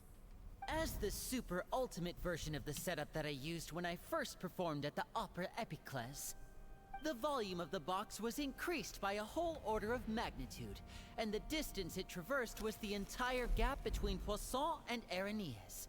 Its cargo, of course, was an Archon instead of a human.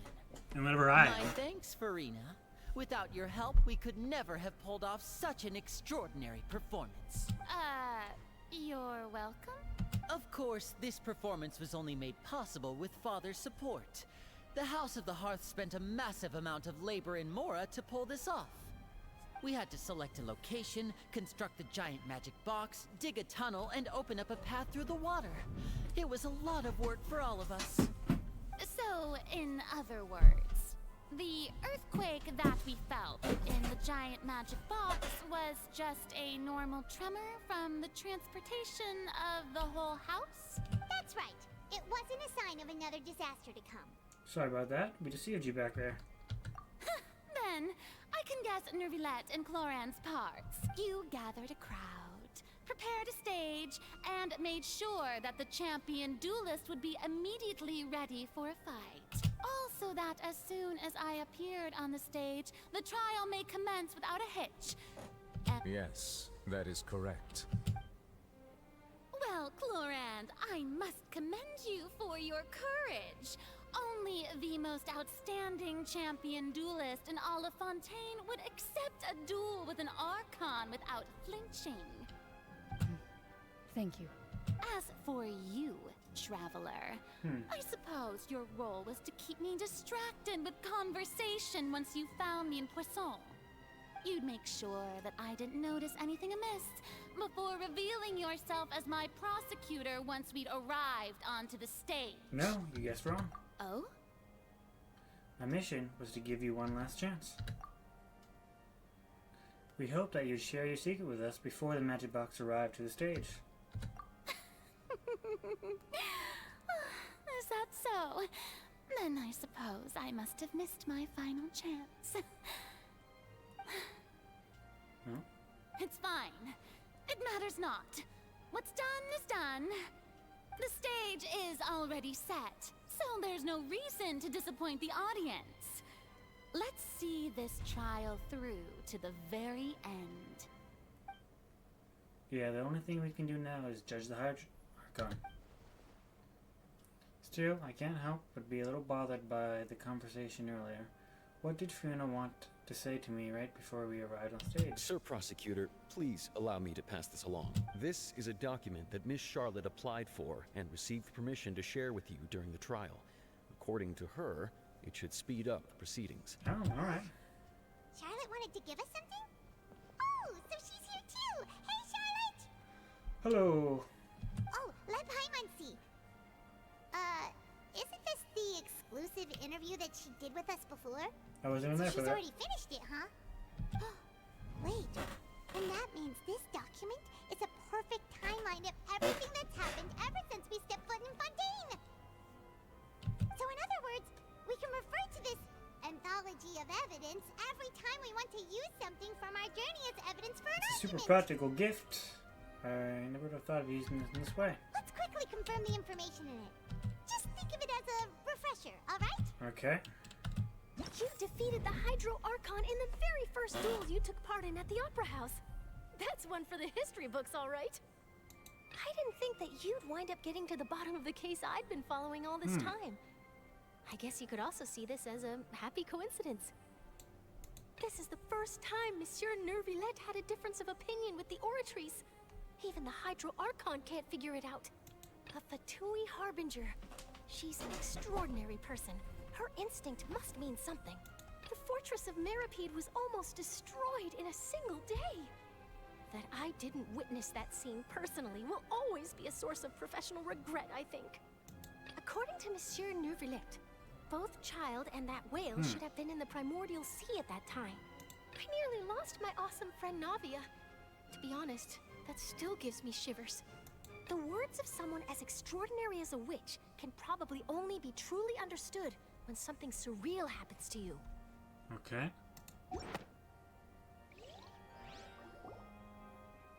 The prosecution and the defense are both in position. The trial shall now begin. Oh, come on, Nervillette. There's no need to repeat all the unimportant legalese. Just fast forward to the part where the prosecution lays out my offenses. As the defendant and the lead actress of this performance, I still haven't even been informed of my supposed guilt in all of this. Of course, it is only natural for humans to struggle to understand the actions of a god. However, you will need more than that to convict me of a crime. That's true. But my charge here is unrelated to your conduct as an Archon. Instead, I would like to charge you as a fraud who's never been the Archon in the first place. Oh shit. Wait, what was that? Lady Farina's a fraud? Hey, You should have puppet maybe, like I came here Belladere thinking that was? we were going to try the Hydro Archon for forsaking her duty, but did I hear that right? She's not our Archon at all? Charge accepted. Oh shit. Lady Farina, do you plead guilty to the charge? Lady Farina. I plead not guilty. How can I be guilty? There is no way that I, Focalor, otherwise known as Farina de Fontaine, a member of the Seven and the Regina of all waters, kindreds, peoples, and laws of Fontaine, could be anything other than your true Archon. Yeah. Even though Lady Farina can be rather eccentric, isn't it going too far to doubt her very identity? Yeah, I've never questioned her identity either. Sure, Lady Farina can be super irresponsible, but what grounds does that prosecutor have to make such a huge claim? I have cause to believe that common sense will prevail in this case. Many of the members of the audience have known me as the Hydro Archon ever since they were born. There would be no fooling their memory. See? Even the Oratrice has decided to show me its favor. Are you sure you want to commit to a charge that will never be upheld? If you wish to drop the case, I can promise you as the god of justice that you will not have to face trial for making a false accusation. We will treat everything that's happened as a dramatic spectacle and move on with our lives. What do you say to that? Huh. An argument with near impossible odds, huh? We have to not only refute Furina's claims, but also overturn the long-held beliefs People of the may see you as an Archon because of their long-held belief. Well, I tried to give you the chance to surrender. If you must persist, then let me ask. If you believe I'm not the Archon, then what manner of being do you think I am? A puppet, maybe? And if I was not the Archon, then how did I manage to live for over 500 years? I've got to think carefully. What do we know about the special about Furina exactly?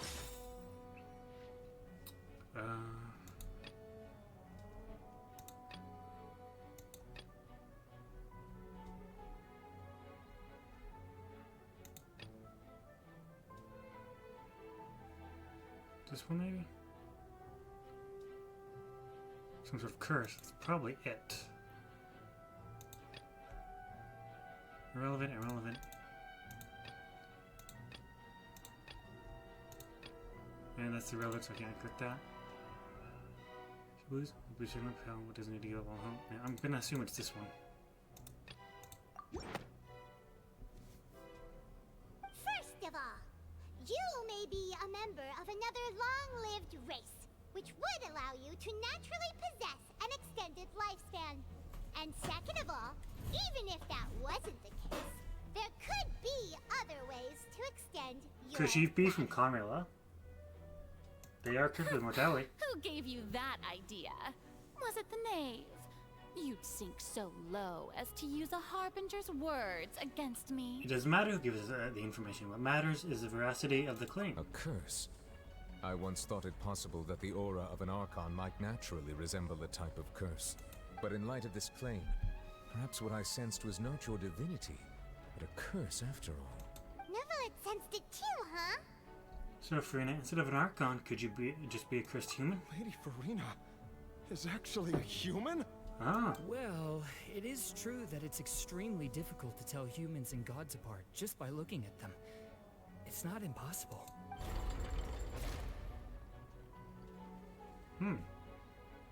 Well, don't start celebrating too early now. Even if I have been carrying a curse like you said, how does that prove that I am merely a human being?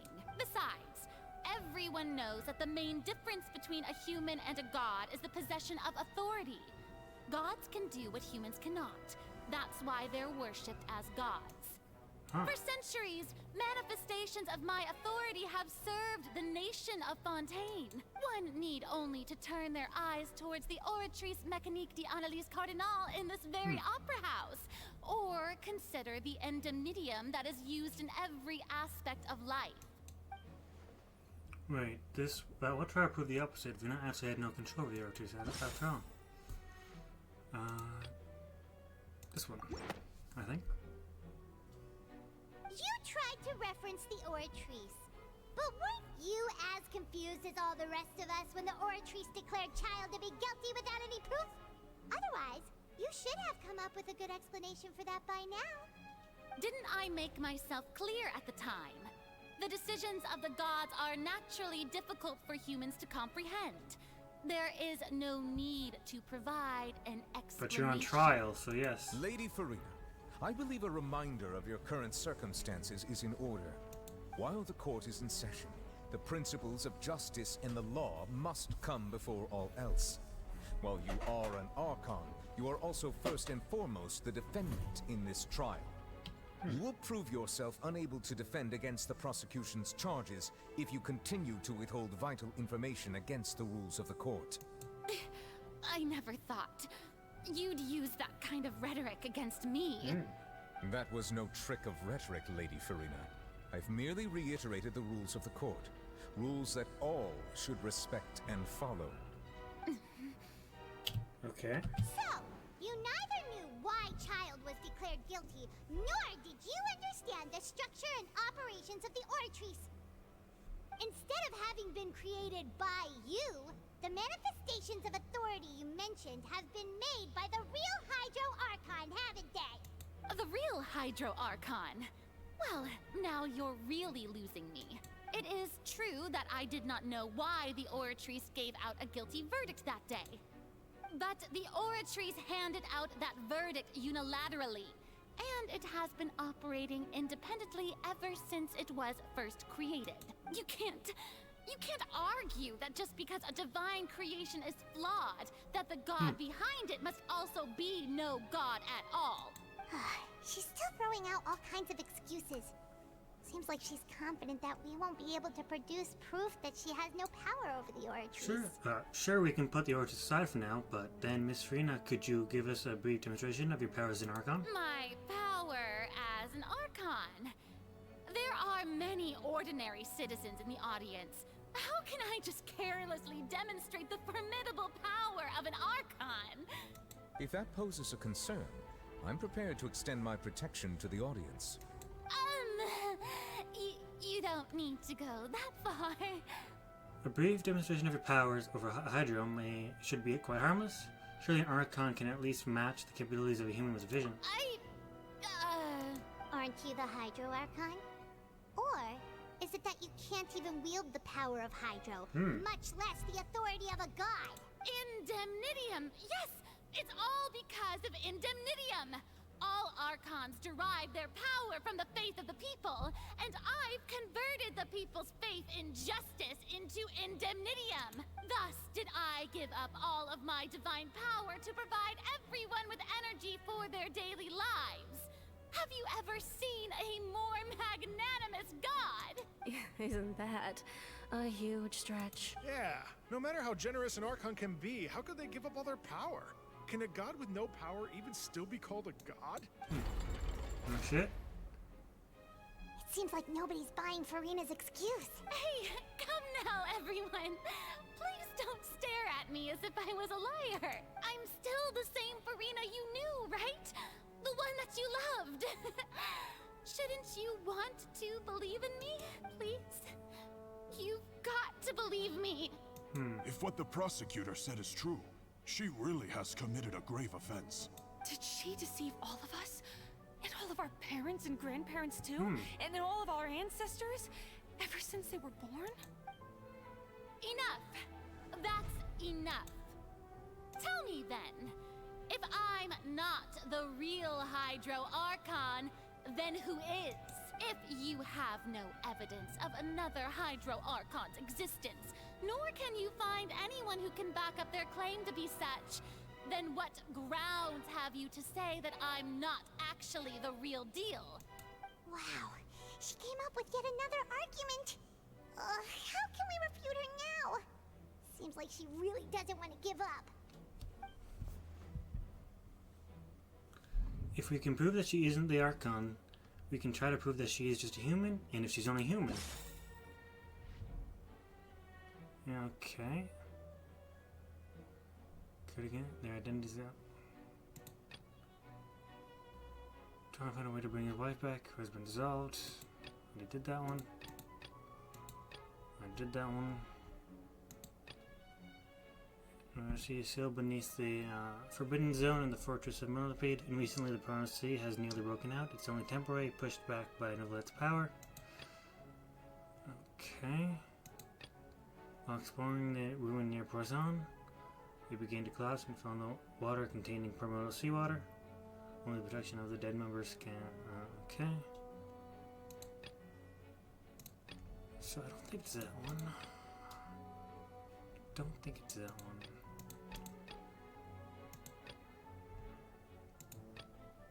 It turns... Could it be that one? The trial of Serial. That's one that kind of makes sense, because if we just splash some water on her, or she... some primordial seal water, she'll either dissolve or won't. The attorney one doesn't make sense. Okay. infusion into sea level.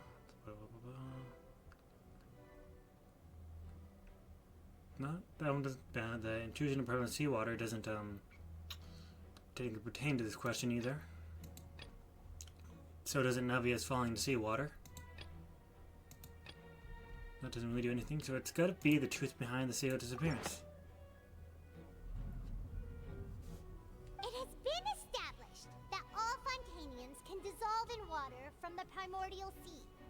And that means... Since you insist on claiming to be a god and not a human, then there's a method that you can use right here and now to eliminate all suspicions of you being the latter. Miss Navia, please apply to serve as a temporary attorney for the prosecution before addressing the court. Though you act in partnership with the prosecutor, you must still adhere to proper procedure. Super sorry, Monsieur Chief Justice. I swear this really will be the last time that I'll speak out of turn. Now, I've brought some seawater from Poisson. As everyone knows, a massive flood struck the area not long ago, taking many lives, including those of some of my closest friends. So, Miss Farina, would you dare to touch some of this seawater? If we are to believe that you are indeed the real Hydro Archon, touching this seawater would have no effect on you. All it should do is strengthen your case. But if you don't dare to touch it, then we would have basically proved the reverse. Oh, and I must remind you that after the disaster at Poisson, nobody wants to see any more people dissolve. I do hope you'll act prudently and choose the simpler path of admitting guilt. Navia from the Spina di Rasula. The Spina has governed Poisson for many years. I guess her suggestion is valid. If Lady Farina is indeed just a human, she's probably Fontanian like all the rest of us. Would she really dare to She try? could be a human, but not Fontanian.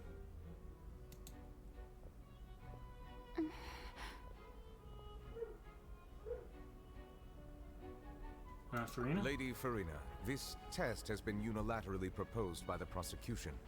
As it falls outside the realm of standard court proceedings, you possess the right to decline participation. Well, of course he had to tell her that. But refusing to participate is basically the same as a confession of guilt. She's just staring at the water without saying a single word. It really does seem like she's quite terrified of it. That could only mean... What's going on? Is she really planning to... That's not what we thought she would... Due to the inherent risk of the test, Lady Farina, you may... Hey! Is she actually? I'm fine!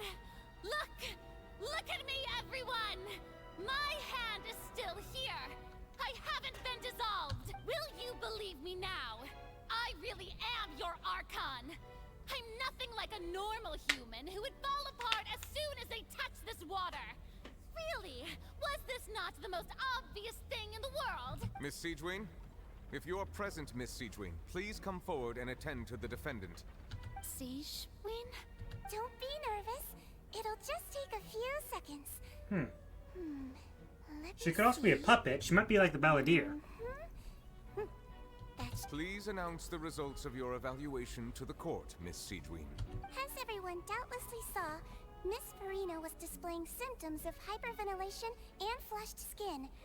These indicate that she was experiencing the adverse effects of exposure to primordial seawater.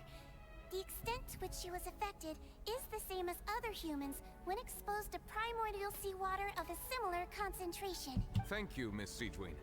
Lady Farina, you may return to the defendant's stand. Oh, wait. What did she just say? I didn't get dissolved. Shouldn't that be enough to prove my innocence? Well, considering your tendency to run from your problems, we did originally prepare a direct sample of the seawater around Poisson. However, after extensive discussion, we exchanged it for a sample that is not concentrated enough to dissolve an actual human. After all, on the off chance that something entirely unexpected might occur, we don't want anyone else to lose their life to the sea. Yeah, so out of regard for Farina's life, you secured a low concentration sample and asked the head nurse to serve as an expert witness. It's a great thing that the direct sample wasn't actually used. Farina could have... I can't believe... you... But what's really going on here? Fiorella can't have not known the consequences of touching the water as a human. This is too unlike how she usually acts, unless it's actually more important for her to keep up the facade than to save her own life. But she's giving up on everything a long time ago. But hadn't she given up on everything a long time ago? Listen to me, everyone!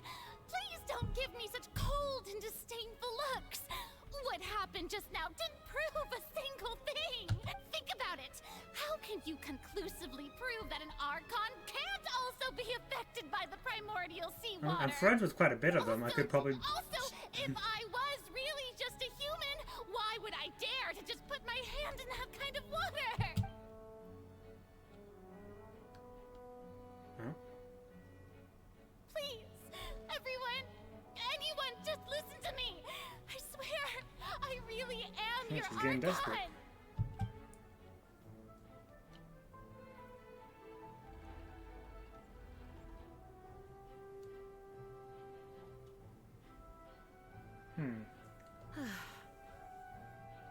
I don't think anything she says at this point will sway anyone.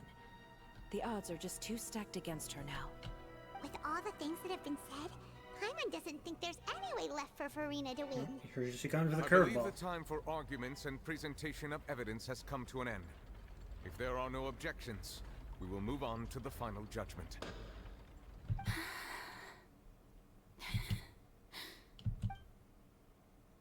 I don't think anything she says at this point will sway anyone. She's too stacked against her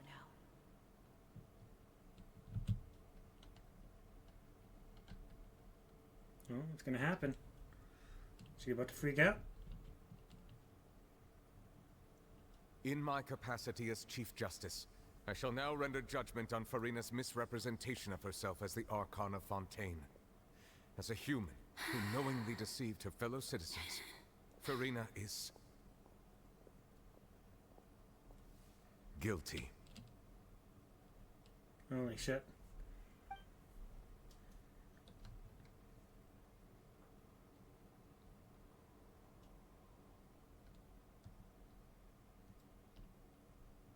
We shall now turn to the Oratrice Mécanique d'Analyse Cardinal to render the final verdict. Is it gonna say not guilty? I swear to fucking God.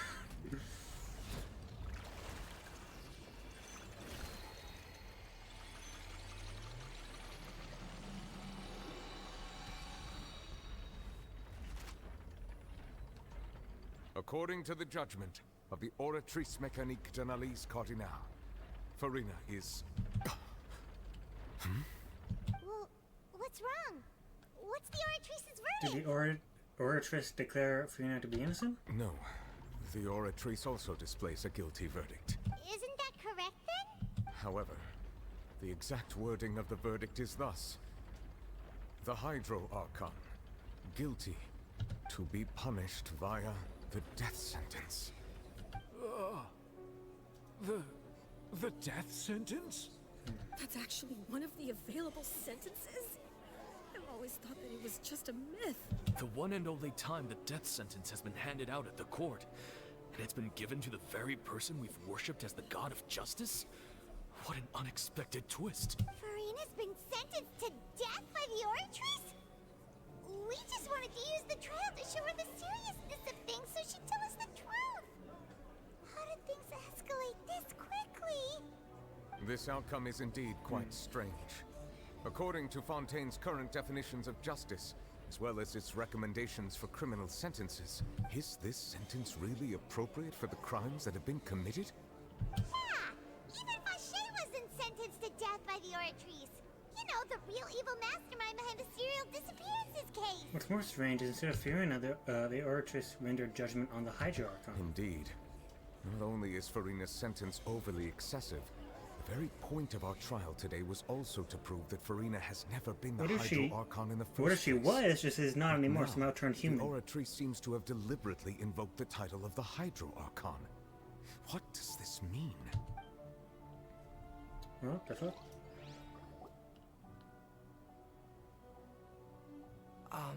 Excuse me, if I may interrupt. Yes, please explain. Is the trial still going? Fremine! You finally made it. I assume this means you've completed your mission? Mm-hmm. Any mission Father assigns to me will always be top priority. Somehow the other fertility from it brings the stone slate to stage. Is that the first prophecy slate? Huh.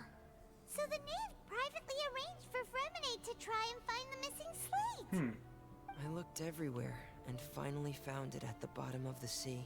Oh shit. It took me a long time to get around some dangerous stretches of water. But has the trial already concluded? Then doesn't that mean I've come too late? Oh no. Father will be disappointed in me. Could she be even a god that was turned human or something like that? Don't worry, the mystery has not been solved. It's not too late for you to shine. Thank you for your hard work, Mr. Fremine. You lifted that entire thing out. My gosh. Traveler, I believe that you have already seen the other existing slates. I would like you to come here and confirm their contents. Yes. Huh? So what do you see? What is it? This looks like the previous Hydro Archon releasing her divine power turned the Oceanids into human beings. I believe I've now made sense of the Hydro Archon's crime. It has to do with Fontaine's lost history. Huh? Isn't the Hydro Archon just guilty of deceiving her people? Oh, wait, no, that's Farina, and we've already proven that she's not the Hydro Archon. So when you say Hydro Archon, do you mean the real Hydro Archon we've been kinda talking about? In truth, everything that you've encountered in Fontaine up until this point can be traced back to the contents of these stone slates. However, I'm uncertain as to how much sense they currently make to you. An association between the contents of the slates and the events in real life. Okay, let's try to recall the contents of the other 3 stone slates. Paimon will do her best to help you remember. Okay.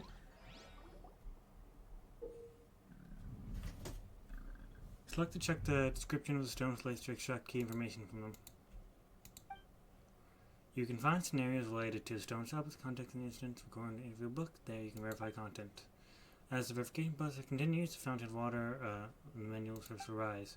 When you finish verifying, all the stone truth behind the prophecy shall be revealed. The first stone slate describes what you just said. It seems to show the previous Hydro Archon using her divine power, and then the Oceanids turn into humans. Does that mean that Fontainians are transformed Oceanids? Huh. Oh, Paimon wasn't expecting that. But if Oceanids can turn into humans, then perhaps this process can be reversed as well. The second stone slate shows Celestia floating in the sky, and the Hydro Archon and her people worshipping it together. But the heavens still brought judgment down upon them. This must be the point when the Hydro Archon and the Fontainians were branded with their original sin. Does this mean that the original sin and the Hydro Archon sin are the same thing? The third slate shows the Hydro Archon sinking into the sea surrounded by many people. That reminds Paimon, didn't we also watch that happen to someone else? Well, the fourth slate is the prophecy the Fontainians have been talking about. People dissolving into the sea, the Hydro Archon crying on her throne, and so on. Okay. We didn't believe that such a crazy disaster could happen at first, did we? But after that incident, it was just a question of when and not if.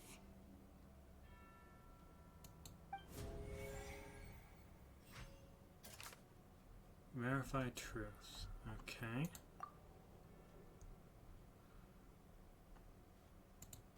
Alright, let me read that again.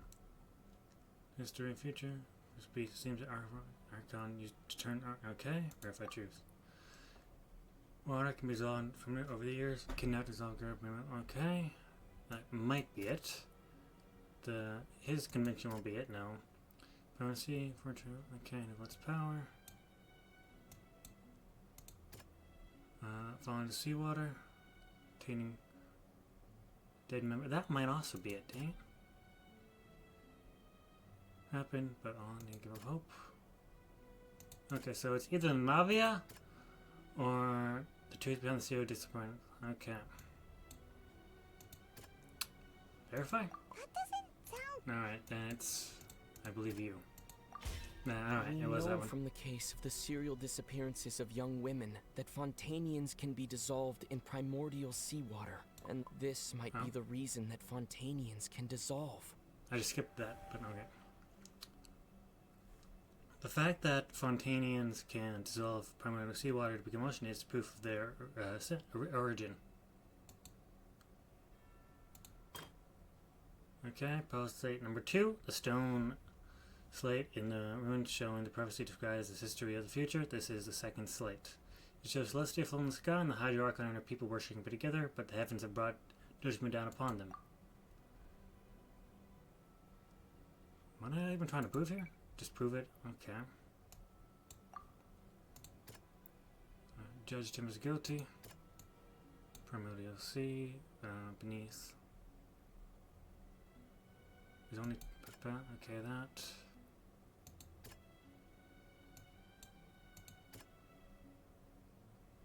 Maybe that? That doesn't sound... Damn it. Which one actually makes this? Spread down upon them. Could it be you? That doesn't sound quite... Nope. Alright. Maybe you? That doesn't Oh, for fuck's sakes. You? That doesn't... No. Okay, I guess it was the last one.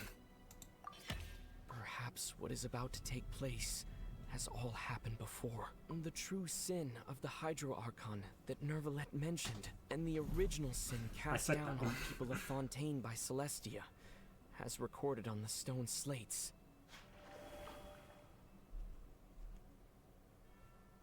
Alright. The sentence never before passed in the court of judgment has been handed down to the Hydro Archon just what kind of sin merits that verdict? Prophecy State 3. The stone slate in the ruins showing the prophecy described a history of the future. This is the third slate. It shows Hydro Archon sinking in the sea, surrounded by many people.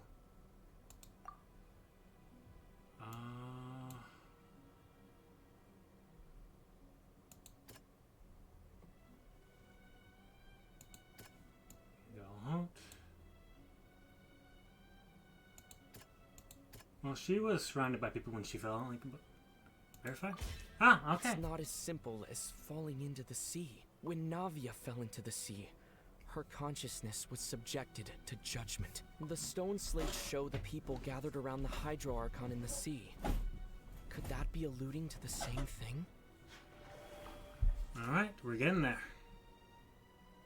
Let's win the room Navia fell into. Yeah, alright. Prophecy Slate 4.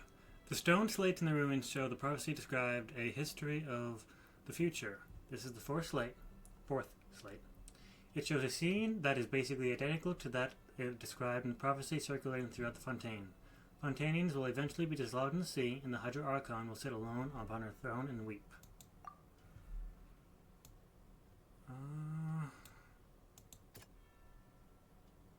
And in order to know why. Maybe. No, alright.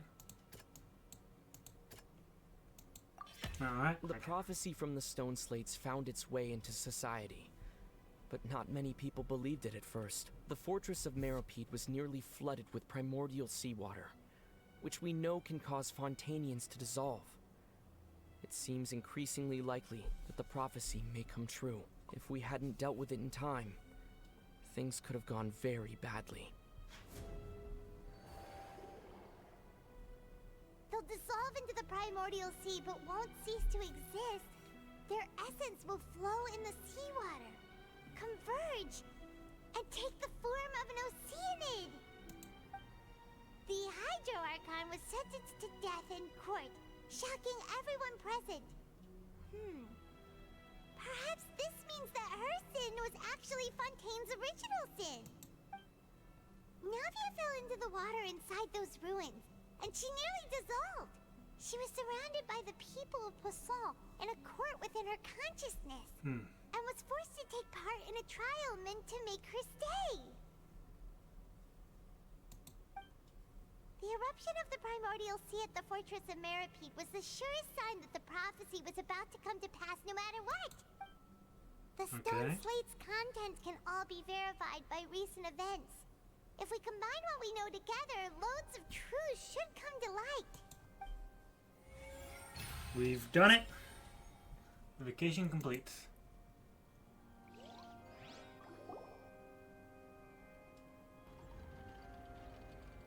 Huh? Oh, Paimon gets it now. So that's how you can make sense of it. But then it feels like we're going to have to share some truly shocking revelations. Let's hear them. The first light reveals that Fontanians are not real humans. Incredible. Linny, did you hear that? We're not real humans. All Fontanians were originally created by the late previous Hydro Archon, with Oceanids as their basis. That's interesting. The evidence for that can be found in how only Fontanians could dissolve in primordial seawater, and how all the girls Vacher dissolved were also turned into Oceanids. Oh, and according to Navia, when she was about to get dissolved, she also saw everyone gathered around for a trial. All of them in the shape of Oceanids. Indeed. The second slate reveals that the crown of the Hydro Archon was her creation of Fontanians from the Oceanids. Yeah, and it follows from the content of the first slate that she probably angered Celestia by creating humans without prior permission. Yeah. That could also explain why the Oratries judged the Hydro Archon to be guilty. It's to account for that ancient sin. The Hydro Archon's true sin was creating us? And yet, after many hundreds of years, the Hydro Archon's creations have turned around to try to judge the Archon within the Opera Epiclese. The twists of history are often the most unexpected of all. As for the third slate, I'm still convinced that it should come after the fourth slate. Yeah, isn't the image here just like when Navia fell into the sea?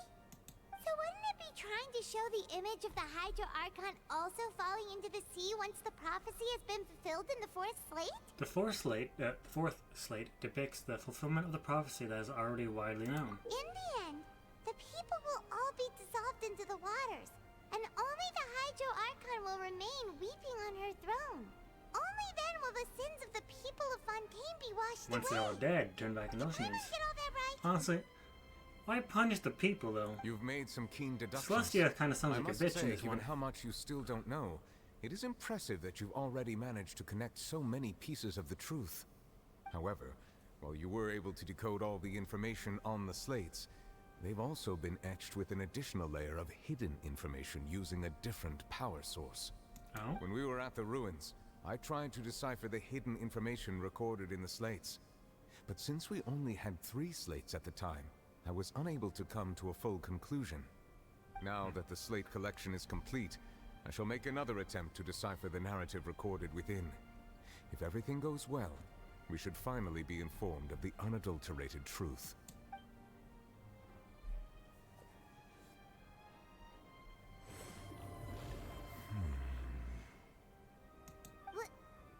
Well? Did you get it? I believe I should share this truth not only with you, but with all the people of Fontaine as well. I will try to briefly summarize it for you. Your hypotheses regarding the origin of Fontanians and the sin of the Hydro Archon were both correct. In the Fontaine of old, the previous Hydro Archon sensed the yearning of her Oceanid familiars for life on land. Okay. The Oceanids were enamored with the beauty and romanticism of human beings, and wishing to have those experiences for themselves, expressed to the Hydro Archon their desire to become of a similar kind.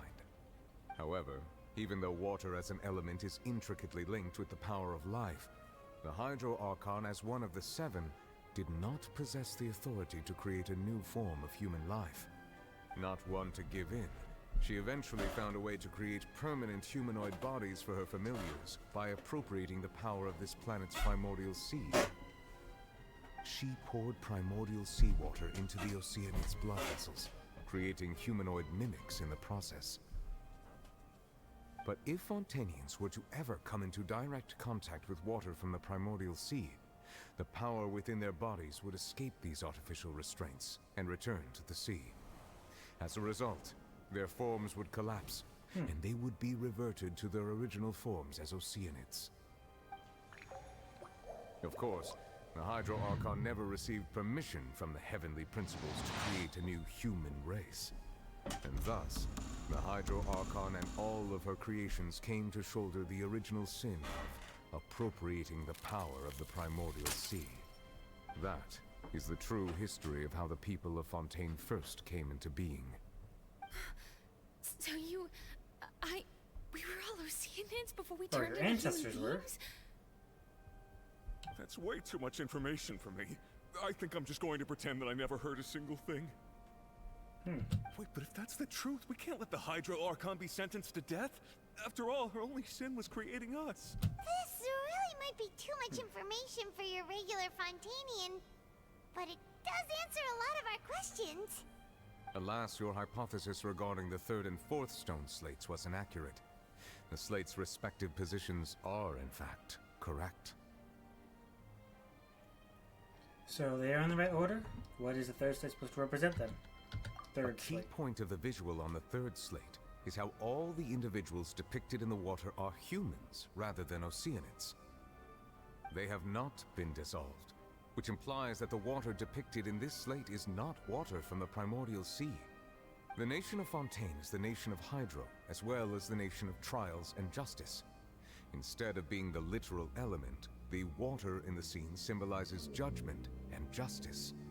You may also recall Navia's experience. When she fell into the sea, her consciousness was surrounded by that of many others who intended to hold a trial to determine her fate.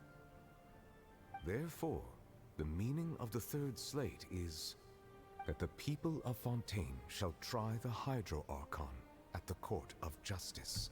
It can't be. Yes, it refers to our present situation. I think I'm following now.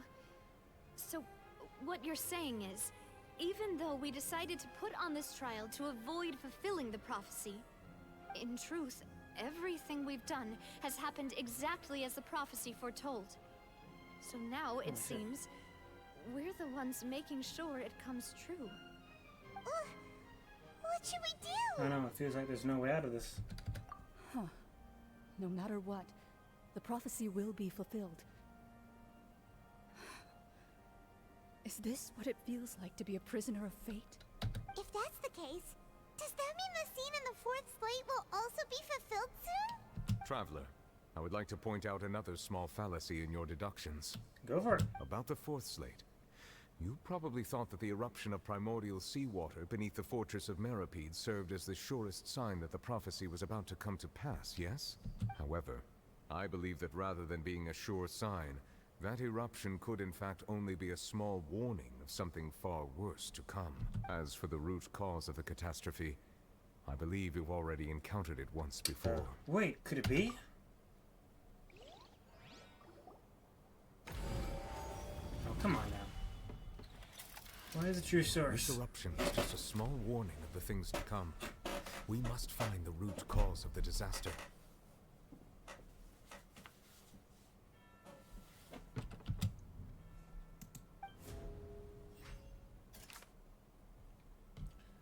Alright, so we're doing this one, I guess. Verify truth.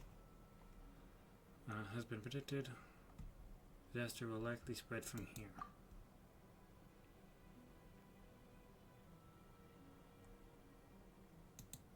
Let's see, let's read that again. Oh no, what? Let's see it once again. Will likely spread from here. Verify truth.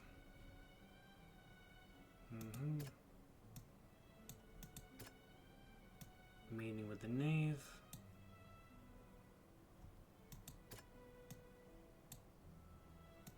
Massive whale. Could it be the whale? Hey! It Guess! was both dream and reality.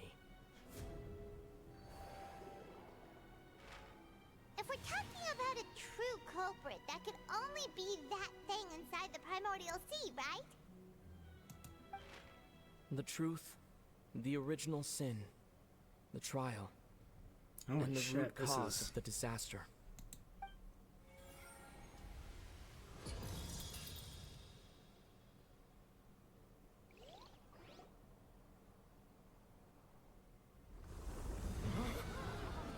shit.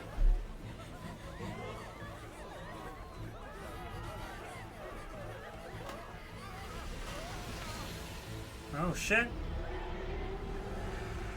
Is that what we're fighting?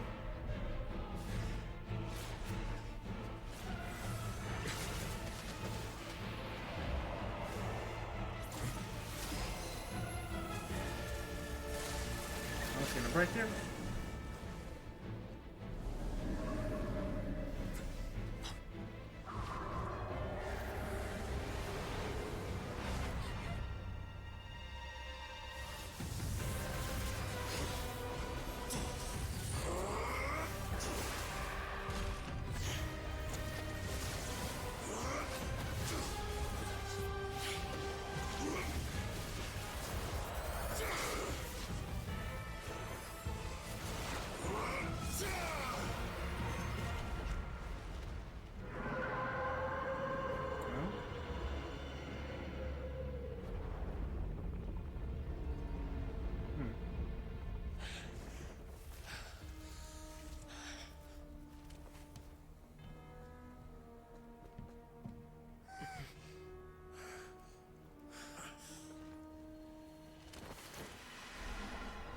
What? Did no one catch him? Seriously? No one tried to... Okay. Just leave child out there. That was way too close! How did that thing just burst into the opera house? Wait, was that the huge whale you saw in your dream? That's right. Adventure is also the one... it's the one that child saw when he was young. So we've met it at last. I understand very well why it has chosen to make an appearance here. That whale does not belong to Tevat. It is a monster that has traversed the stars, weeping all the while. It has been greedily consuming the energy from the planet's primordial sea, using it to grow. That is the main cause for the rising sea levels. And once it has finished consuming all of the energy contained within the sea, its next step will be... You said that when the Hydro Archon first created Fontanians out of Oceanids, she filled their blood vessels with primordial seawater. Precisely. That whale finds the blood of Fontanians nigh impossible to resist. Therefore, when it left the primordial sea, it decided to make its next stop a packed opera house full of food. Food in the form of Fontanians. We just barely managed to push it back, right? In that case, won't it come back to target the people again once it's managed to recover its strength? That is correct. Indeed, it is more accurate to say that we should thank that Harbinger for buying us some time. Without him, the whale would have likely come onto land far sooner. From the way he looked, he must have been fighting the creature for quite a long time. That battle maniac. We've always known that he had a special connection with that whale, but we definitely didn't expect it to help us out like this. Anyway, now that we know that this whale is the actual cause of the disaster recorded in the prophecy, all we need to do to stop the prophecy would be to find a way to beat it up, right? It is too late. What do you mean? It had already absorbed too much of the primordial sea's energy before we could notice it. At this point, it has become practically integrated with the sea itself. Even if the entirety of Tevat were to be destroyed, it could still survive and swim off towards some other world. That's not something I will accept. We've already done everything we can, and we even found the true culprit. We've come so far. You can't just tell me that the last hurdle is some impossible foe. That's just not fair. Indeed. That's not how a grand performance should end. I'll fight it to the end. No matter what. So the prophecy will be fulfilled no matter what, huh?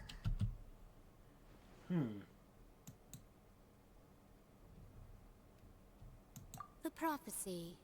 Yes, what has been prophesied will be fulfilled. You may view such things as the history of the future. After everything, it still turned out like this. We couldn't fight against fate. Wait, but if this is all about fate... Just as prophecies are usually only the future as seen from the perspectives of the gods, could things be happening in hidden corners where the gods' gaze does not fall? Ultimately, fate shall serve as your only guide, no matter what will happen in Tevat's future. All you need to do is to play your part. Could it be that even if the prophecy will be fulfilled, there's still a way to save everyone? Did I miss something? Wait, I forgot about Farina. What is it she wanted to say to me before the last moment in the giant magic box? What is her real secret? Alright, let's go talk to her then.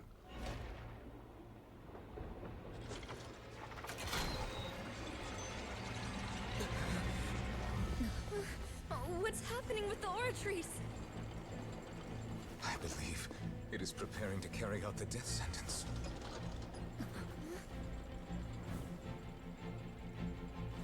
Farina! Save her!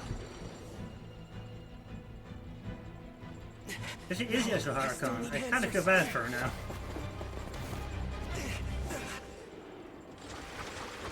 Am I actually going to reach her this time?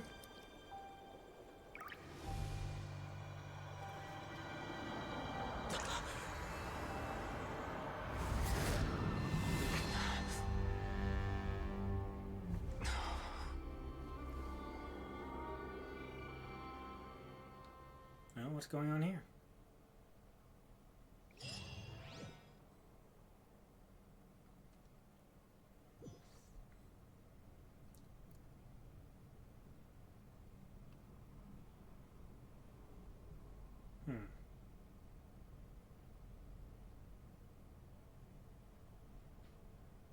You.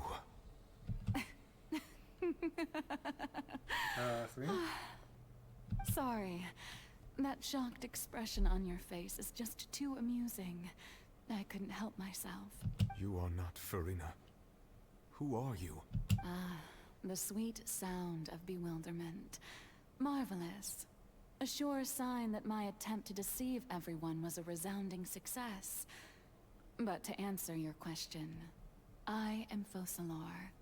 You know, the god. Focalor. Why did you deceive us? Oh, that wasn't my goal, of course. Goodness, no. But I had to fool everyone else too, if I was to stand any chance of deceiving the heavenly principles. Deceiving the heavenly principles? It's all because of that pernicious prophecy. Dreadful, wasn't it? Everyone doomed to dissolve. Fontaine condemned to be flooded. One was not amused. In fact, one was positively bemused when that problem was thrust upon me by my dearest predecessor. That's the former Hydro Archon Egeria for the uninitiated. It hardly gets more disastrous than a preordained national catastrophe. Now does it? She knew full well that the prophecy would surely come to pass. And as one of the seven, she also knew full well that one defies the heavenly principles at one's peril. So yes, as you have no doubt surmised, it was a rather impossible situation that I found myself in.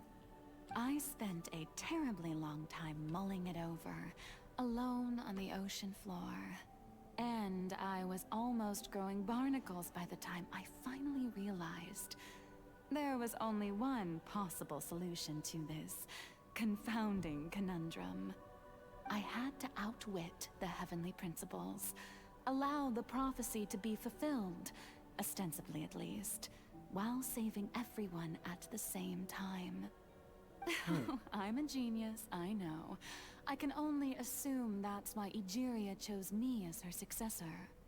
Although, looking back now, it was hardly the inheritance one dreams of. Between the task of saving the nation, the quotidian duties of the Hydro Archon, and not to mention the original sin of creating a new race of humans, I dare say she left me quite a colossal mess to clean up. But one can only play the hand one is dealt. I did not choose this, any more than I chose to be one of her Oceanid familiars. So you were also once one of the Oceanids, transformed into a human by Egeria's hand? Yes, I was. I always dreamed of becoming human. And I still do, even now. In my eyes, to be human is to be part of the greatest opera ever known. After becoming a god, I separated my divinity from my body and spirit, leaving behind only a self that was as naive and bewildered as my past self on her first day as a human being. The me you see before you now is that divinity. And the human counterpart I left behind, I named Farina. She could feel joy, sorrow, and everything in between. She could be as vain and conceited, or as meek and vulnerable as she wished. Her strengths were of a kind only a human could possess, as were her shortcomings. But in my eyes, Farina's humanity was what made her perfect. She was perfectly human in every way. The person I always wanted to be. Anyway, Perfections and so then imperfections I and all. cursed her. All part of the plan, of course. The plan to deceive the heavenly principles. Do you still remember the final scene of the prophecy? The Hydra Archon alone, weeping on her throne. In order that the prophecy might appear fulfilled, I invited Farina to be an actress, to play the part of the Hydro Archon in the prophecy. Under the curse I placed on her, so long as I, Focalor's divinity, continued to exist, she could not die. But nor was she free to live her life in the pursuit of happiness.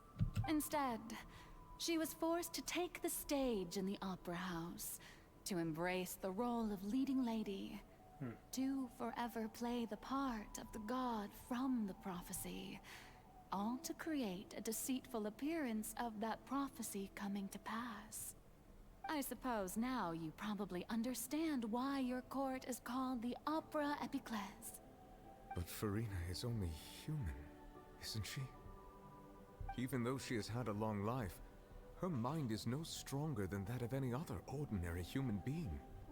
I cannot begin to fathom what she has had to endure. It must have been torture for her. It has indeed. And although she is, in a sense, me in human form, I most definitely owe her an apology for it.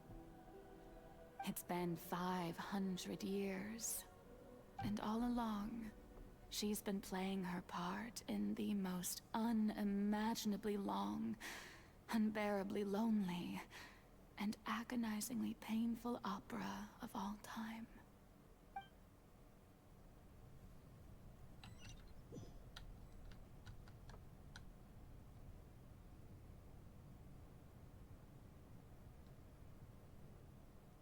Given contact with Farina's tears, if I remember correctly, tears often contain a strong emotions.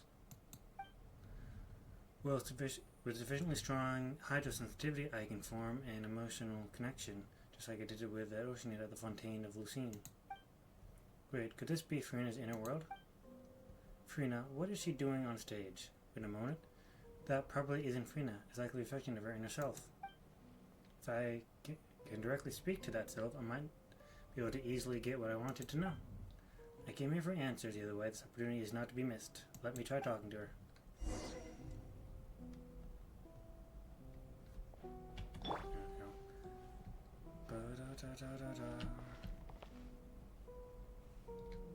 Alone theater.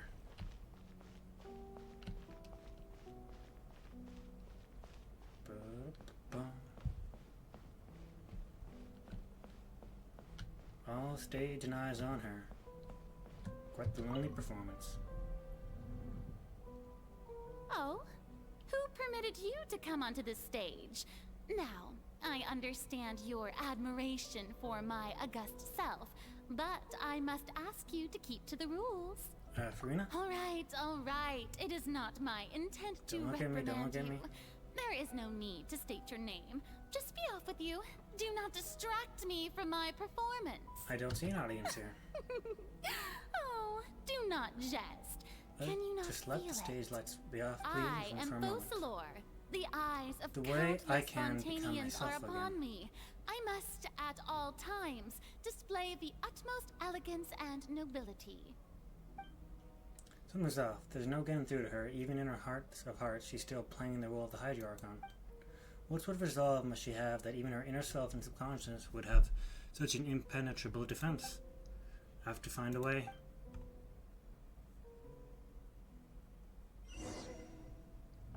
Turn off all the spotlights. Dear audience, the performance is experiencing a technical difficulty, but worry not. The guards shall resolve it soon enough.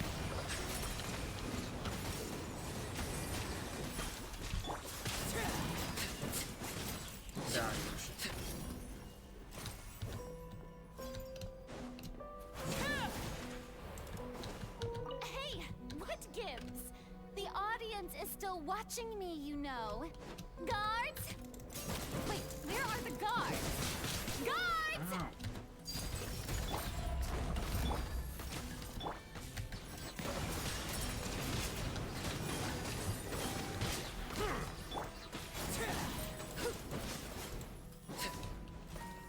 And last but not least, goodbye to your spotlight. That's all the spotlights turned off. In Farina's heart, they must have symbolized the eyes of people on her. Speaking of which, I think I just received some sort of signal. Was that her true voice? A ticket? When did that end up here?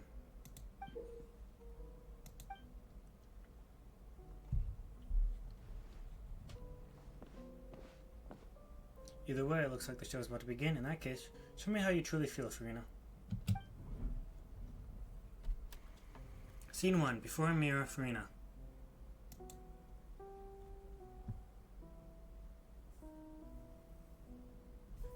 Oh?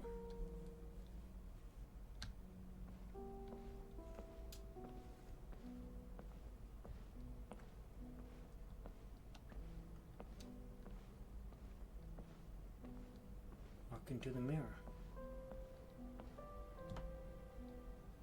Farina. Farina. Huh? Who's that?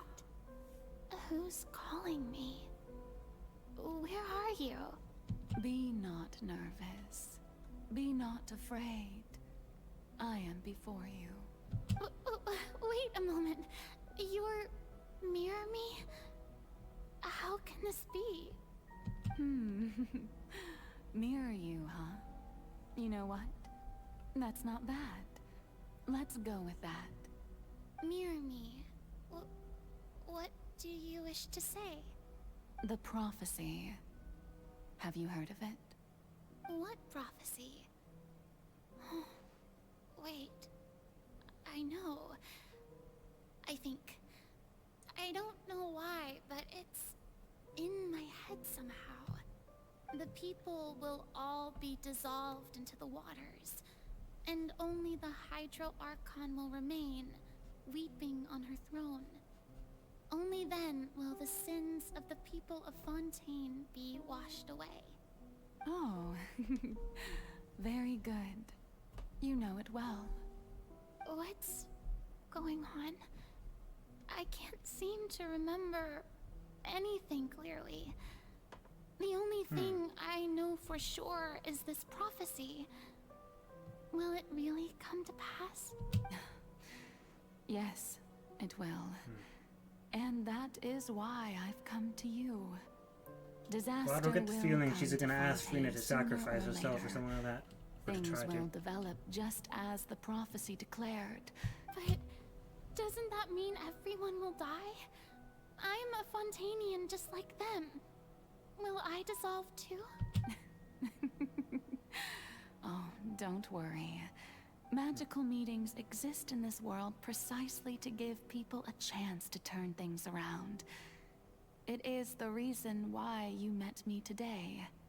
I will tell you how to save everyone, but you may have to suffer somewhat. Oh, so there's still hope after all. Goodness, you frightened me. You spoke so much and with so much certainty. As for the suffering, well, I will admit that the first thing that came to mind was, why do I have to be the one to suffer? But if the prophecy will come true, I'll also die anyway, right? So if I've already met you as my magical meeting in this world, if there were scales, with all the people of Fontaine on one side, and my pain on the other, is it not obvious where the scales should tilt? You truly are the perfect human. My ideal. I suppose this would also be the justice that belongs to you. Huh? Don't worry, it's nothing. Listen well. Fontaine has just lost its Hydro Archon.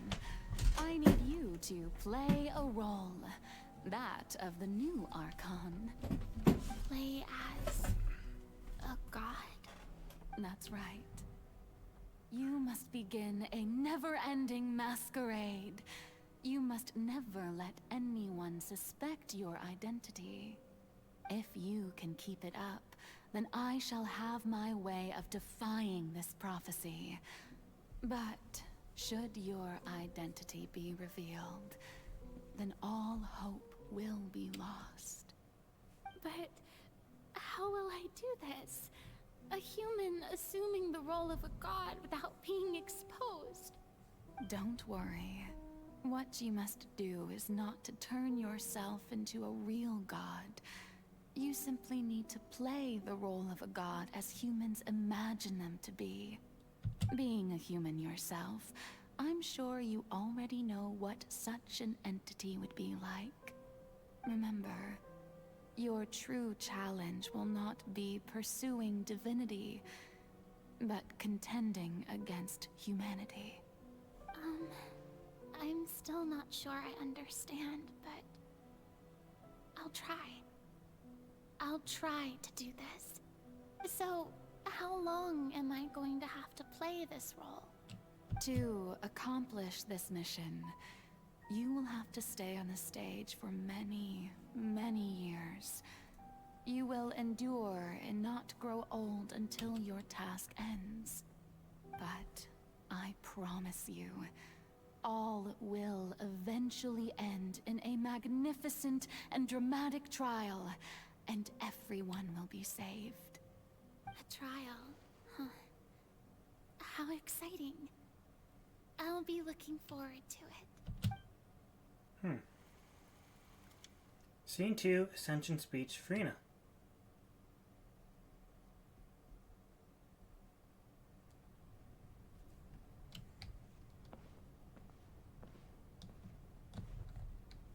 So this is, I guess, how she came to be.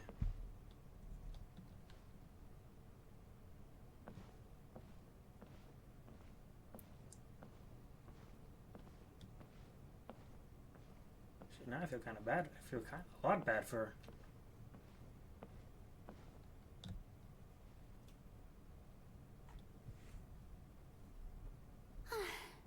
The Maison Cardinalise has announced my accession, but this is my first time facing the people. What should I say to most appear like a god? To be honest, I still don't know. Perhaps I should first try to act natural. Summon courage. Ladies and gentlemen, Hello. good evening. I don't have her. I'm just playing her scene at the moment. I'm sure you've all heard about how I have taken on the role of Hydro Archon. Indeed, I am Farina de Fontaine, your new Archon.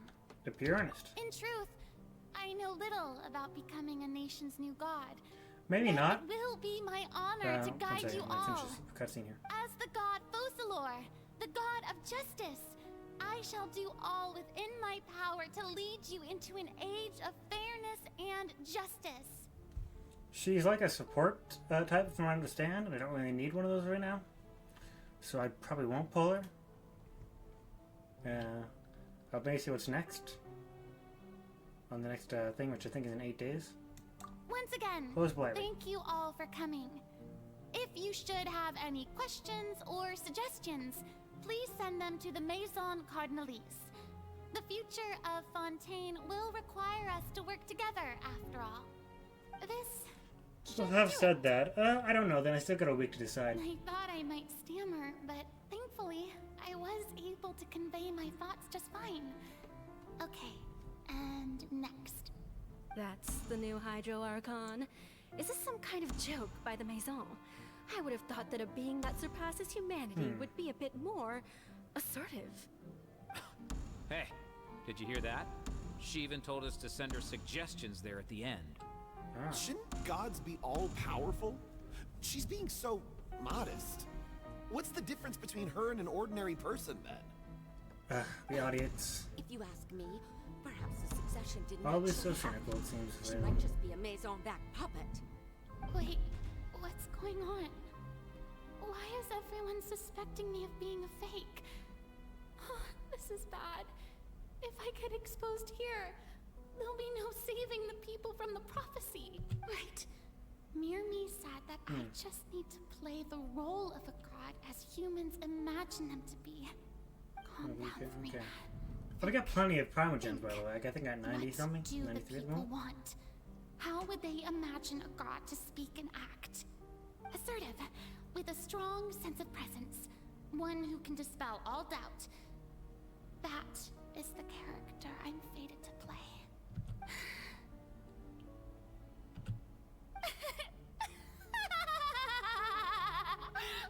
Oh, very good, my people.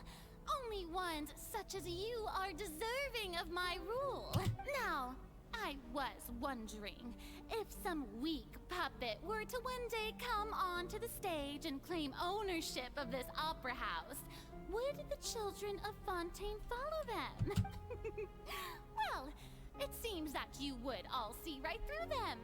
Having passed my test, you are qualified to witness wondrous trials alongside my august self, here in this opera house. She's a natural actor. You may consider my previous act a door gift of sorts.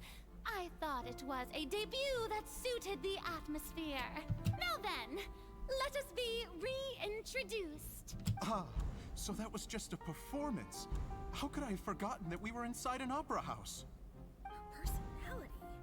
It's quite shocking, to be honest, but I suppose it's a better look than before. Such a fascinating and bold deity. How wonderful! Our future may yet be bright after all. It seems I've turned them around. Best follow this flow and restart my accession speech. Resiliently with conviction. My dear people, whether you acknowledge me or not, whether you trust me or nay, I say to you, keep faith in your ardor for justice. We have heard it said that this nation's sins can no longer be washed away. Well, I say that justice is most fragrant when it blooms amid sin. Turn up the drama.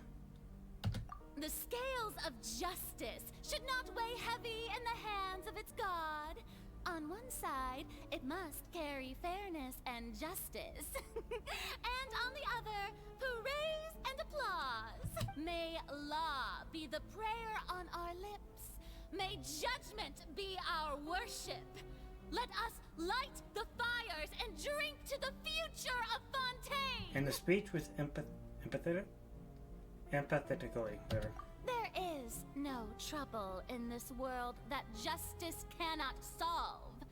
All that is needed is for you, my people, to believe in it, heart and soul. So long as I, the Archon Focalor, stand within the Opera Epiclese, so long as I stand before the Oratrice, I shall even judge the gods of this world!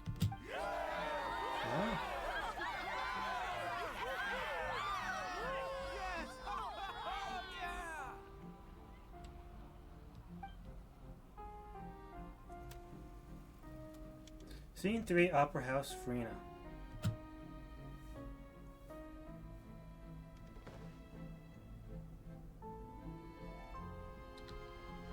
Oh, I'm running now. Oh, this is a bed. I can't jump though.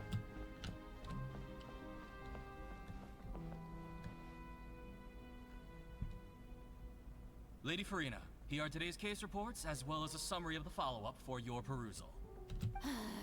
Come now. Was I not just at the Opera House in person? Leave these kinds of things to Neuvillette. Besides, none of these trials were the one that I'm looking forward to the most.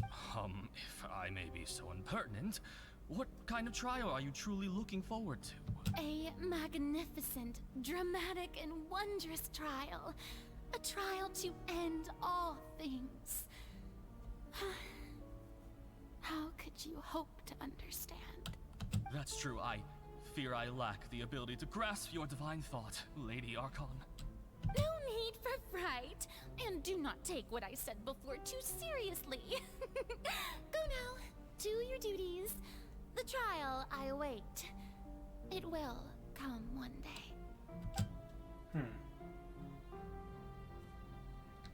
Guess we go this way.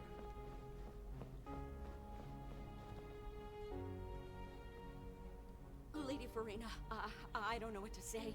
Thank you for agreeing to see me. No need to thank me. Or rather, thank your own sense of perseverance instead. Long have you stood in line to meet me, have you not? Oh, I'm afraid that's just an inevitable consequence of my divine charm. All right. Deuteria, is it? How is your son's illness? You remembered me, and you knew of my family, too. He is doing much better now. In fact, he is far more of an ardent believer than I. He was the one who forced me to seek an audience with you, and to bring your words back to him. Oh, good. Very good. If this should happen again in the future, please do not hesitate to come and tell me. Going down to citizens' homes every so often, while not usual practice, should serve as a fine change of pace. You're such a gentle and wise god. Thank you once again, on behalf of my son. Okay. I guess last but not least over here.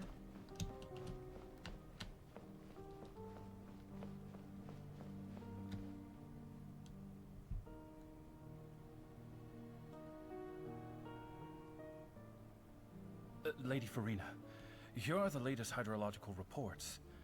As for the specific parameters you asked to take note of, I'm afraid things still don't look good. I see. It's as I thought then. As your god, I did already expect this, but I wanted to see how far your human wisdom would allow you to analyze it. All manner of signs indicate that the prophecy will still come to pass. Forget it. That's not something you need to worry about right now. Well, as I understand it, the Fontaine Research Institute is also trying to find a way to counter the rising water levels. Really? Have they found anything? I'm afraid that they haven't found any effective solution thus far. Oh, is that so? Well, no wonder. This issue has reached the realm of the gods, after all. Still, their spirit is praiseworthy. And time to sleep.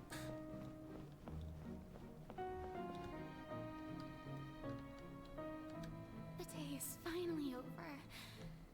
I haven't had a moment to breathe this whole time. But it's good to see that everything's getting on track. There are no longer any voices of suspicion. Maybe this is fine. I just need to keep going, and everyone will be saved.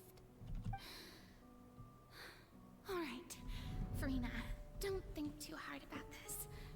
You need rest. Tomorrow's a new day. Scene 4, Opera House, Farina. Lady Farina, here are the new trial reports for the latest cases, as well as a summary of the follow-up.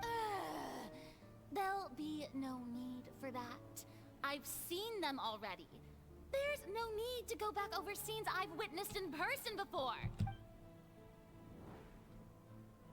Lady Farina, I've waited so long for this chance to see you in this manner. Indeed, my dear, loyal citizen. This joyous moment is an honor for us both. Lady Farina, we're detecting significant hydrological anomalies near Poisson. Understood. Keep monitoring. Keep me informed should anything come up at the Institute. I don't think I let anything slip today. I must show the people that there is nothing to worry about. I just don't know when these days will end. I feel utterly exhausted. Best to rest early today, too.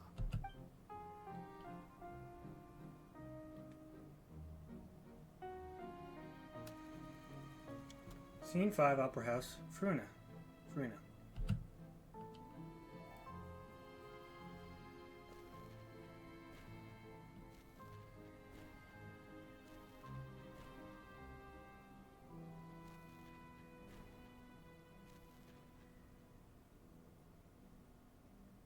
An immortal human life doesn't get to live as a human. Scene 18, 182,375, Opera House, Farina. Lady Farina, it's like a dream being able to speak with you up close like this. I've heard Remember why I that the didn't first like member of hunting? our family who Yeah, was honored to long receive an cutscenes. audience with you I like the was story, the but still County just pretty long Terry, cutscenes here. almost 20 generations ago. And what a fine family yours is indeed. It brings me great joy to meet such a faithful believer. A Seems like she's descendant about to of cry. a line most ardent. Surely you exaggerate, Lady Farina. My lady? What is it, good citizen? Are you crying?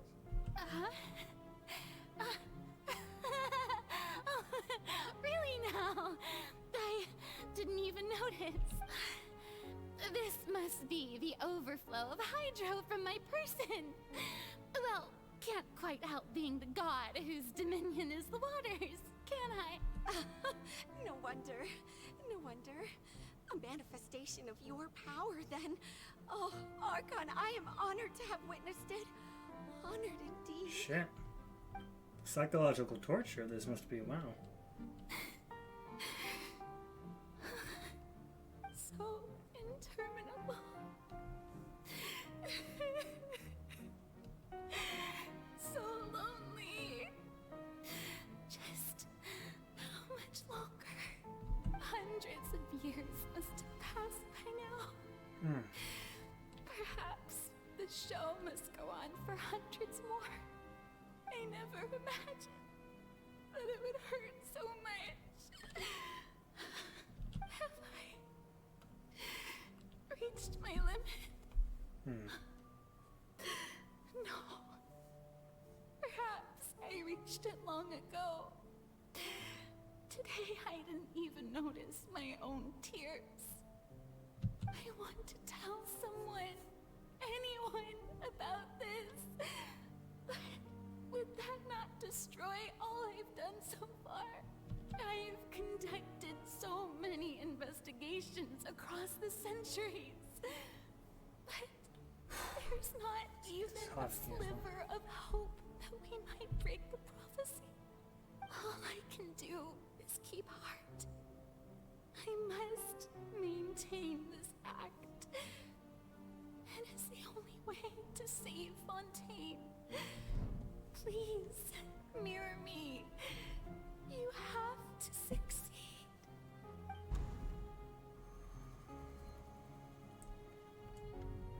Scene 882,376, Opera House, Farina, and...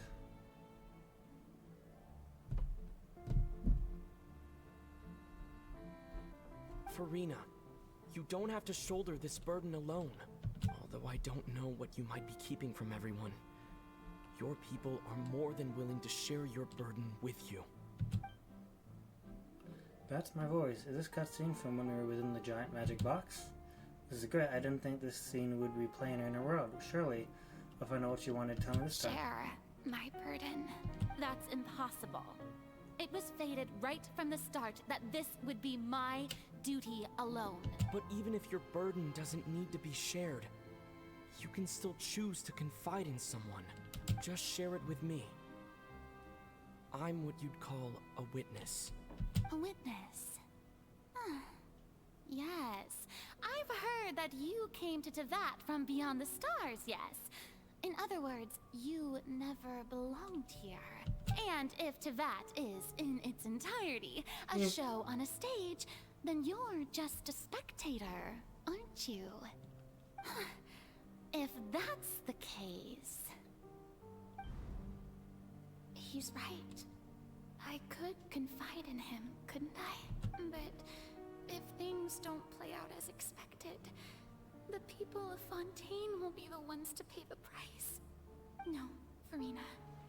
You shouldn't be selfish. But what if it's really alright? Farina, you've worked so hard for so long. Surely it would be okay to put yourself first for once. Just this once. Is it such an outrageous thing to do anyway? To find someone in whom you can confide your frustrations and sorrows? Surely it could not hurt. If you let this opportunity slip through your fingers, it might never come by again. Think about it long and hard.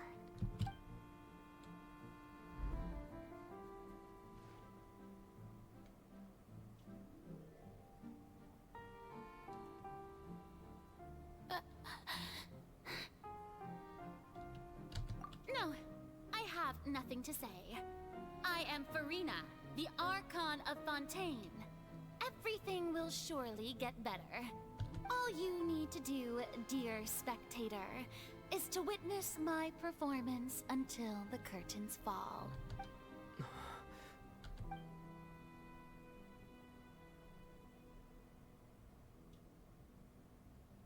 Fine.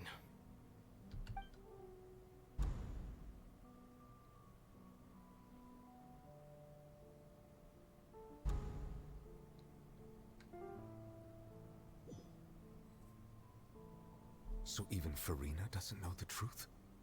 You've never once let her in on the full plan?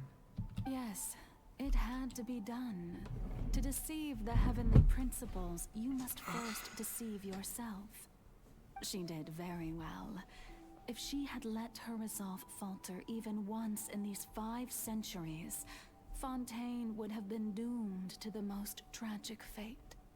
It seems that trusting humanity was the right decision after all.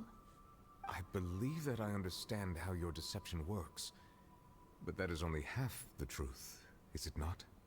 How would you build on this foundation to save the people of Fontaine? That is the most important thing. Ah, good, good. Of course, the Iudex of Fontaine has pinpointed the crux of the issue. I'm sure you've long sensed that the Oratrice is no simple machine, yes? I've always suspected that it had its own consciousness. And Lenny did mention that he heard a human voice within the core chamber. It now seems that that person was you, hidden within the machine all along. Am I right? And then I became one with the Oratrice, taking Fontaine's gnosis with me. Yes, it would seem so, wouldn't it?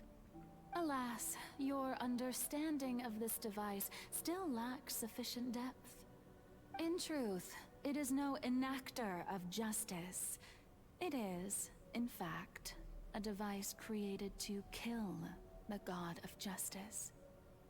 I beg your pardon? Oh, you have it. And to be more precise, not only will the Oratrice take down the god of justice, it will also take down the divine throne upon which she has been placed. I mean, did you think I would be the sort to enjoy peaceful repose while Farina suffered? My work over these last 500 years has been to constantly accumulate indemnitium within the Oratrice. But really, Some have already discovered that only a small fraction of the energy generated by the device was ever used to provide power to Fontaine. The vast majority had to be, accumulated to enact this death sentence. It was all a part of your plan, then? Both the trial and the sentence? Indeed. This power, accrued over 5 centuries, could have sustained Fontainians for millennia had it only been used for that purpose. Almost all of it has now been stored within the oratories. But only power of this magnitude could hope to destroy the Hydro Archon's divine throne, shaking the rules established by Celestia, and breaking through the institution that is the Seven. So the Oratrice's call for death was for neither Farina nor Focalor, but for the Hydro Archon. So no more Hydro. The destruction of that divine throne. If I do not misunderstand your intent, you must be... returning what's rightfully yours to you, of course. Since the dragon was before the other gods, words, so... This was all done to return the authority of the Hydro Archon to the Hydro Dragon of this planet. But...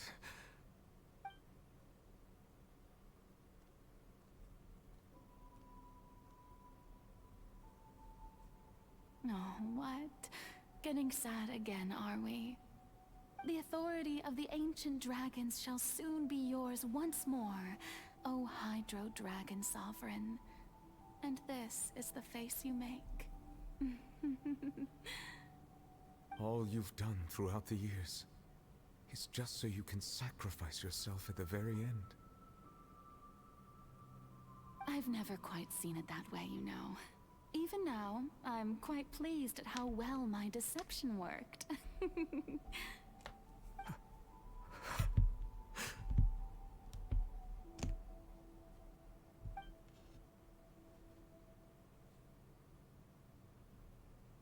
Hydro Dragon, don't cry. I must say, had it been within my rights, I would have loved to judge the heavenly principles themselves. Were they not guilty of essentially the same crime? Egeria stole the power of the primordial sea, and the heavenly principles stole the power you ancient dragons possessed. I, for my part, am the god of justice. And is it not just that your original powers should be returned to you? Speaking of justice, I have always believed that justice lies in the process of pursuing human existence itself. So, if the theft of the primordial sea's might was Fontaine's original sin, then, leaving matters of procedural right and wrong aside, the descent of the Fontainians as humans and their right to exist in this world would be Fontaine's original justice. In other words, existence was Egeria's justice, and to me, justice is the continuation of that existence. Defying the prophecy and ensuring that Fontaine's people shall live on, that should be the justice enthroned over all others. At this point, we, whether it be myself or all other Fontainians, have shouldered the burden of this sin for far too long. Iudex Nervilette, the highest judge in our land, when you regain your full power as an elemental sovereign, what verdict shall you pass upon us? So when I was invited to the court of Fontaine to serve as Iudex, I see now that that was your idea too. At last, I now understand the true purpose behind this position. In the beginning, I was uninterested in human existence. But these 5 centuries of living alongside them have gradually brought about mutual understanding between us. And I have even attempted to feel as they feel. You are a devious one, Focalor. Things being as they are, surely you know that I could never declare them to be guilty.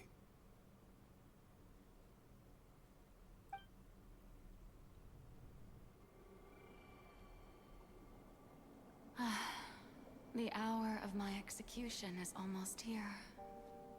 For the sinner, the curtain call has come. I know I may not sound it, but faced with death, I find myself a little afraid. Perhaps this is one thing both gods and humans have in common.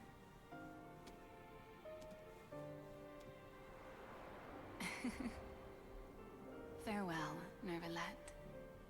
I hope you've enjoyed the part you played these 500 years.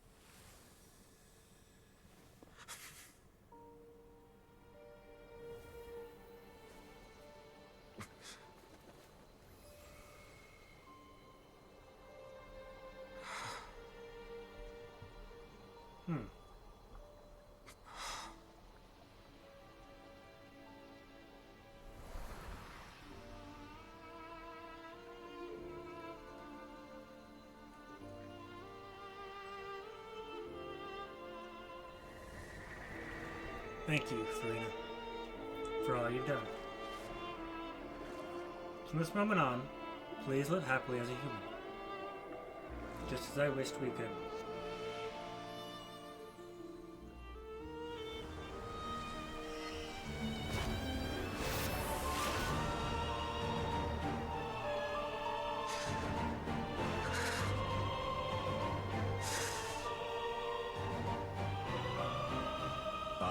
Iudex Nervalette, hereby declare,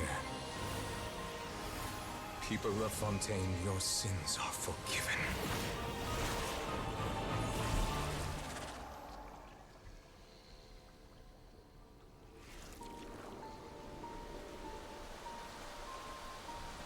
It's like he's gained all his power now. Okay. Is there not going to be some big boss fight at the end of this? Maybe the well comes back so I can beat its ass?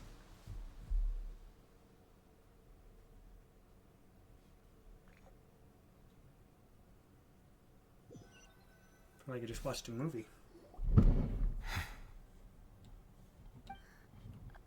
What just happened? Has the death sentence been carried out? Was that bright light some sort of misdirection? I have a feeling that something huge just happened. But since we're all still alive and haven't been dissolved, I assume whatever happened was good for us. It's time to end this. We must mete out punishment to that beast. Didn't you say just a moment ago that it can't be defeated? I have gained the strength sufficient to deal with it. Through certain means, I now have the ability to separate the power of the Primordial Sea from that creature. We should seize the opportunity to pursue our quarry.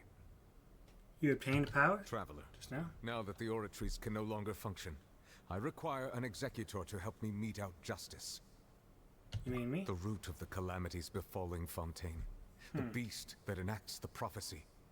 Its name is the all-devouring Narwhal. Fuck the Come narwhals. with me, traveler. The hour Evil of creatures. execution has come.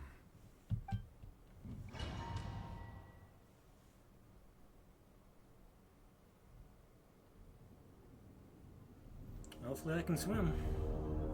Am I actually gonna fight this thing while I'm swimming? Is it gonna make me do that or something like that?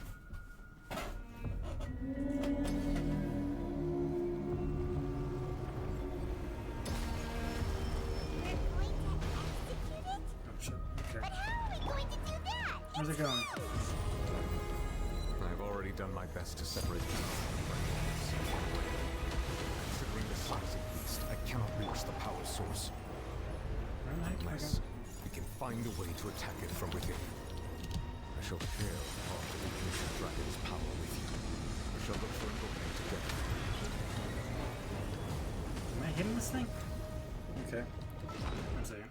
Let me...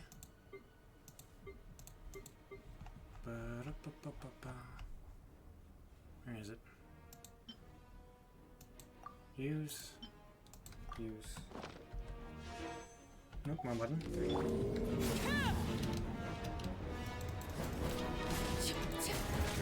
Sorrow turned into hostility. God, you little shit.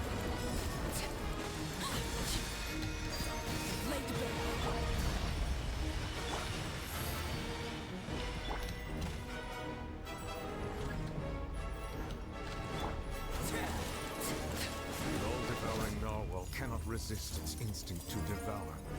Continue to trigger its hostility. A chance will present itself.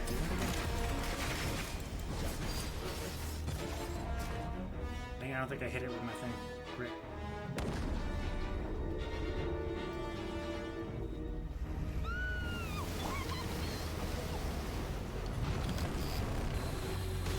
Did I just die? Oh no, okay, good. Holy fuck, they do.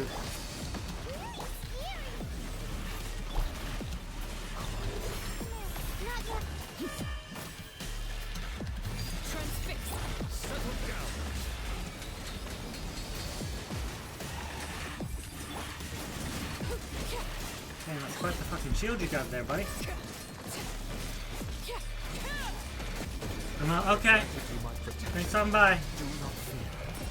Destroy the eruptor. I don't know what color that is. From within.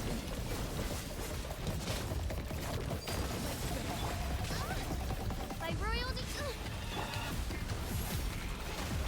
Bow your head.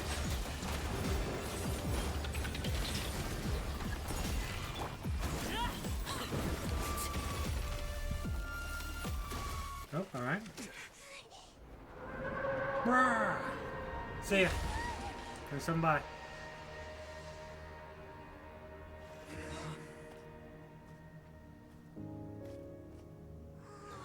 I don't think it's dead yet.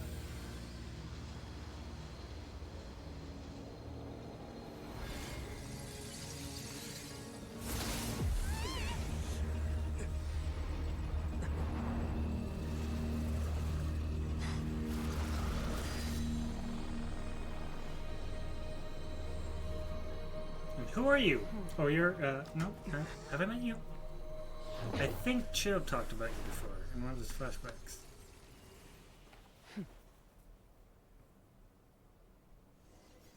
Am I fighting her? Thanks for helping with the cleanup. It should have been my job, but... oh well. Is that It was just Sarissa? supposed to be a short private training session for me. I didn't think that my disciple and my master's pet would start brawling in the meantime. Well, actually, I had a feeling that it would happen at some point, but they bumped into one another earlier than I thought.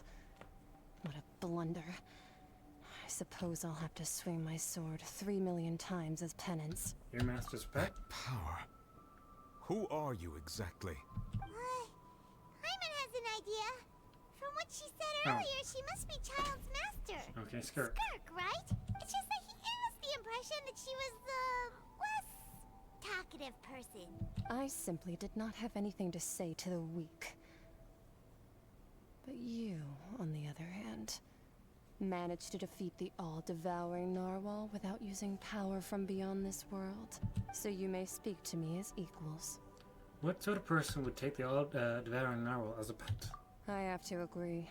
It's a strange use of a planet's primordial waters just to raise an all-devouring narwhal. That kind of power is wasted on it. It's not cooperative. It eats too much. And I have more important things to do with my time than pet sitting. The only thing that creature has going for it is its looks. Oh. All in all, it I think it's fails in a as battery. pet. Miss Skirk? I think you might have missed the point. The point being? Well, being that this pet almost destroyed an entire nation. So what sort of person is your master? Well, Child's master's master. Wait, is that right? Oh, right. So you don't know him. Sorry, I assumed you did. His name is Sertologi. Who? I I am unfamiliar with that name. Huh. So Master isn't sufficiently famous. How should I describe him then? Have you heard of the name the Foul? The Foul? The Sinner? Still nothing? Well, how about the Visionary? Vetterfulnir then? Or Gold Rhine-Daughter? Ooh, that one we've heard. Rhine-Daughter's part of the Hexen Circle. She's Albedo's mom, right? Oh, so you do know that name. To be honest, I also heard all of those names and titles from my master. I don't actually know them either. But I suppose you understand now, yes? My master is likely a similar sort to Rhine-Daughter.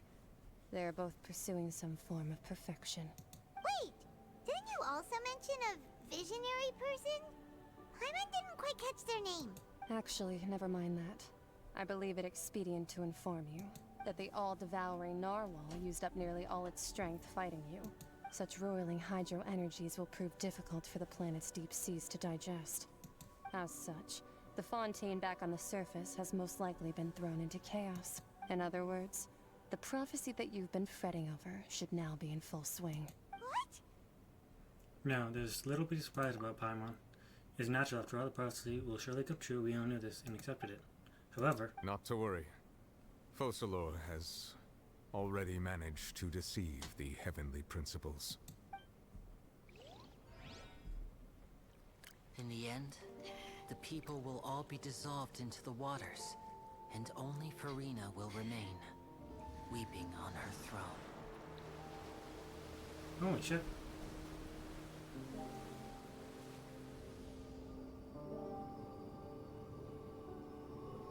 Only then will the sins of the people of Fontaine be washed away.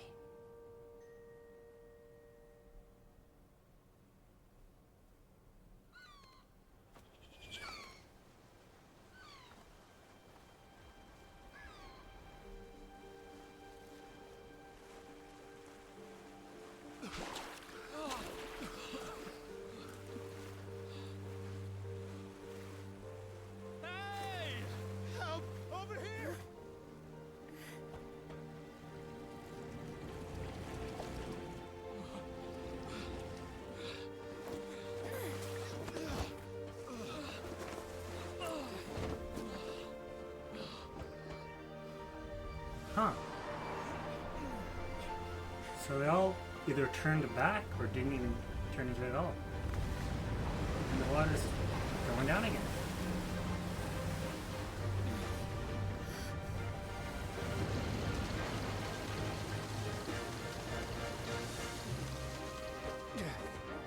All hands initiate We're not going emergency down. rescue.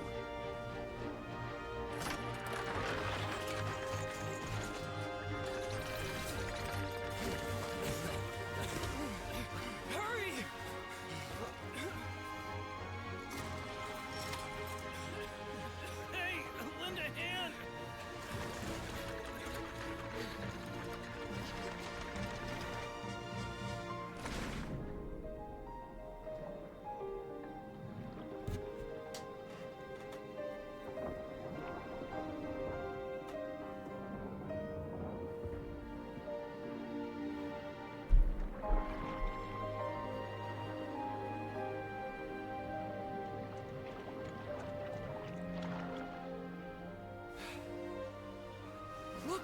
The water's receding!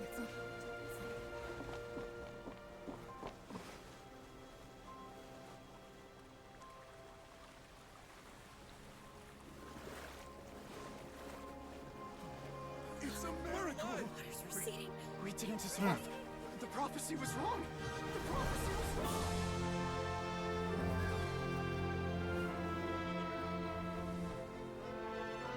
This was quite the cinematic Archon quest, wasn't it?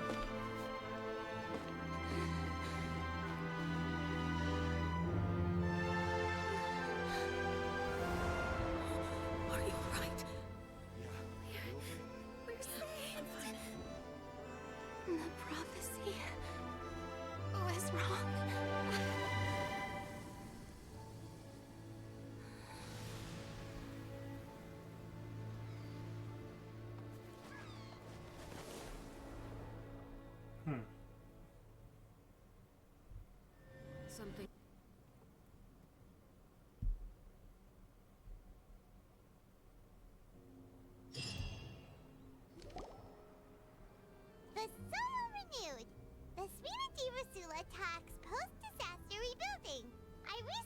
visited Poisson to meet with Miss Navia, spokesperson of the Spina di Rosula, and we spoke about Poisson's present and future.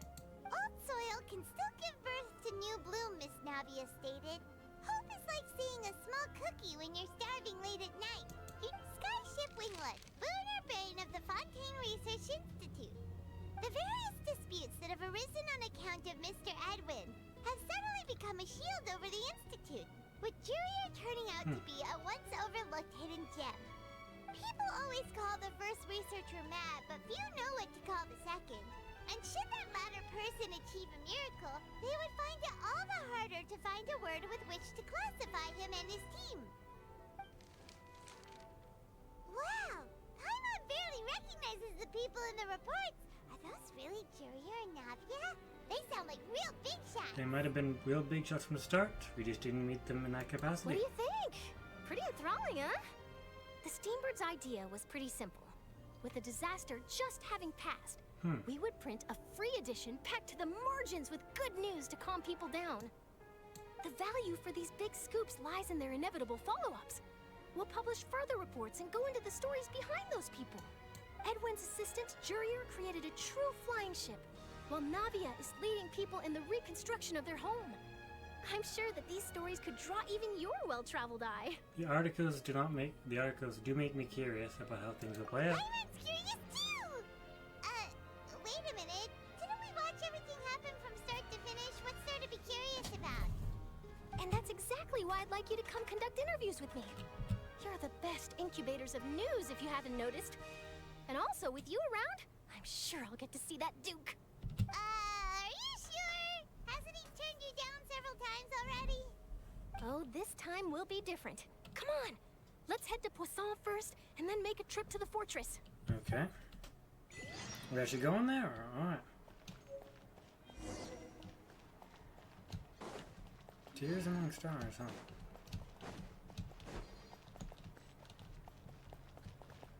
Okay.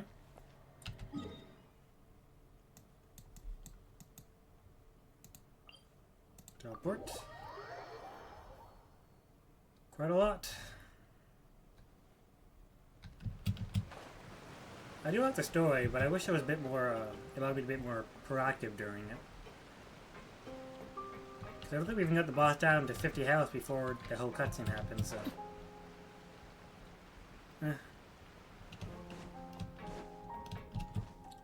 Good storytelling, not so good gameplay, I'd say. Navia! Oh, it's you. What brings you all here? Hey, we're just having a look around. I'm here to update myself on how things are going here. Oh, the Fatui are here too. Let me introduce you. This is Mr. Garunt Snezhevich. He represented the Knave in sending us a large amount of supplies, and is helping with our work.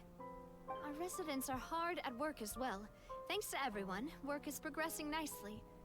We've lost a lot of people, but we're moving forward. That will have to be enough. Hello, Miss Charlotte. I'm a big fan of yours.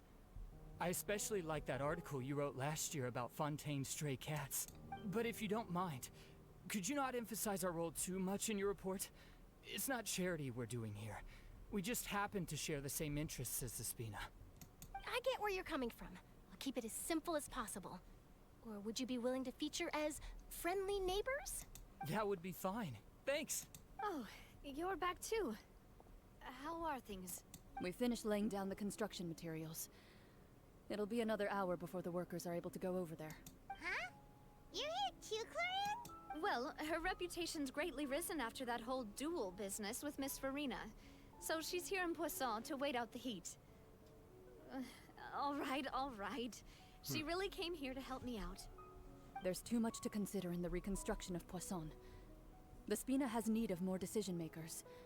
And, well, I do already happen to be connected to Mr. Callis. Oh, wait just a moment. Do you mind me asking a few questions? You know, about how you felt before the duel, about what it was like facing down a god. There's lots of exciting material there, I bet. Forget it. I'm sure you can find a better theme than that, Miss Charlotte. I see you're the same as always. Couldn't you do me a favor, for Navia's sake? Well, if we're talking about doing things for my sake, you might as well just take a few more photos of me. Or of the Traveler. It's better than wasting time persuading Chlorand at any rate. Of course I will. I'm not gonna let him off that easy. Let her run. All right, then everyone who wants to be in the photo, gather up. And smile.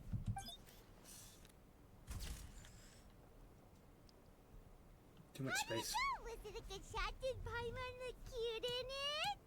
Not bad. Your addition really helped the composition of the picture. All right, hang on a moment. Let me snap a few more shots. Take more pictures. Poison. Okay. All right, that should do it. I'll be back here later anyway, so let's call it a day. You're very quick. Speed is of the essence when it comes to the news, and freshness is the key. Also, not to brag, but I'm pretty good at building connections. Who knows? I might eventually get that interview with you after all, Miss Chlorand. Wow, you really do have that never say die spirit. I'm impressed. I'll hazard a guess that this is how you got that interview at the Fortress of Meripede. You already knew she was going? Whoa, you're well informed. Let me make a guess too. I asked Sigewinne, who told Monsieur Neuvillette, and he told you, right? That's a very complete information chain. In truth, all Monsieur Neuvillette asked me was, when did the Fortress become so friendly towards the media? I told him that it was best not to speak too soon. There's no guarantee that Ridesley will make a personal appearance. You're right. I've got to treasure every moment I have with them. In which case, I'll be making a move first. Stay safe now. And tell me if you hear anything interesting. I'll treat you to afternoon tea in exchange. Alright. Fortress. Where is it?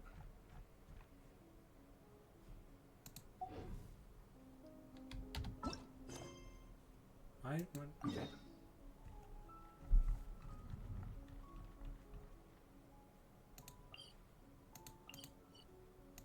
This one, see if we can get there.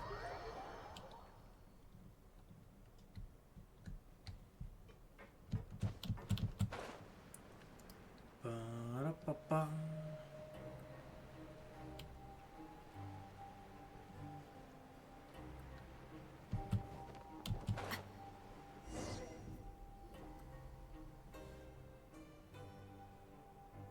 Wow, guess we're here again, huh? There's a real nostalgic feeling to this place. Looks like you've been missing us.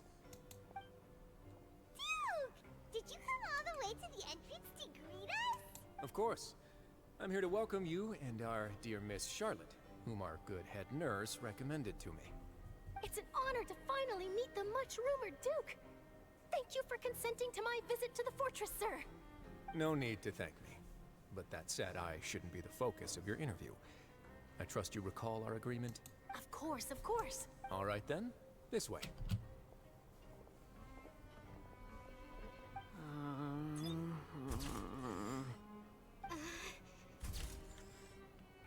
Hey, no need to be so nervous. I've already taken all the photos we need. Miss Charlotte, do these pictures really need to be published on the cover of the Steambird? It would seem that Miss Lorvine doesn't want her face to appear beside that of Mr. Jurier. Sir, please don't say things like that. But it looks like dear Mr. Jurier denies it. Might this interview be very important to you then? No, I just... This is my first time being interviewed, and I'm very thankful to the Steambird for... Now, I might not look it, but I actually did meet Mr. Edwin once. And I'll be honest, I enjoyed chatting with you more. You've definitely got more of that genius vibe going on. The boat that brought about a miracle, the ark that saved the people. Why, you recreated a myth back there, like an emissary of legend. Still, if I might ask, where's that flying ship now? Huh. Looks like Charlotte's trying to get herself another exclusive scoop. I have to apologize, but that ship is presently in the bowels of our factory. I'm afraid it won't be easy for you to get a shot of it. Really? Well then in that case, could I have an interview with you to make up for that loss? She really does know how to squeeze opportunities for all they're worth. You already know my answer, I'm afraid. Best you interview our head nurse instead.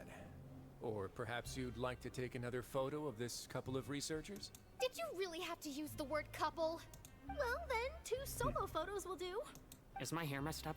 Please, someone help me have a look. Things sure are getting pretty lively here. We've seen this kind of thing before. Oh, seems like everyone's here. Would any of you like to try this new drink I came up with? Ah, Siegeween. Hey, Miss Charlotte. Why don't you, take some pretty photos of our head nurse? Sure. Come on, Miss Siegeween. Over this way. Let's find a brighter spot. Huh?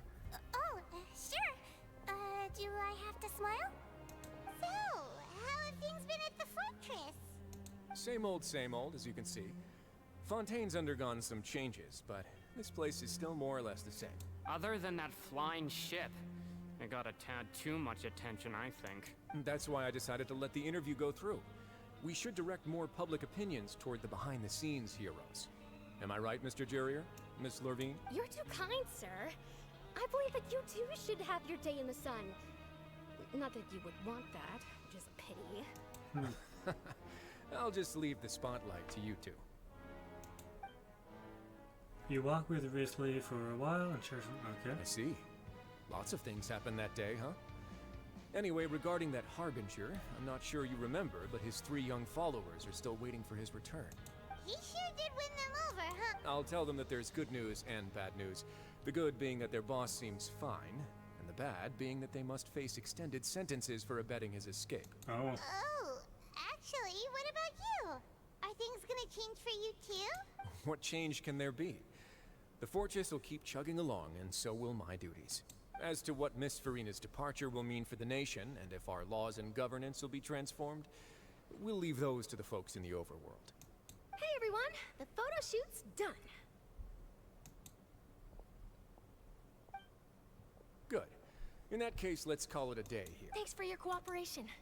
Come on, Traveler, let's go. Till next time, everyone. There'll be a next time? Maybe.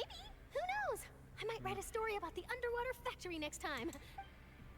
All right. Last stop, the docks. All right. We're almost at the end of this, it seems.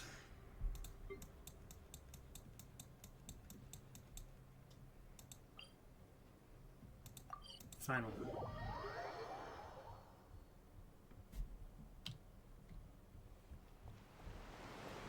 Nice.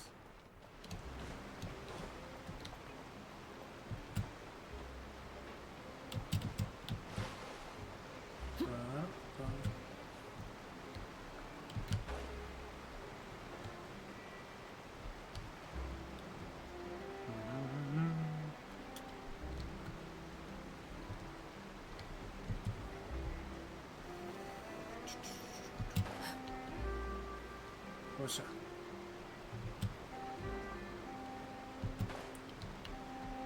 There's Lynette.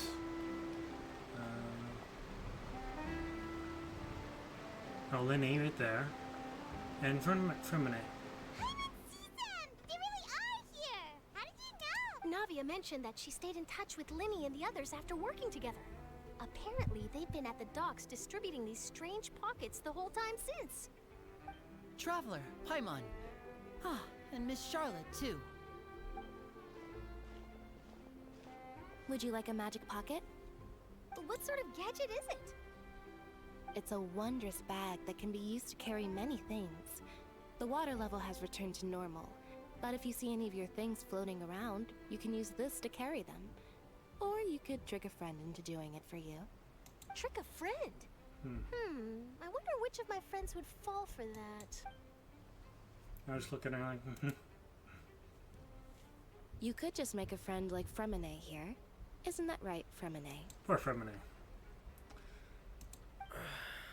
Is this what you meant by, I'll help you make some more friends? To be honest, that sounds pretty sweet. Could I have your contact, please? Sure. Please, write down my address. Lynette sure is working hard to help Fremine socialize. He was the one who proposed doing this. He even wants to assist in our magic shows. Sounds like the word that would suit him. Yes, I was planning to first introduce Pear as an assistant, and later Fremine himself. In the future, I think we can leave underwater escape magic to him too. That said, would anyone want to see a diver escape underwater? That sounds familiar. Okay. Oh, it'll work out. Every journey begins with the first step. He'll become a part of our show eventually. Lynette, could you come over?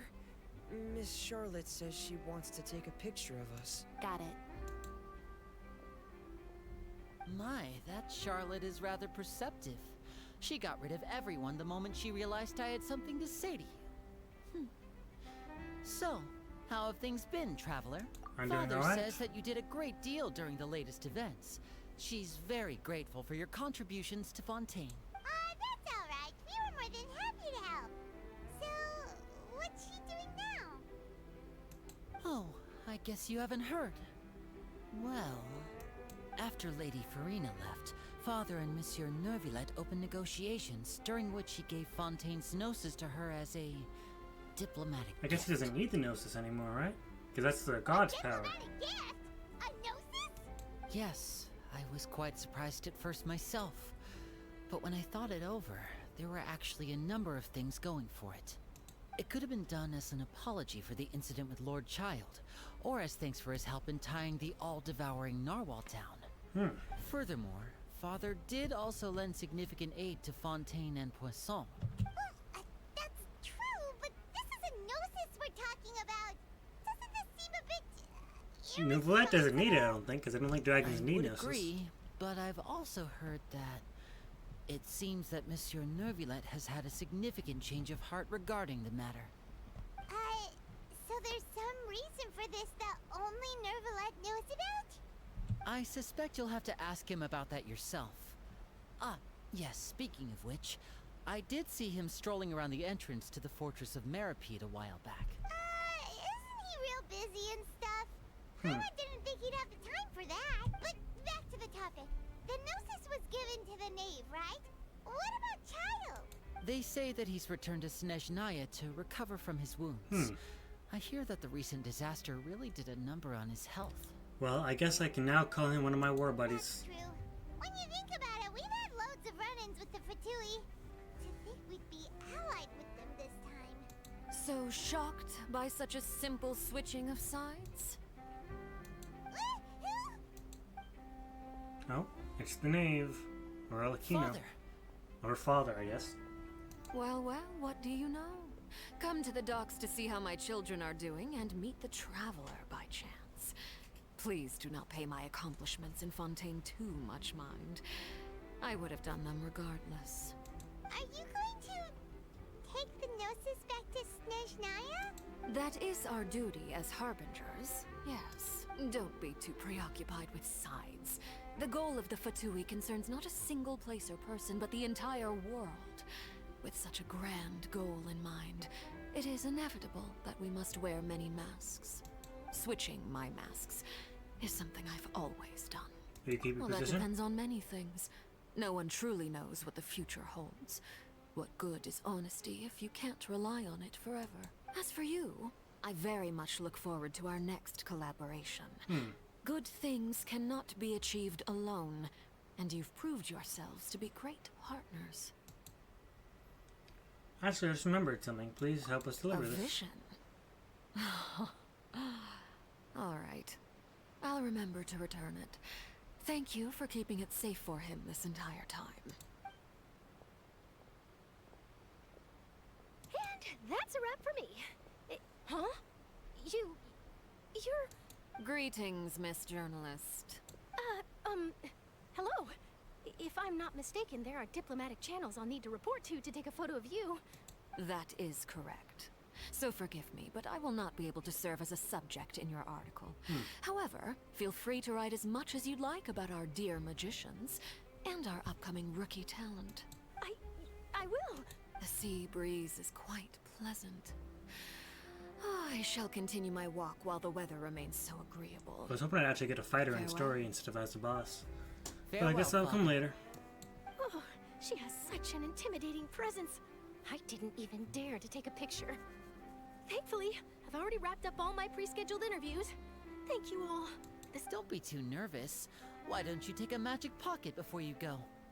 Here, Traveler, Paimon, you take one too. Don't I have one?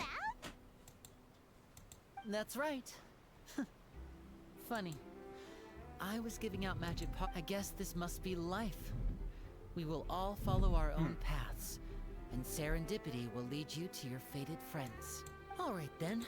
We'll be handing out pockets in some other districts later, so we'll get going now. Have a good day, you two. Well, guess we sent Charlotte off. Shall we go see how Neuvlette's doing? Alright, Neuvillette then next. My gosh, it's such a long final act. They could have cut this act into 2, I think, and it would have been fine. How many of those do I have, by the way? I don't think I have 30, but I'll check real quick anyway.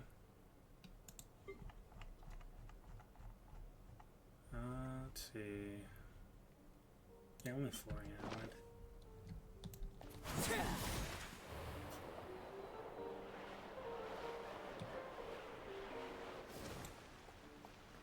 Well, boom.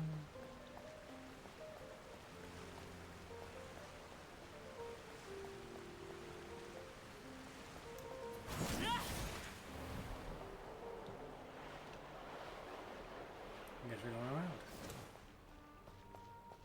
The entrance to the fortress! Ooh, he really is there!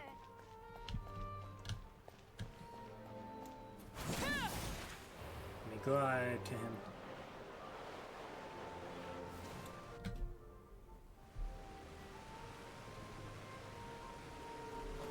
So this is interesting. They seem to, the dragon is now in control of, Fontaine. Really? Oh, I suppose you must have met Mr. Linney. He took the time to greet me earlier when he passed this way. In any case, you came at a good time. I was just considering reaching out to you to set up a meeting, so I may explain some things that I haven't had the time to before. Aw, Paimon's glad that you remembered. Thank you for keeping us on your mind, what with you being busy and all. Alright, let's have it then. How was Fontaine actually saved? The whole business is still quite the mystery to us. It is strange how words can often leave a bitter taste in the mouth when it finally comes time to say them out loud. Neuvillette, I slept for a time the truth concerning what he saw that day. Didn't really technically see it. All goes to see the Heavenly Princess and use Farina's endless performance to save Fontaine. Whoa. So that's what happened? I only saw Farina's part myself. Focalor destroyed the divine throne of the Hydro Archon and restored your power to you, transforming you into a fully fledged elemental dragon sovereign. But Paimon still doesn't quite get what you did to save the Fontainians from dissolving. For me, the authority of the ancient dragons refers to absolute control over the hydro element. Fontainians were incomplete humans born of Egeria's use of the power of the primordial sea, with constitutions similar to that of mimics. But so long as those primordial energies remain within them, I could use the ancient dragon's authority to grant them true blood, after the fashion in which life was first brought into being on this planet. In other words, when I gave my verdict, Fontainians became true humans, and thus would naturally no longer be dissolved by water from the primordial sea. Focalor must have counted on you to make that decision as well. Your verdict was the key to making the prophecy appear to have come true while saving everyone. You could say that it was at that moment that Fontainians were finally truly born. Yeah, and in a manner of speaking, Focalor finally managed to fulfill the original Hydro Archon's wish to turn Oceanids into real people too! It seems from your expressions that you still have more things you wish to ask. Ask away. I will tell you the truth as I know it. About the initial verdict that was passed on I have investigated his case along many avenues, and I have learned that he once fell into an unknown chasm when he was young. There, by chance, he awakened the all-devouring narwhal. But whether it be by sentiment or reason, that should not have been enough to consider him the root cause of the disaster. At most, he would have had tangential liability. As for the judgment passed by the oratrice during the trial, whether it was due to that liability by association or Focalor deliberately using him to buy time for us on the assumption that he would be able to hold the creature off, I cannot say. Guess Focalor had Fontainians in mind finally became real humans. Hang on a second. Paimon suddenly got another question. Back when Fontanians hadn't yet become real humans, were the children they had also transformed Oceanids? Life has always flowed like water. Do you recall how Fontanians would often come to the Fountain of Lucine to pray for children? Yeah, Lynette said the fountain is where all the waters in Fontaine converge. In truth, even those couples did not know that such prayers were no mere custom, but instead a form of ritual. Those Oceanids who were blessed within the spring water would later descend as new humans in the coming months. Oh. Paimon sorta gets it now. Either way, seems like this ritual won't be of any further use, but it'll probably live on as a local custom. Ask away. I will tell you the truth as I know it. About Fontaine's future. Yeah, about that. Risley said Farina has already left. What's that all about? Ah, Lady Farina. The people are only aware that her death sentence has not been carried out. She abdicated the post of Hydro Archon and left affairs related to that title to me, before leaving the Opera House. I related Focalor's words to her faithfully and completely. After hearing them, she seemed neither saddened nor comforted. She simply said that she was tired and needed to rest. Having said that, she then packed her things and moved out of the Opera House, not unlike how an ordinary person might. But she's still got a place to stay, right? You need not worry. I will make arrangements to ensure that she will not want for food, clothing, board, or travel. Huh? In truth, I am somewhat happy for her. The wear and tear on her spirit will, of course, take time to heal. But now that she no longer has to play the role of Focalor the Hydro Archon, she can finally lay down her burdens and lead a normal life. Good for her. What about you then? What are your plans now that you've regained your full powers as the Hydro Dragon? After Focalor passed on, the Oratrice also ceased to function. This matter will directly affect our trials. After much careful consideration, I've decided to take over its role in our courts. From now on, I shall hear cases and pass verdicts by myself. Looks like you're still considering stuff from the perspective of the Udex, huh? As an elemental dragon, there are indeed many things that I must do. But this power and this duty, in a manner of speaking, you could say that both were granted to me. As such, before I attend to my other responsibilities, I must first and foremost continue to serve Fontaine as its highest judge. The duty of the Hydro Sovereign and the duty of the Udex shall coexist within my person. Additionally, the Hydro Archon's departure has brought about another problem, which is that the Opera House shall no longer produce indemnitium. Huh? That's true. That power was derived from the people's faith in the Hydro Archon, wasn't it? Wait, but the various mechs and machines in the city are all still okay. Where are they getting their energy from? As I am now, I have full command over New Musia, and it can serve as a complete substitute. Another reason why I cannot quite leave Fontaine immediately. Wow. This ancient dragon's authority stuff is I really hope quite it useful, huh? would be nice if that Ask away. powered up my I will own tell you character. the truth as I know it. About Fontaine's Gnosis. Oh, that's right! They say you've given it to the knave as a diplomatic What? gift or something! Wouldn't he not need it, I'm Leaving assuming? aside their intentionality, the two Fatui Harbingers have indeed done much for us during this crisis. Their sole remaining goal in Fontaine, at least at this point, would seem to be the Gnosis. The Oratrice has ceased to function. The Hydro Archon's divine throne is now no more, and I do not need the Gnosis's power. As such, it has lost all meaning for Fontaine. If the Fatui have impure designs, then we might as well accede to their request now, and avoid unnecessary conflict. Smart. I said he doesn't need the Gnosis. Considerations. Paimon thought you were just giving it to them out of gratitude to the knave and as an apology to Child. Ask away. I will tell you the truth as I know it. Okay, about the next step on You my will journey. soon be heading to Natlan, I presume. I'm afraid that I have little talent as a travel guide, so all I can do is tell you what I know about that land. As far as I'm aware, Natlan can be said to be a nation of dragons. A nation of dragons? You mean like you? No, I suspect that I would not find myself welcome there. Unlike ancient dragons such as myself, the dragons of Natlan have undergone long years of development and evolution.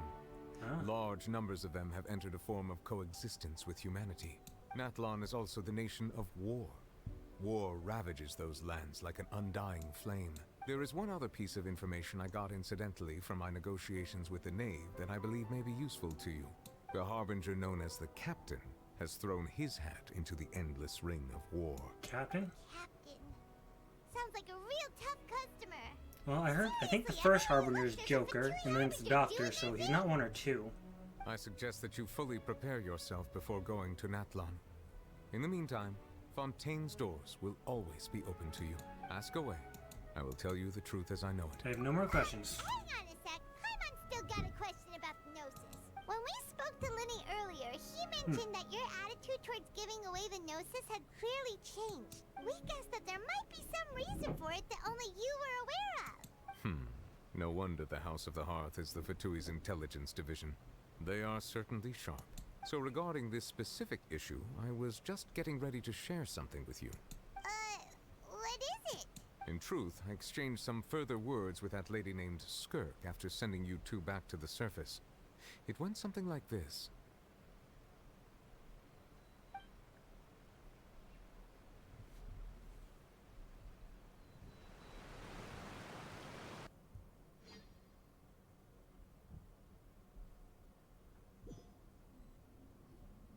Well, we're going to head topside to see what's going on. You hurry over soon as well, all right, Nervalet?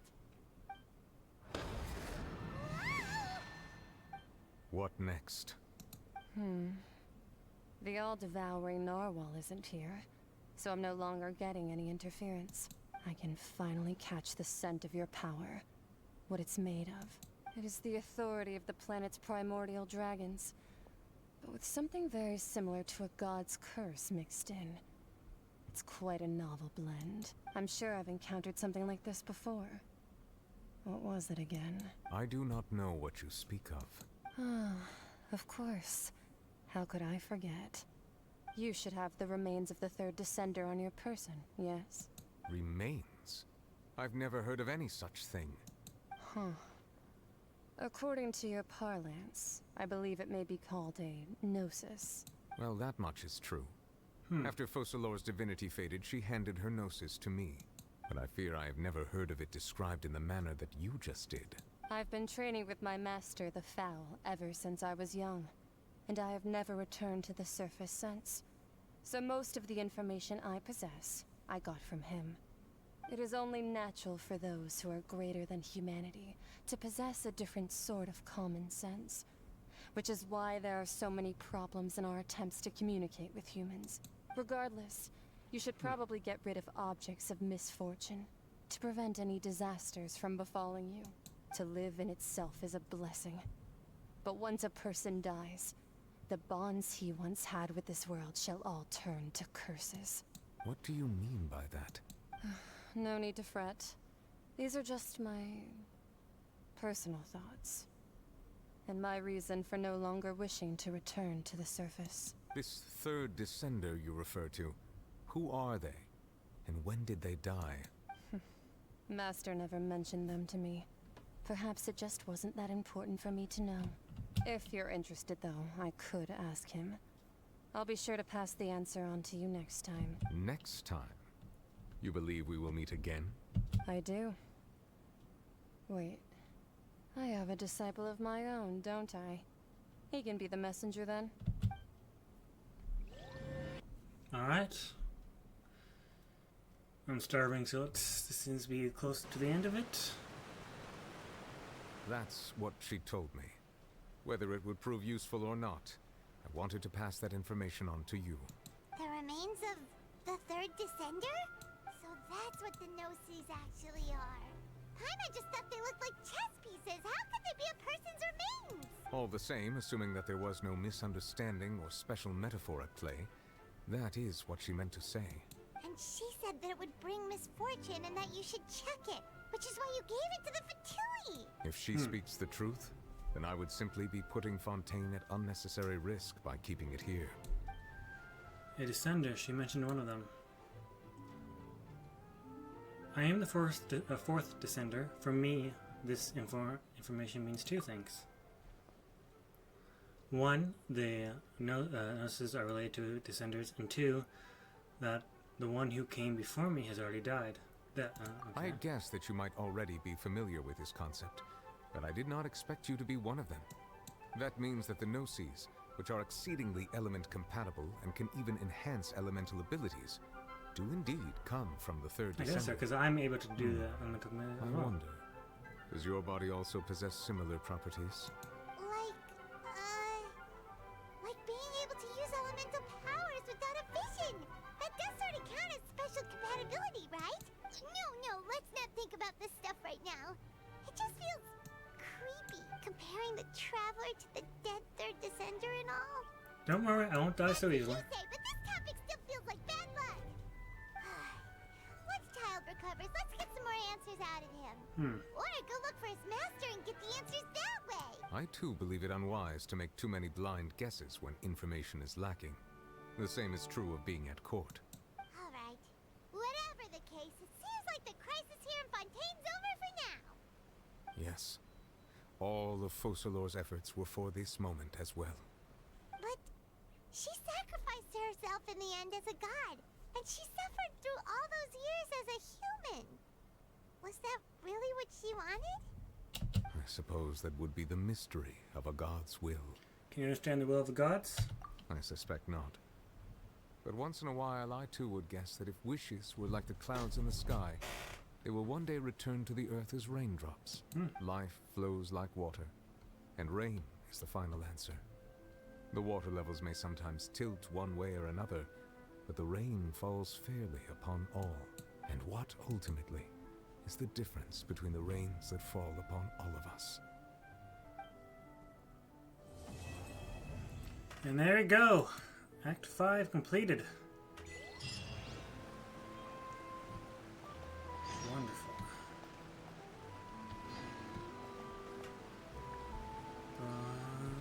Check, right?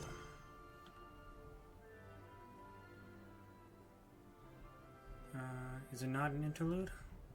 This is chapter 4, huh? Act 6?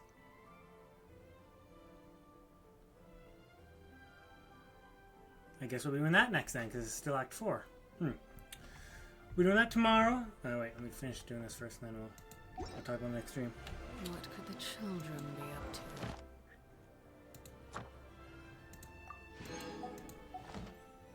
Okay.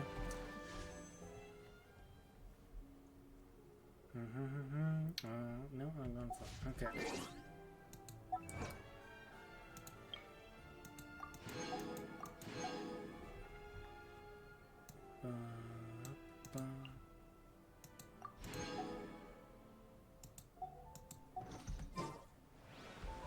Okay. And that's going to be it for today. Next stream should be tomorrow, and we'll be continuing on with Genshin. We'll finish off Act 6 of Chapter 4, and then maybe the interlude quest. After that, well, I think we'll take a break from doing the story quest and do some more of the world quests or side quests and story stuff like that. Anyway, I'll see you guys next time. Goodbye!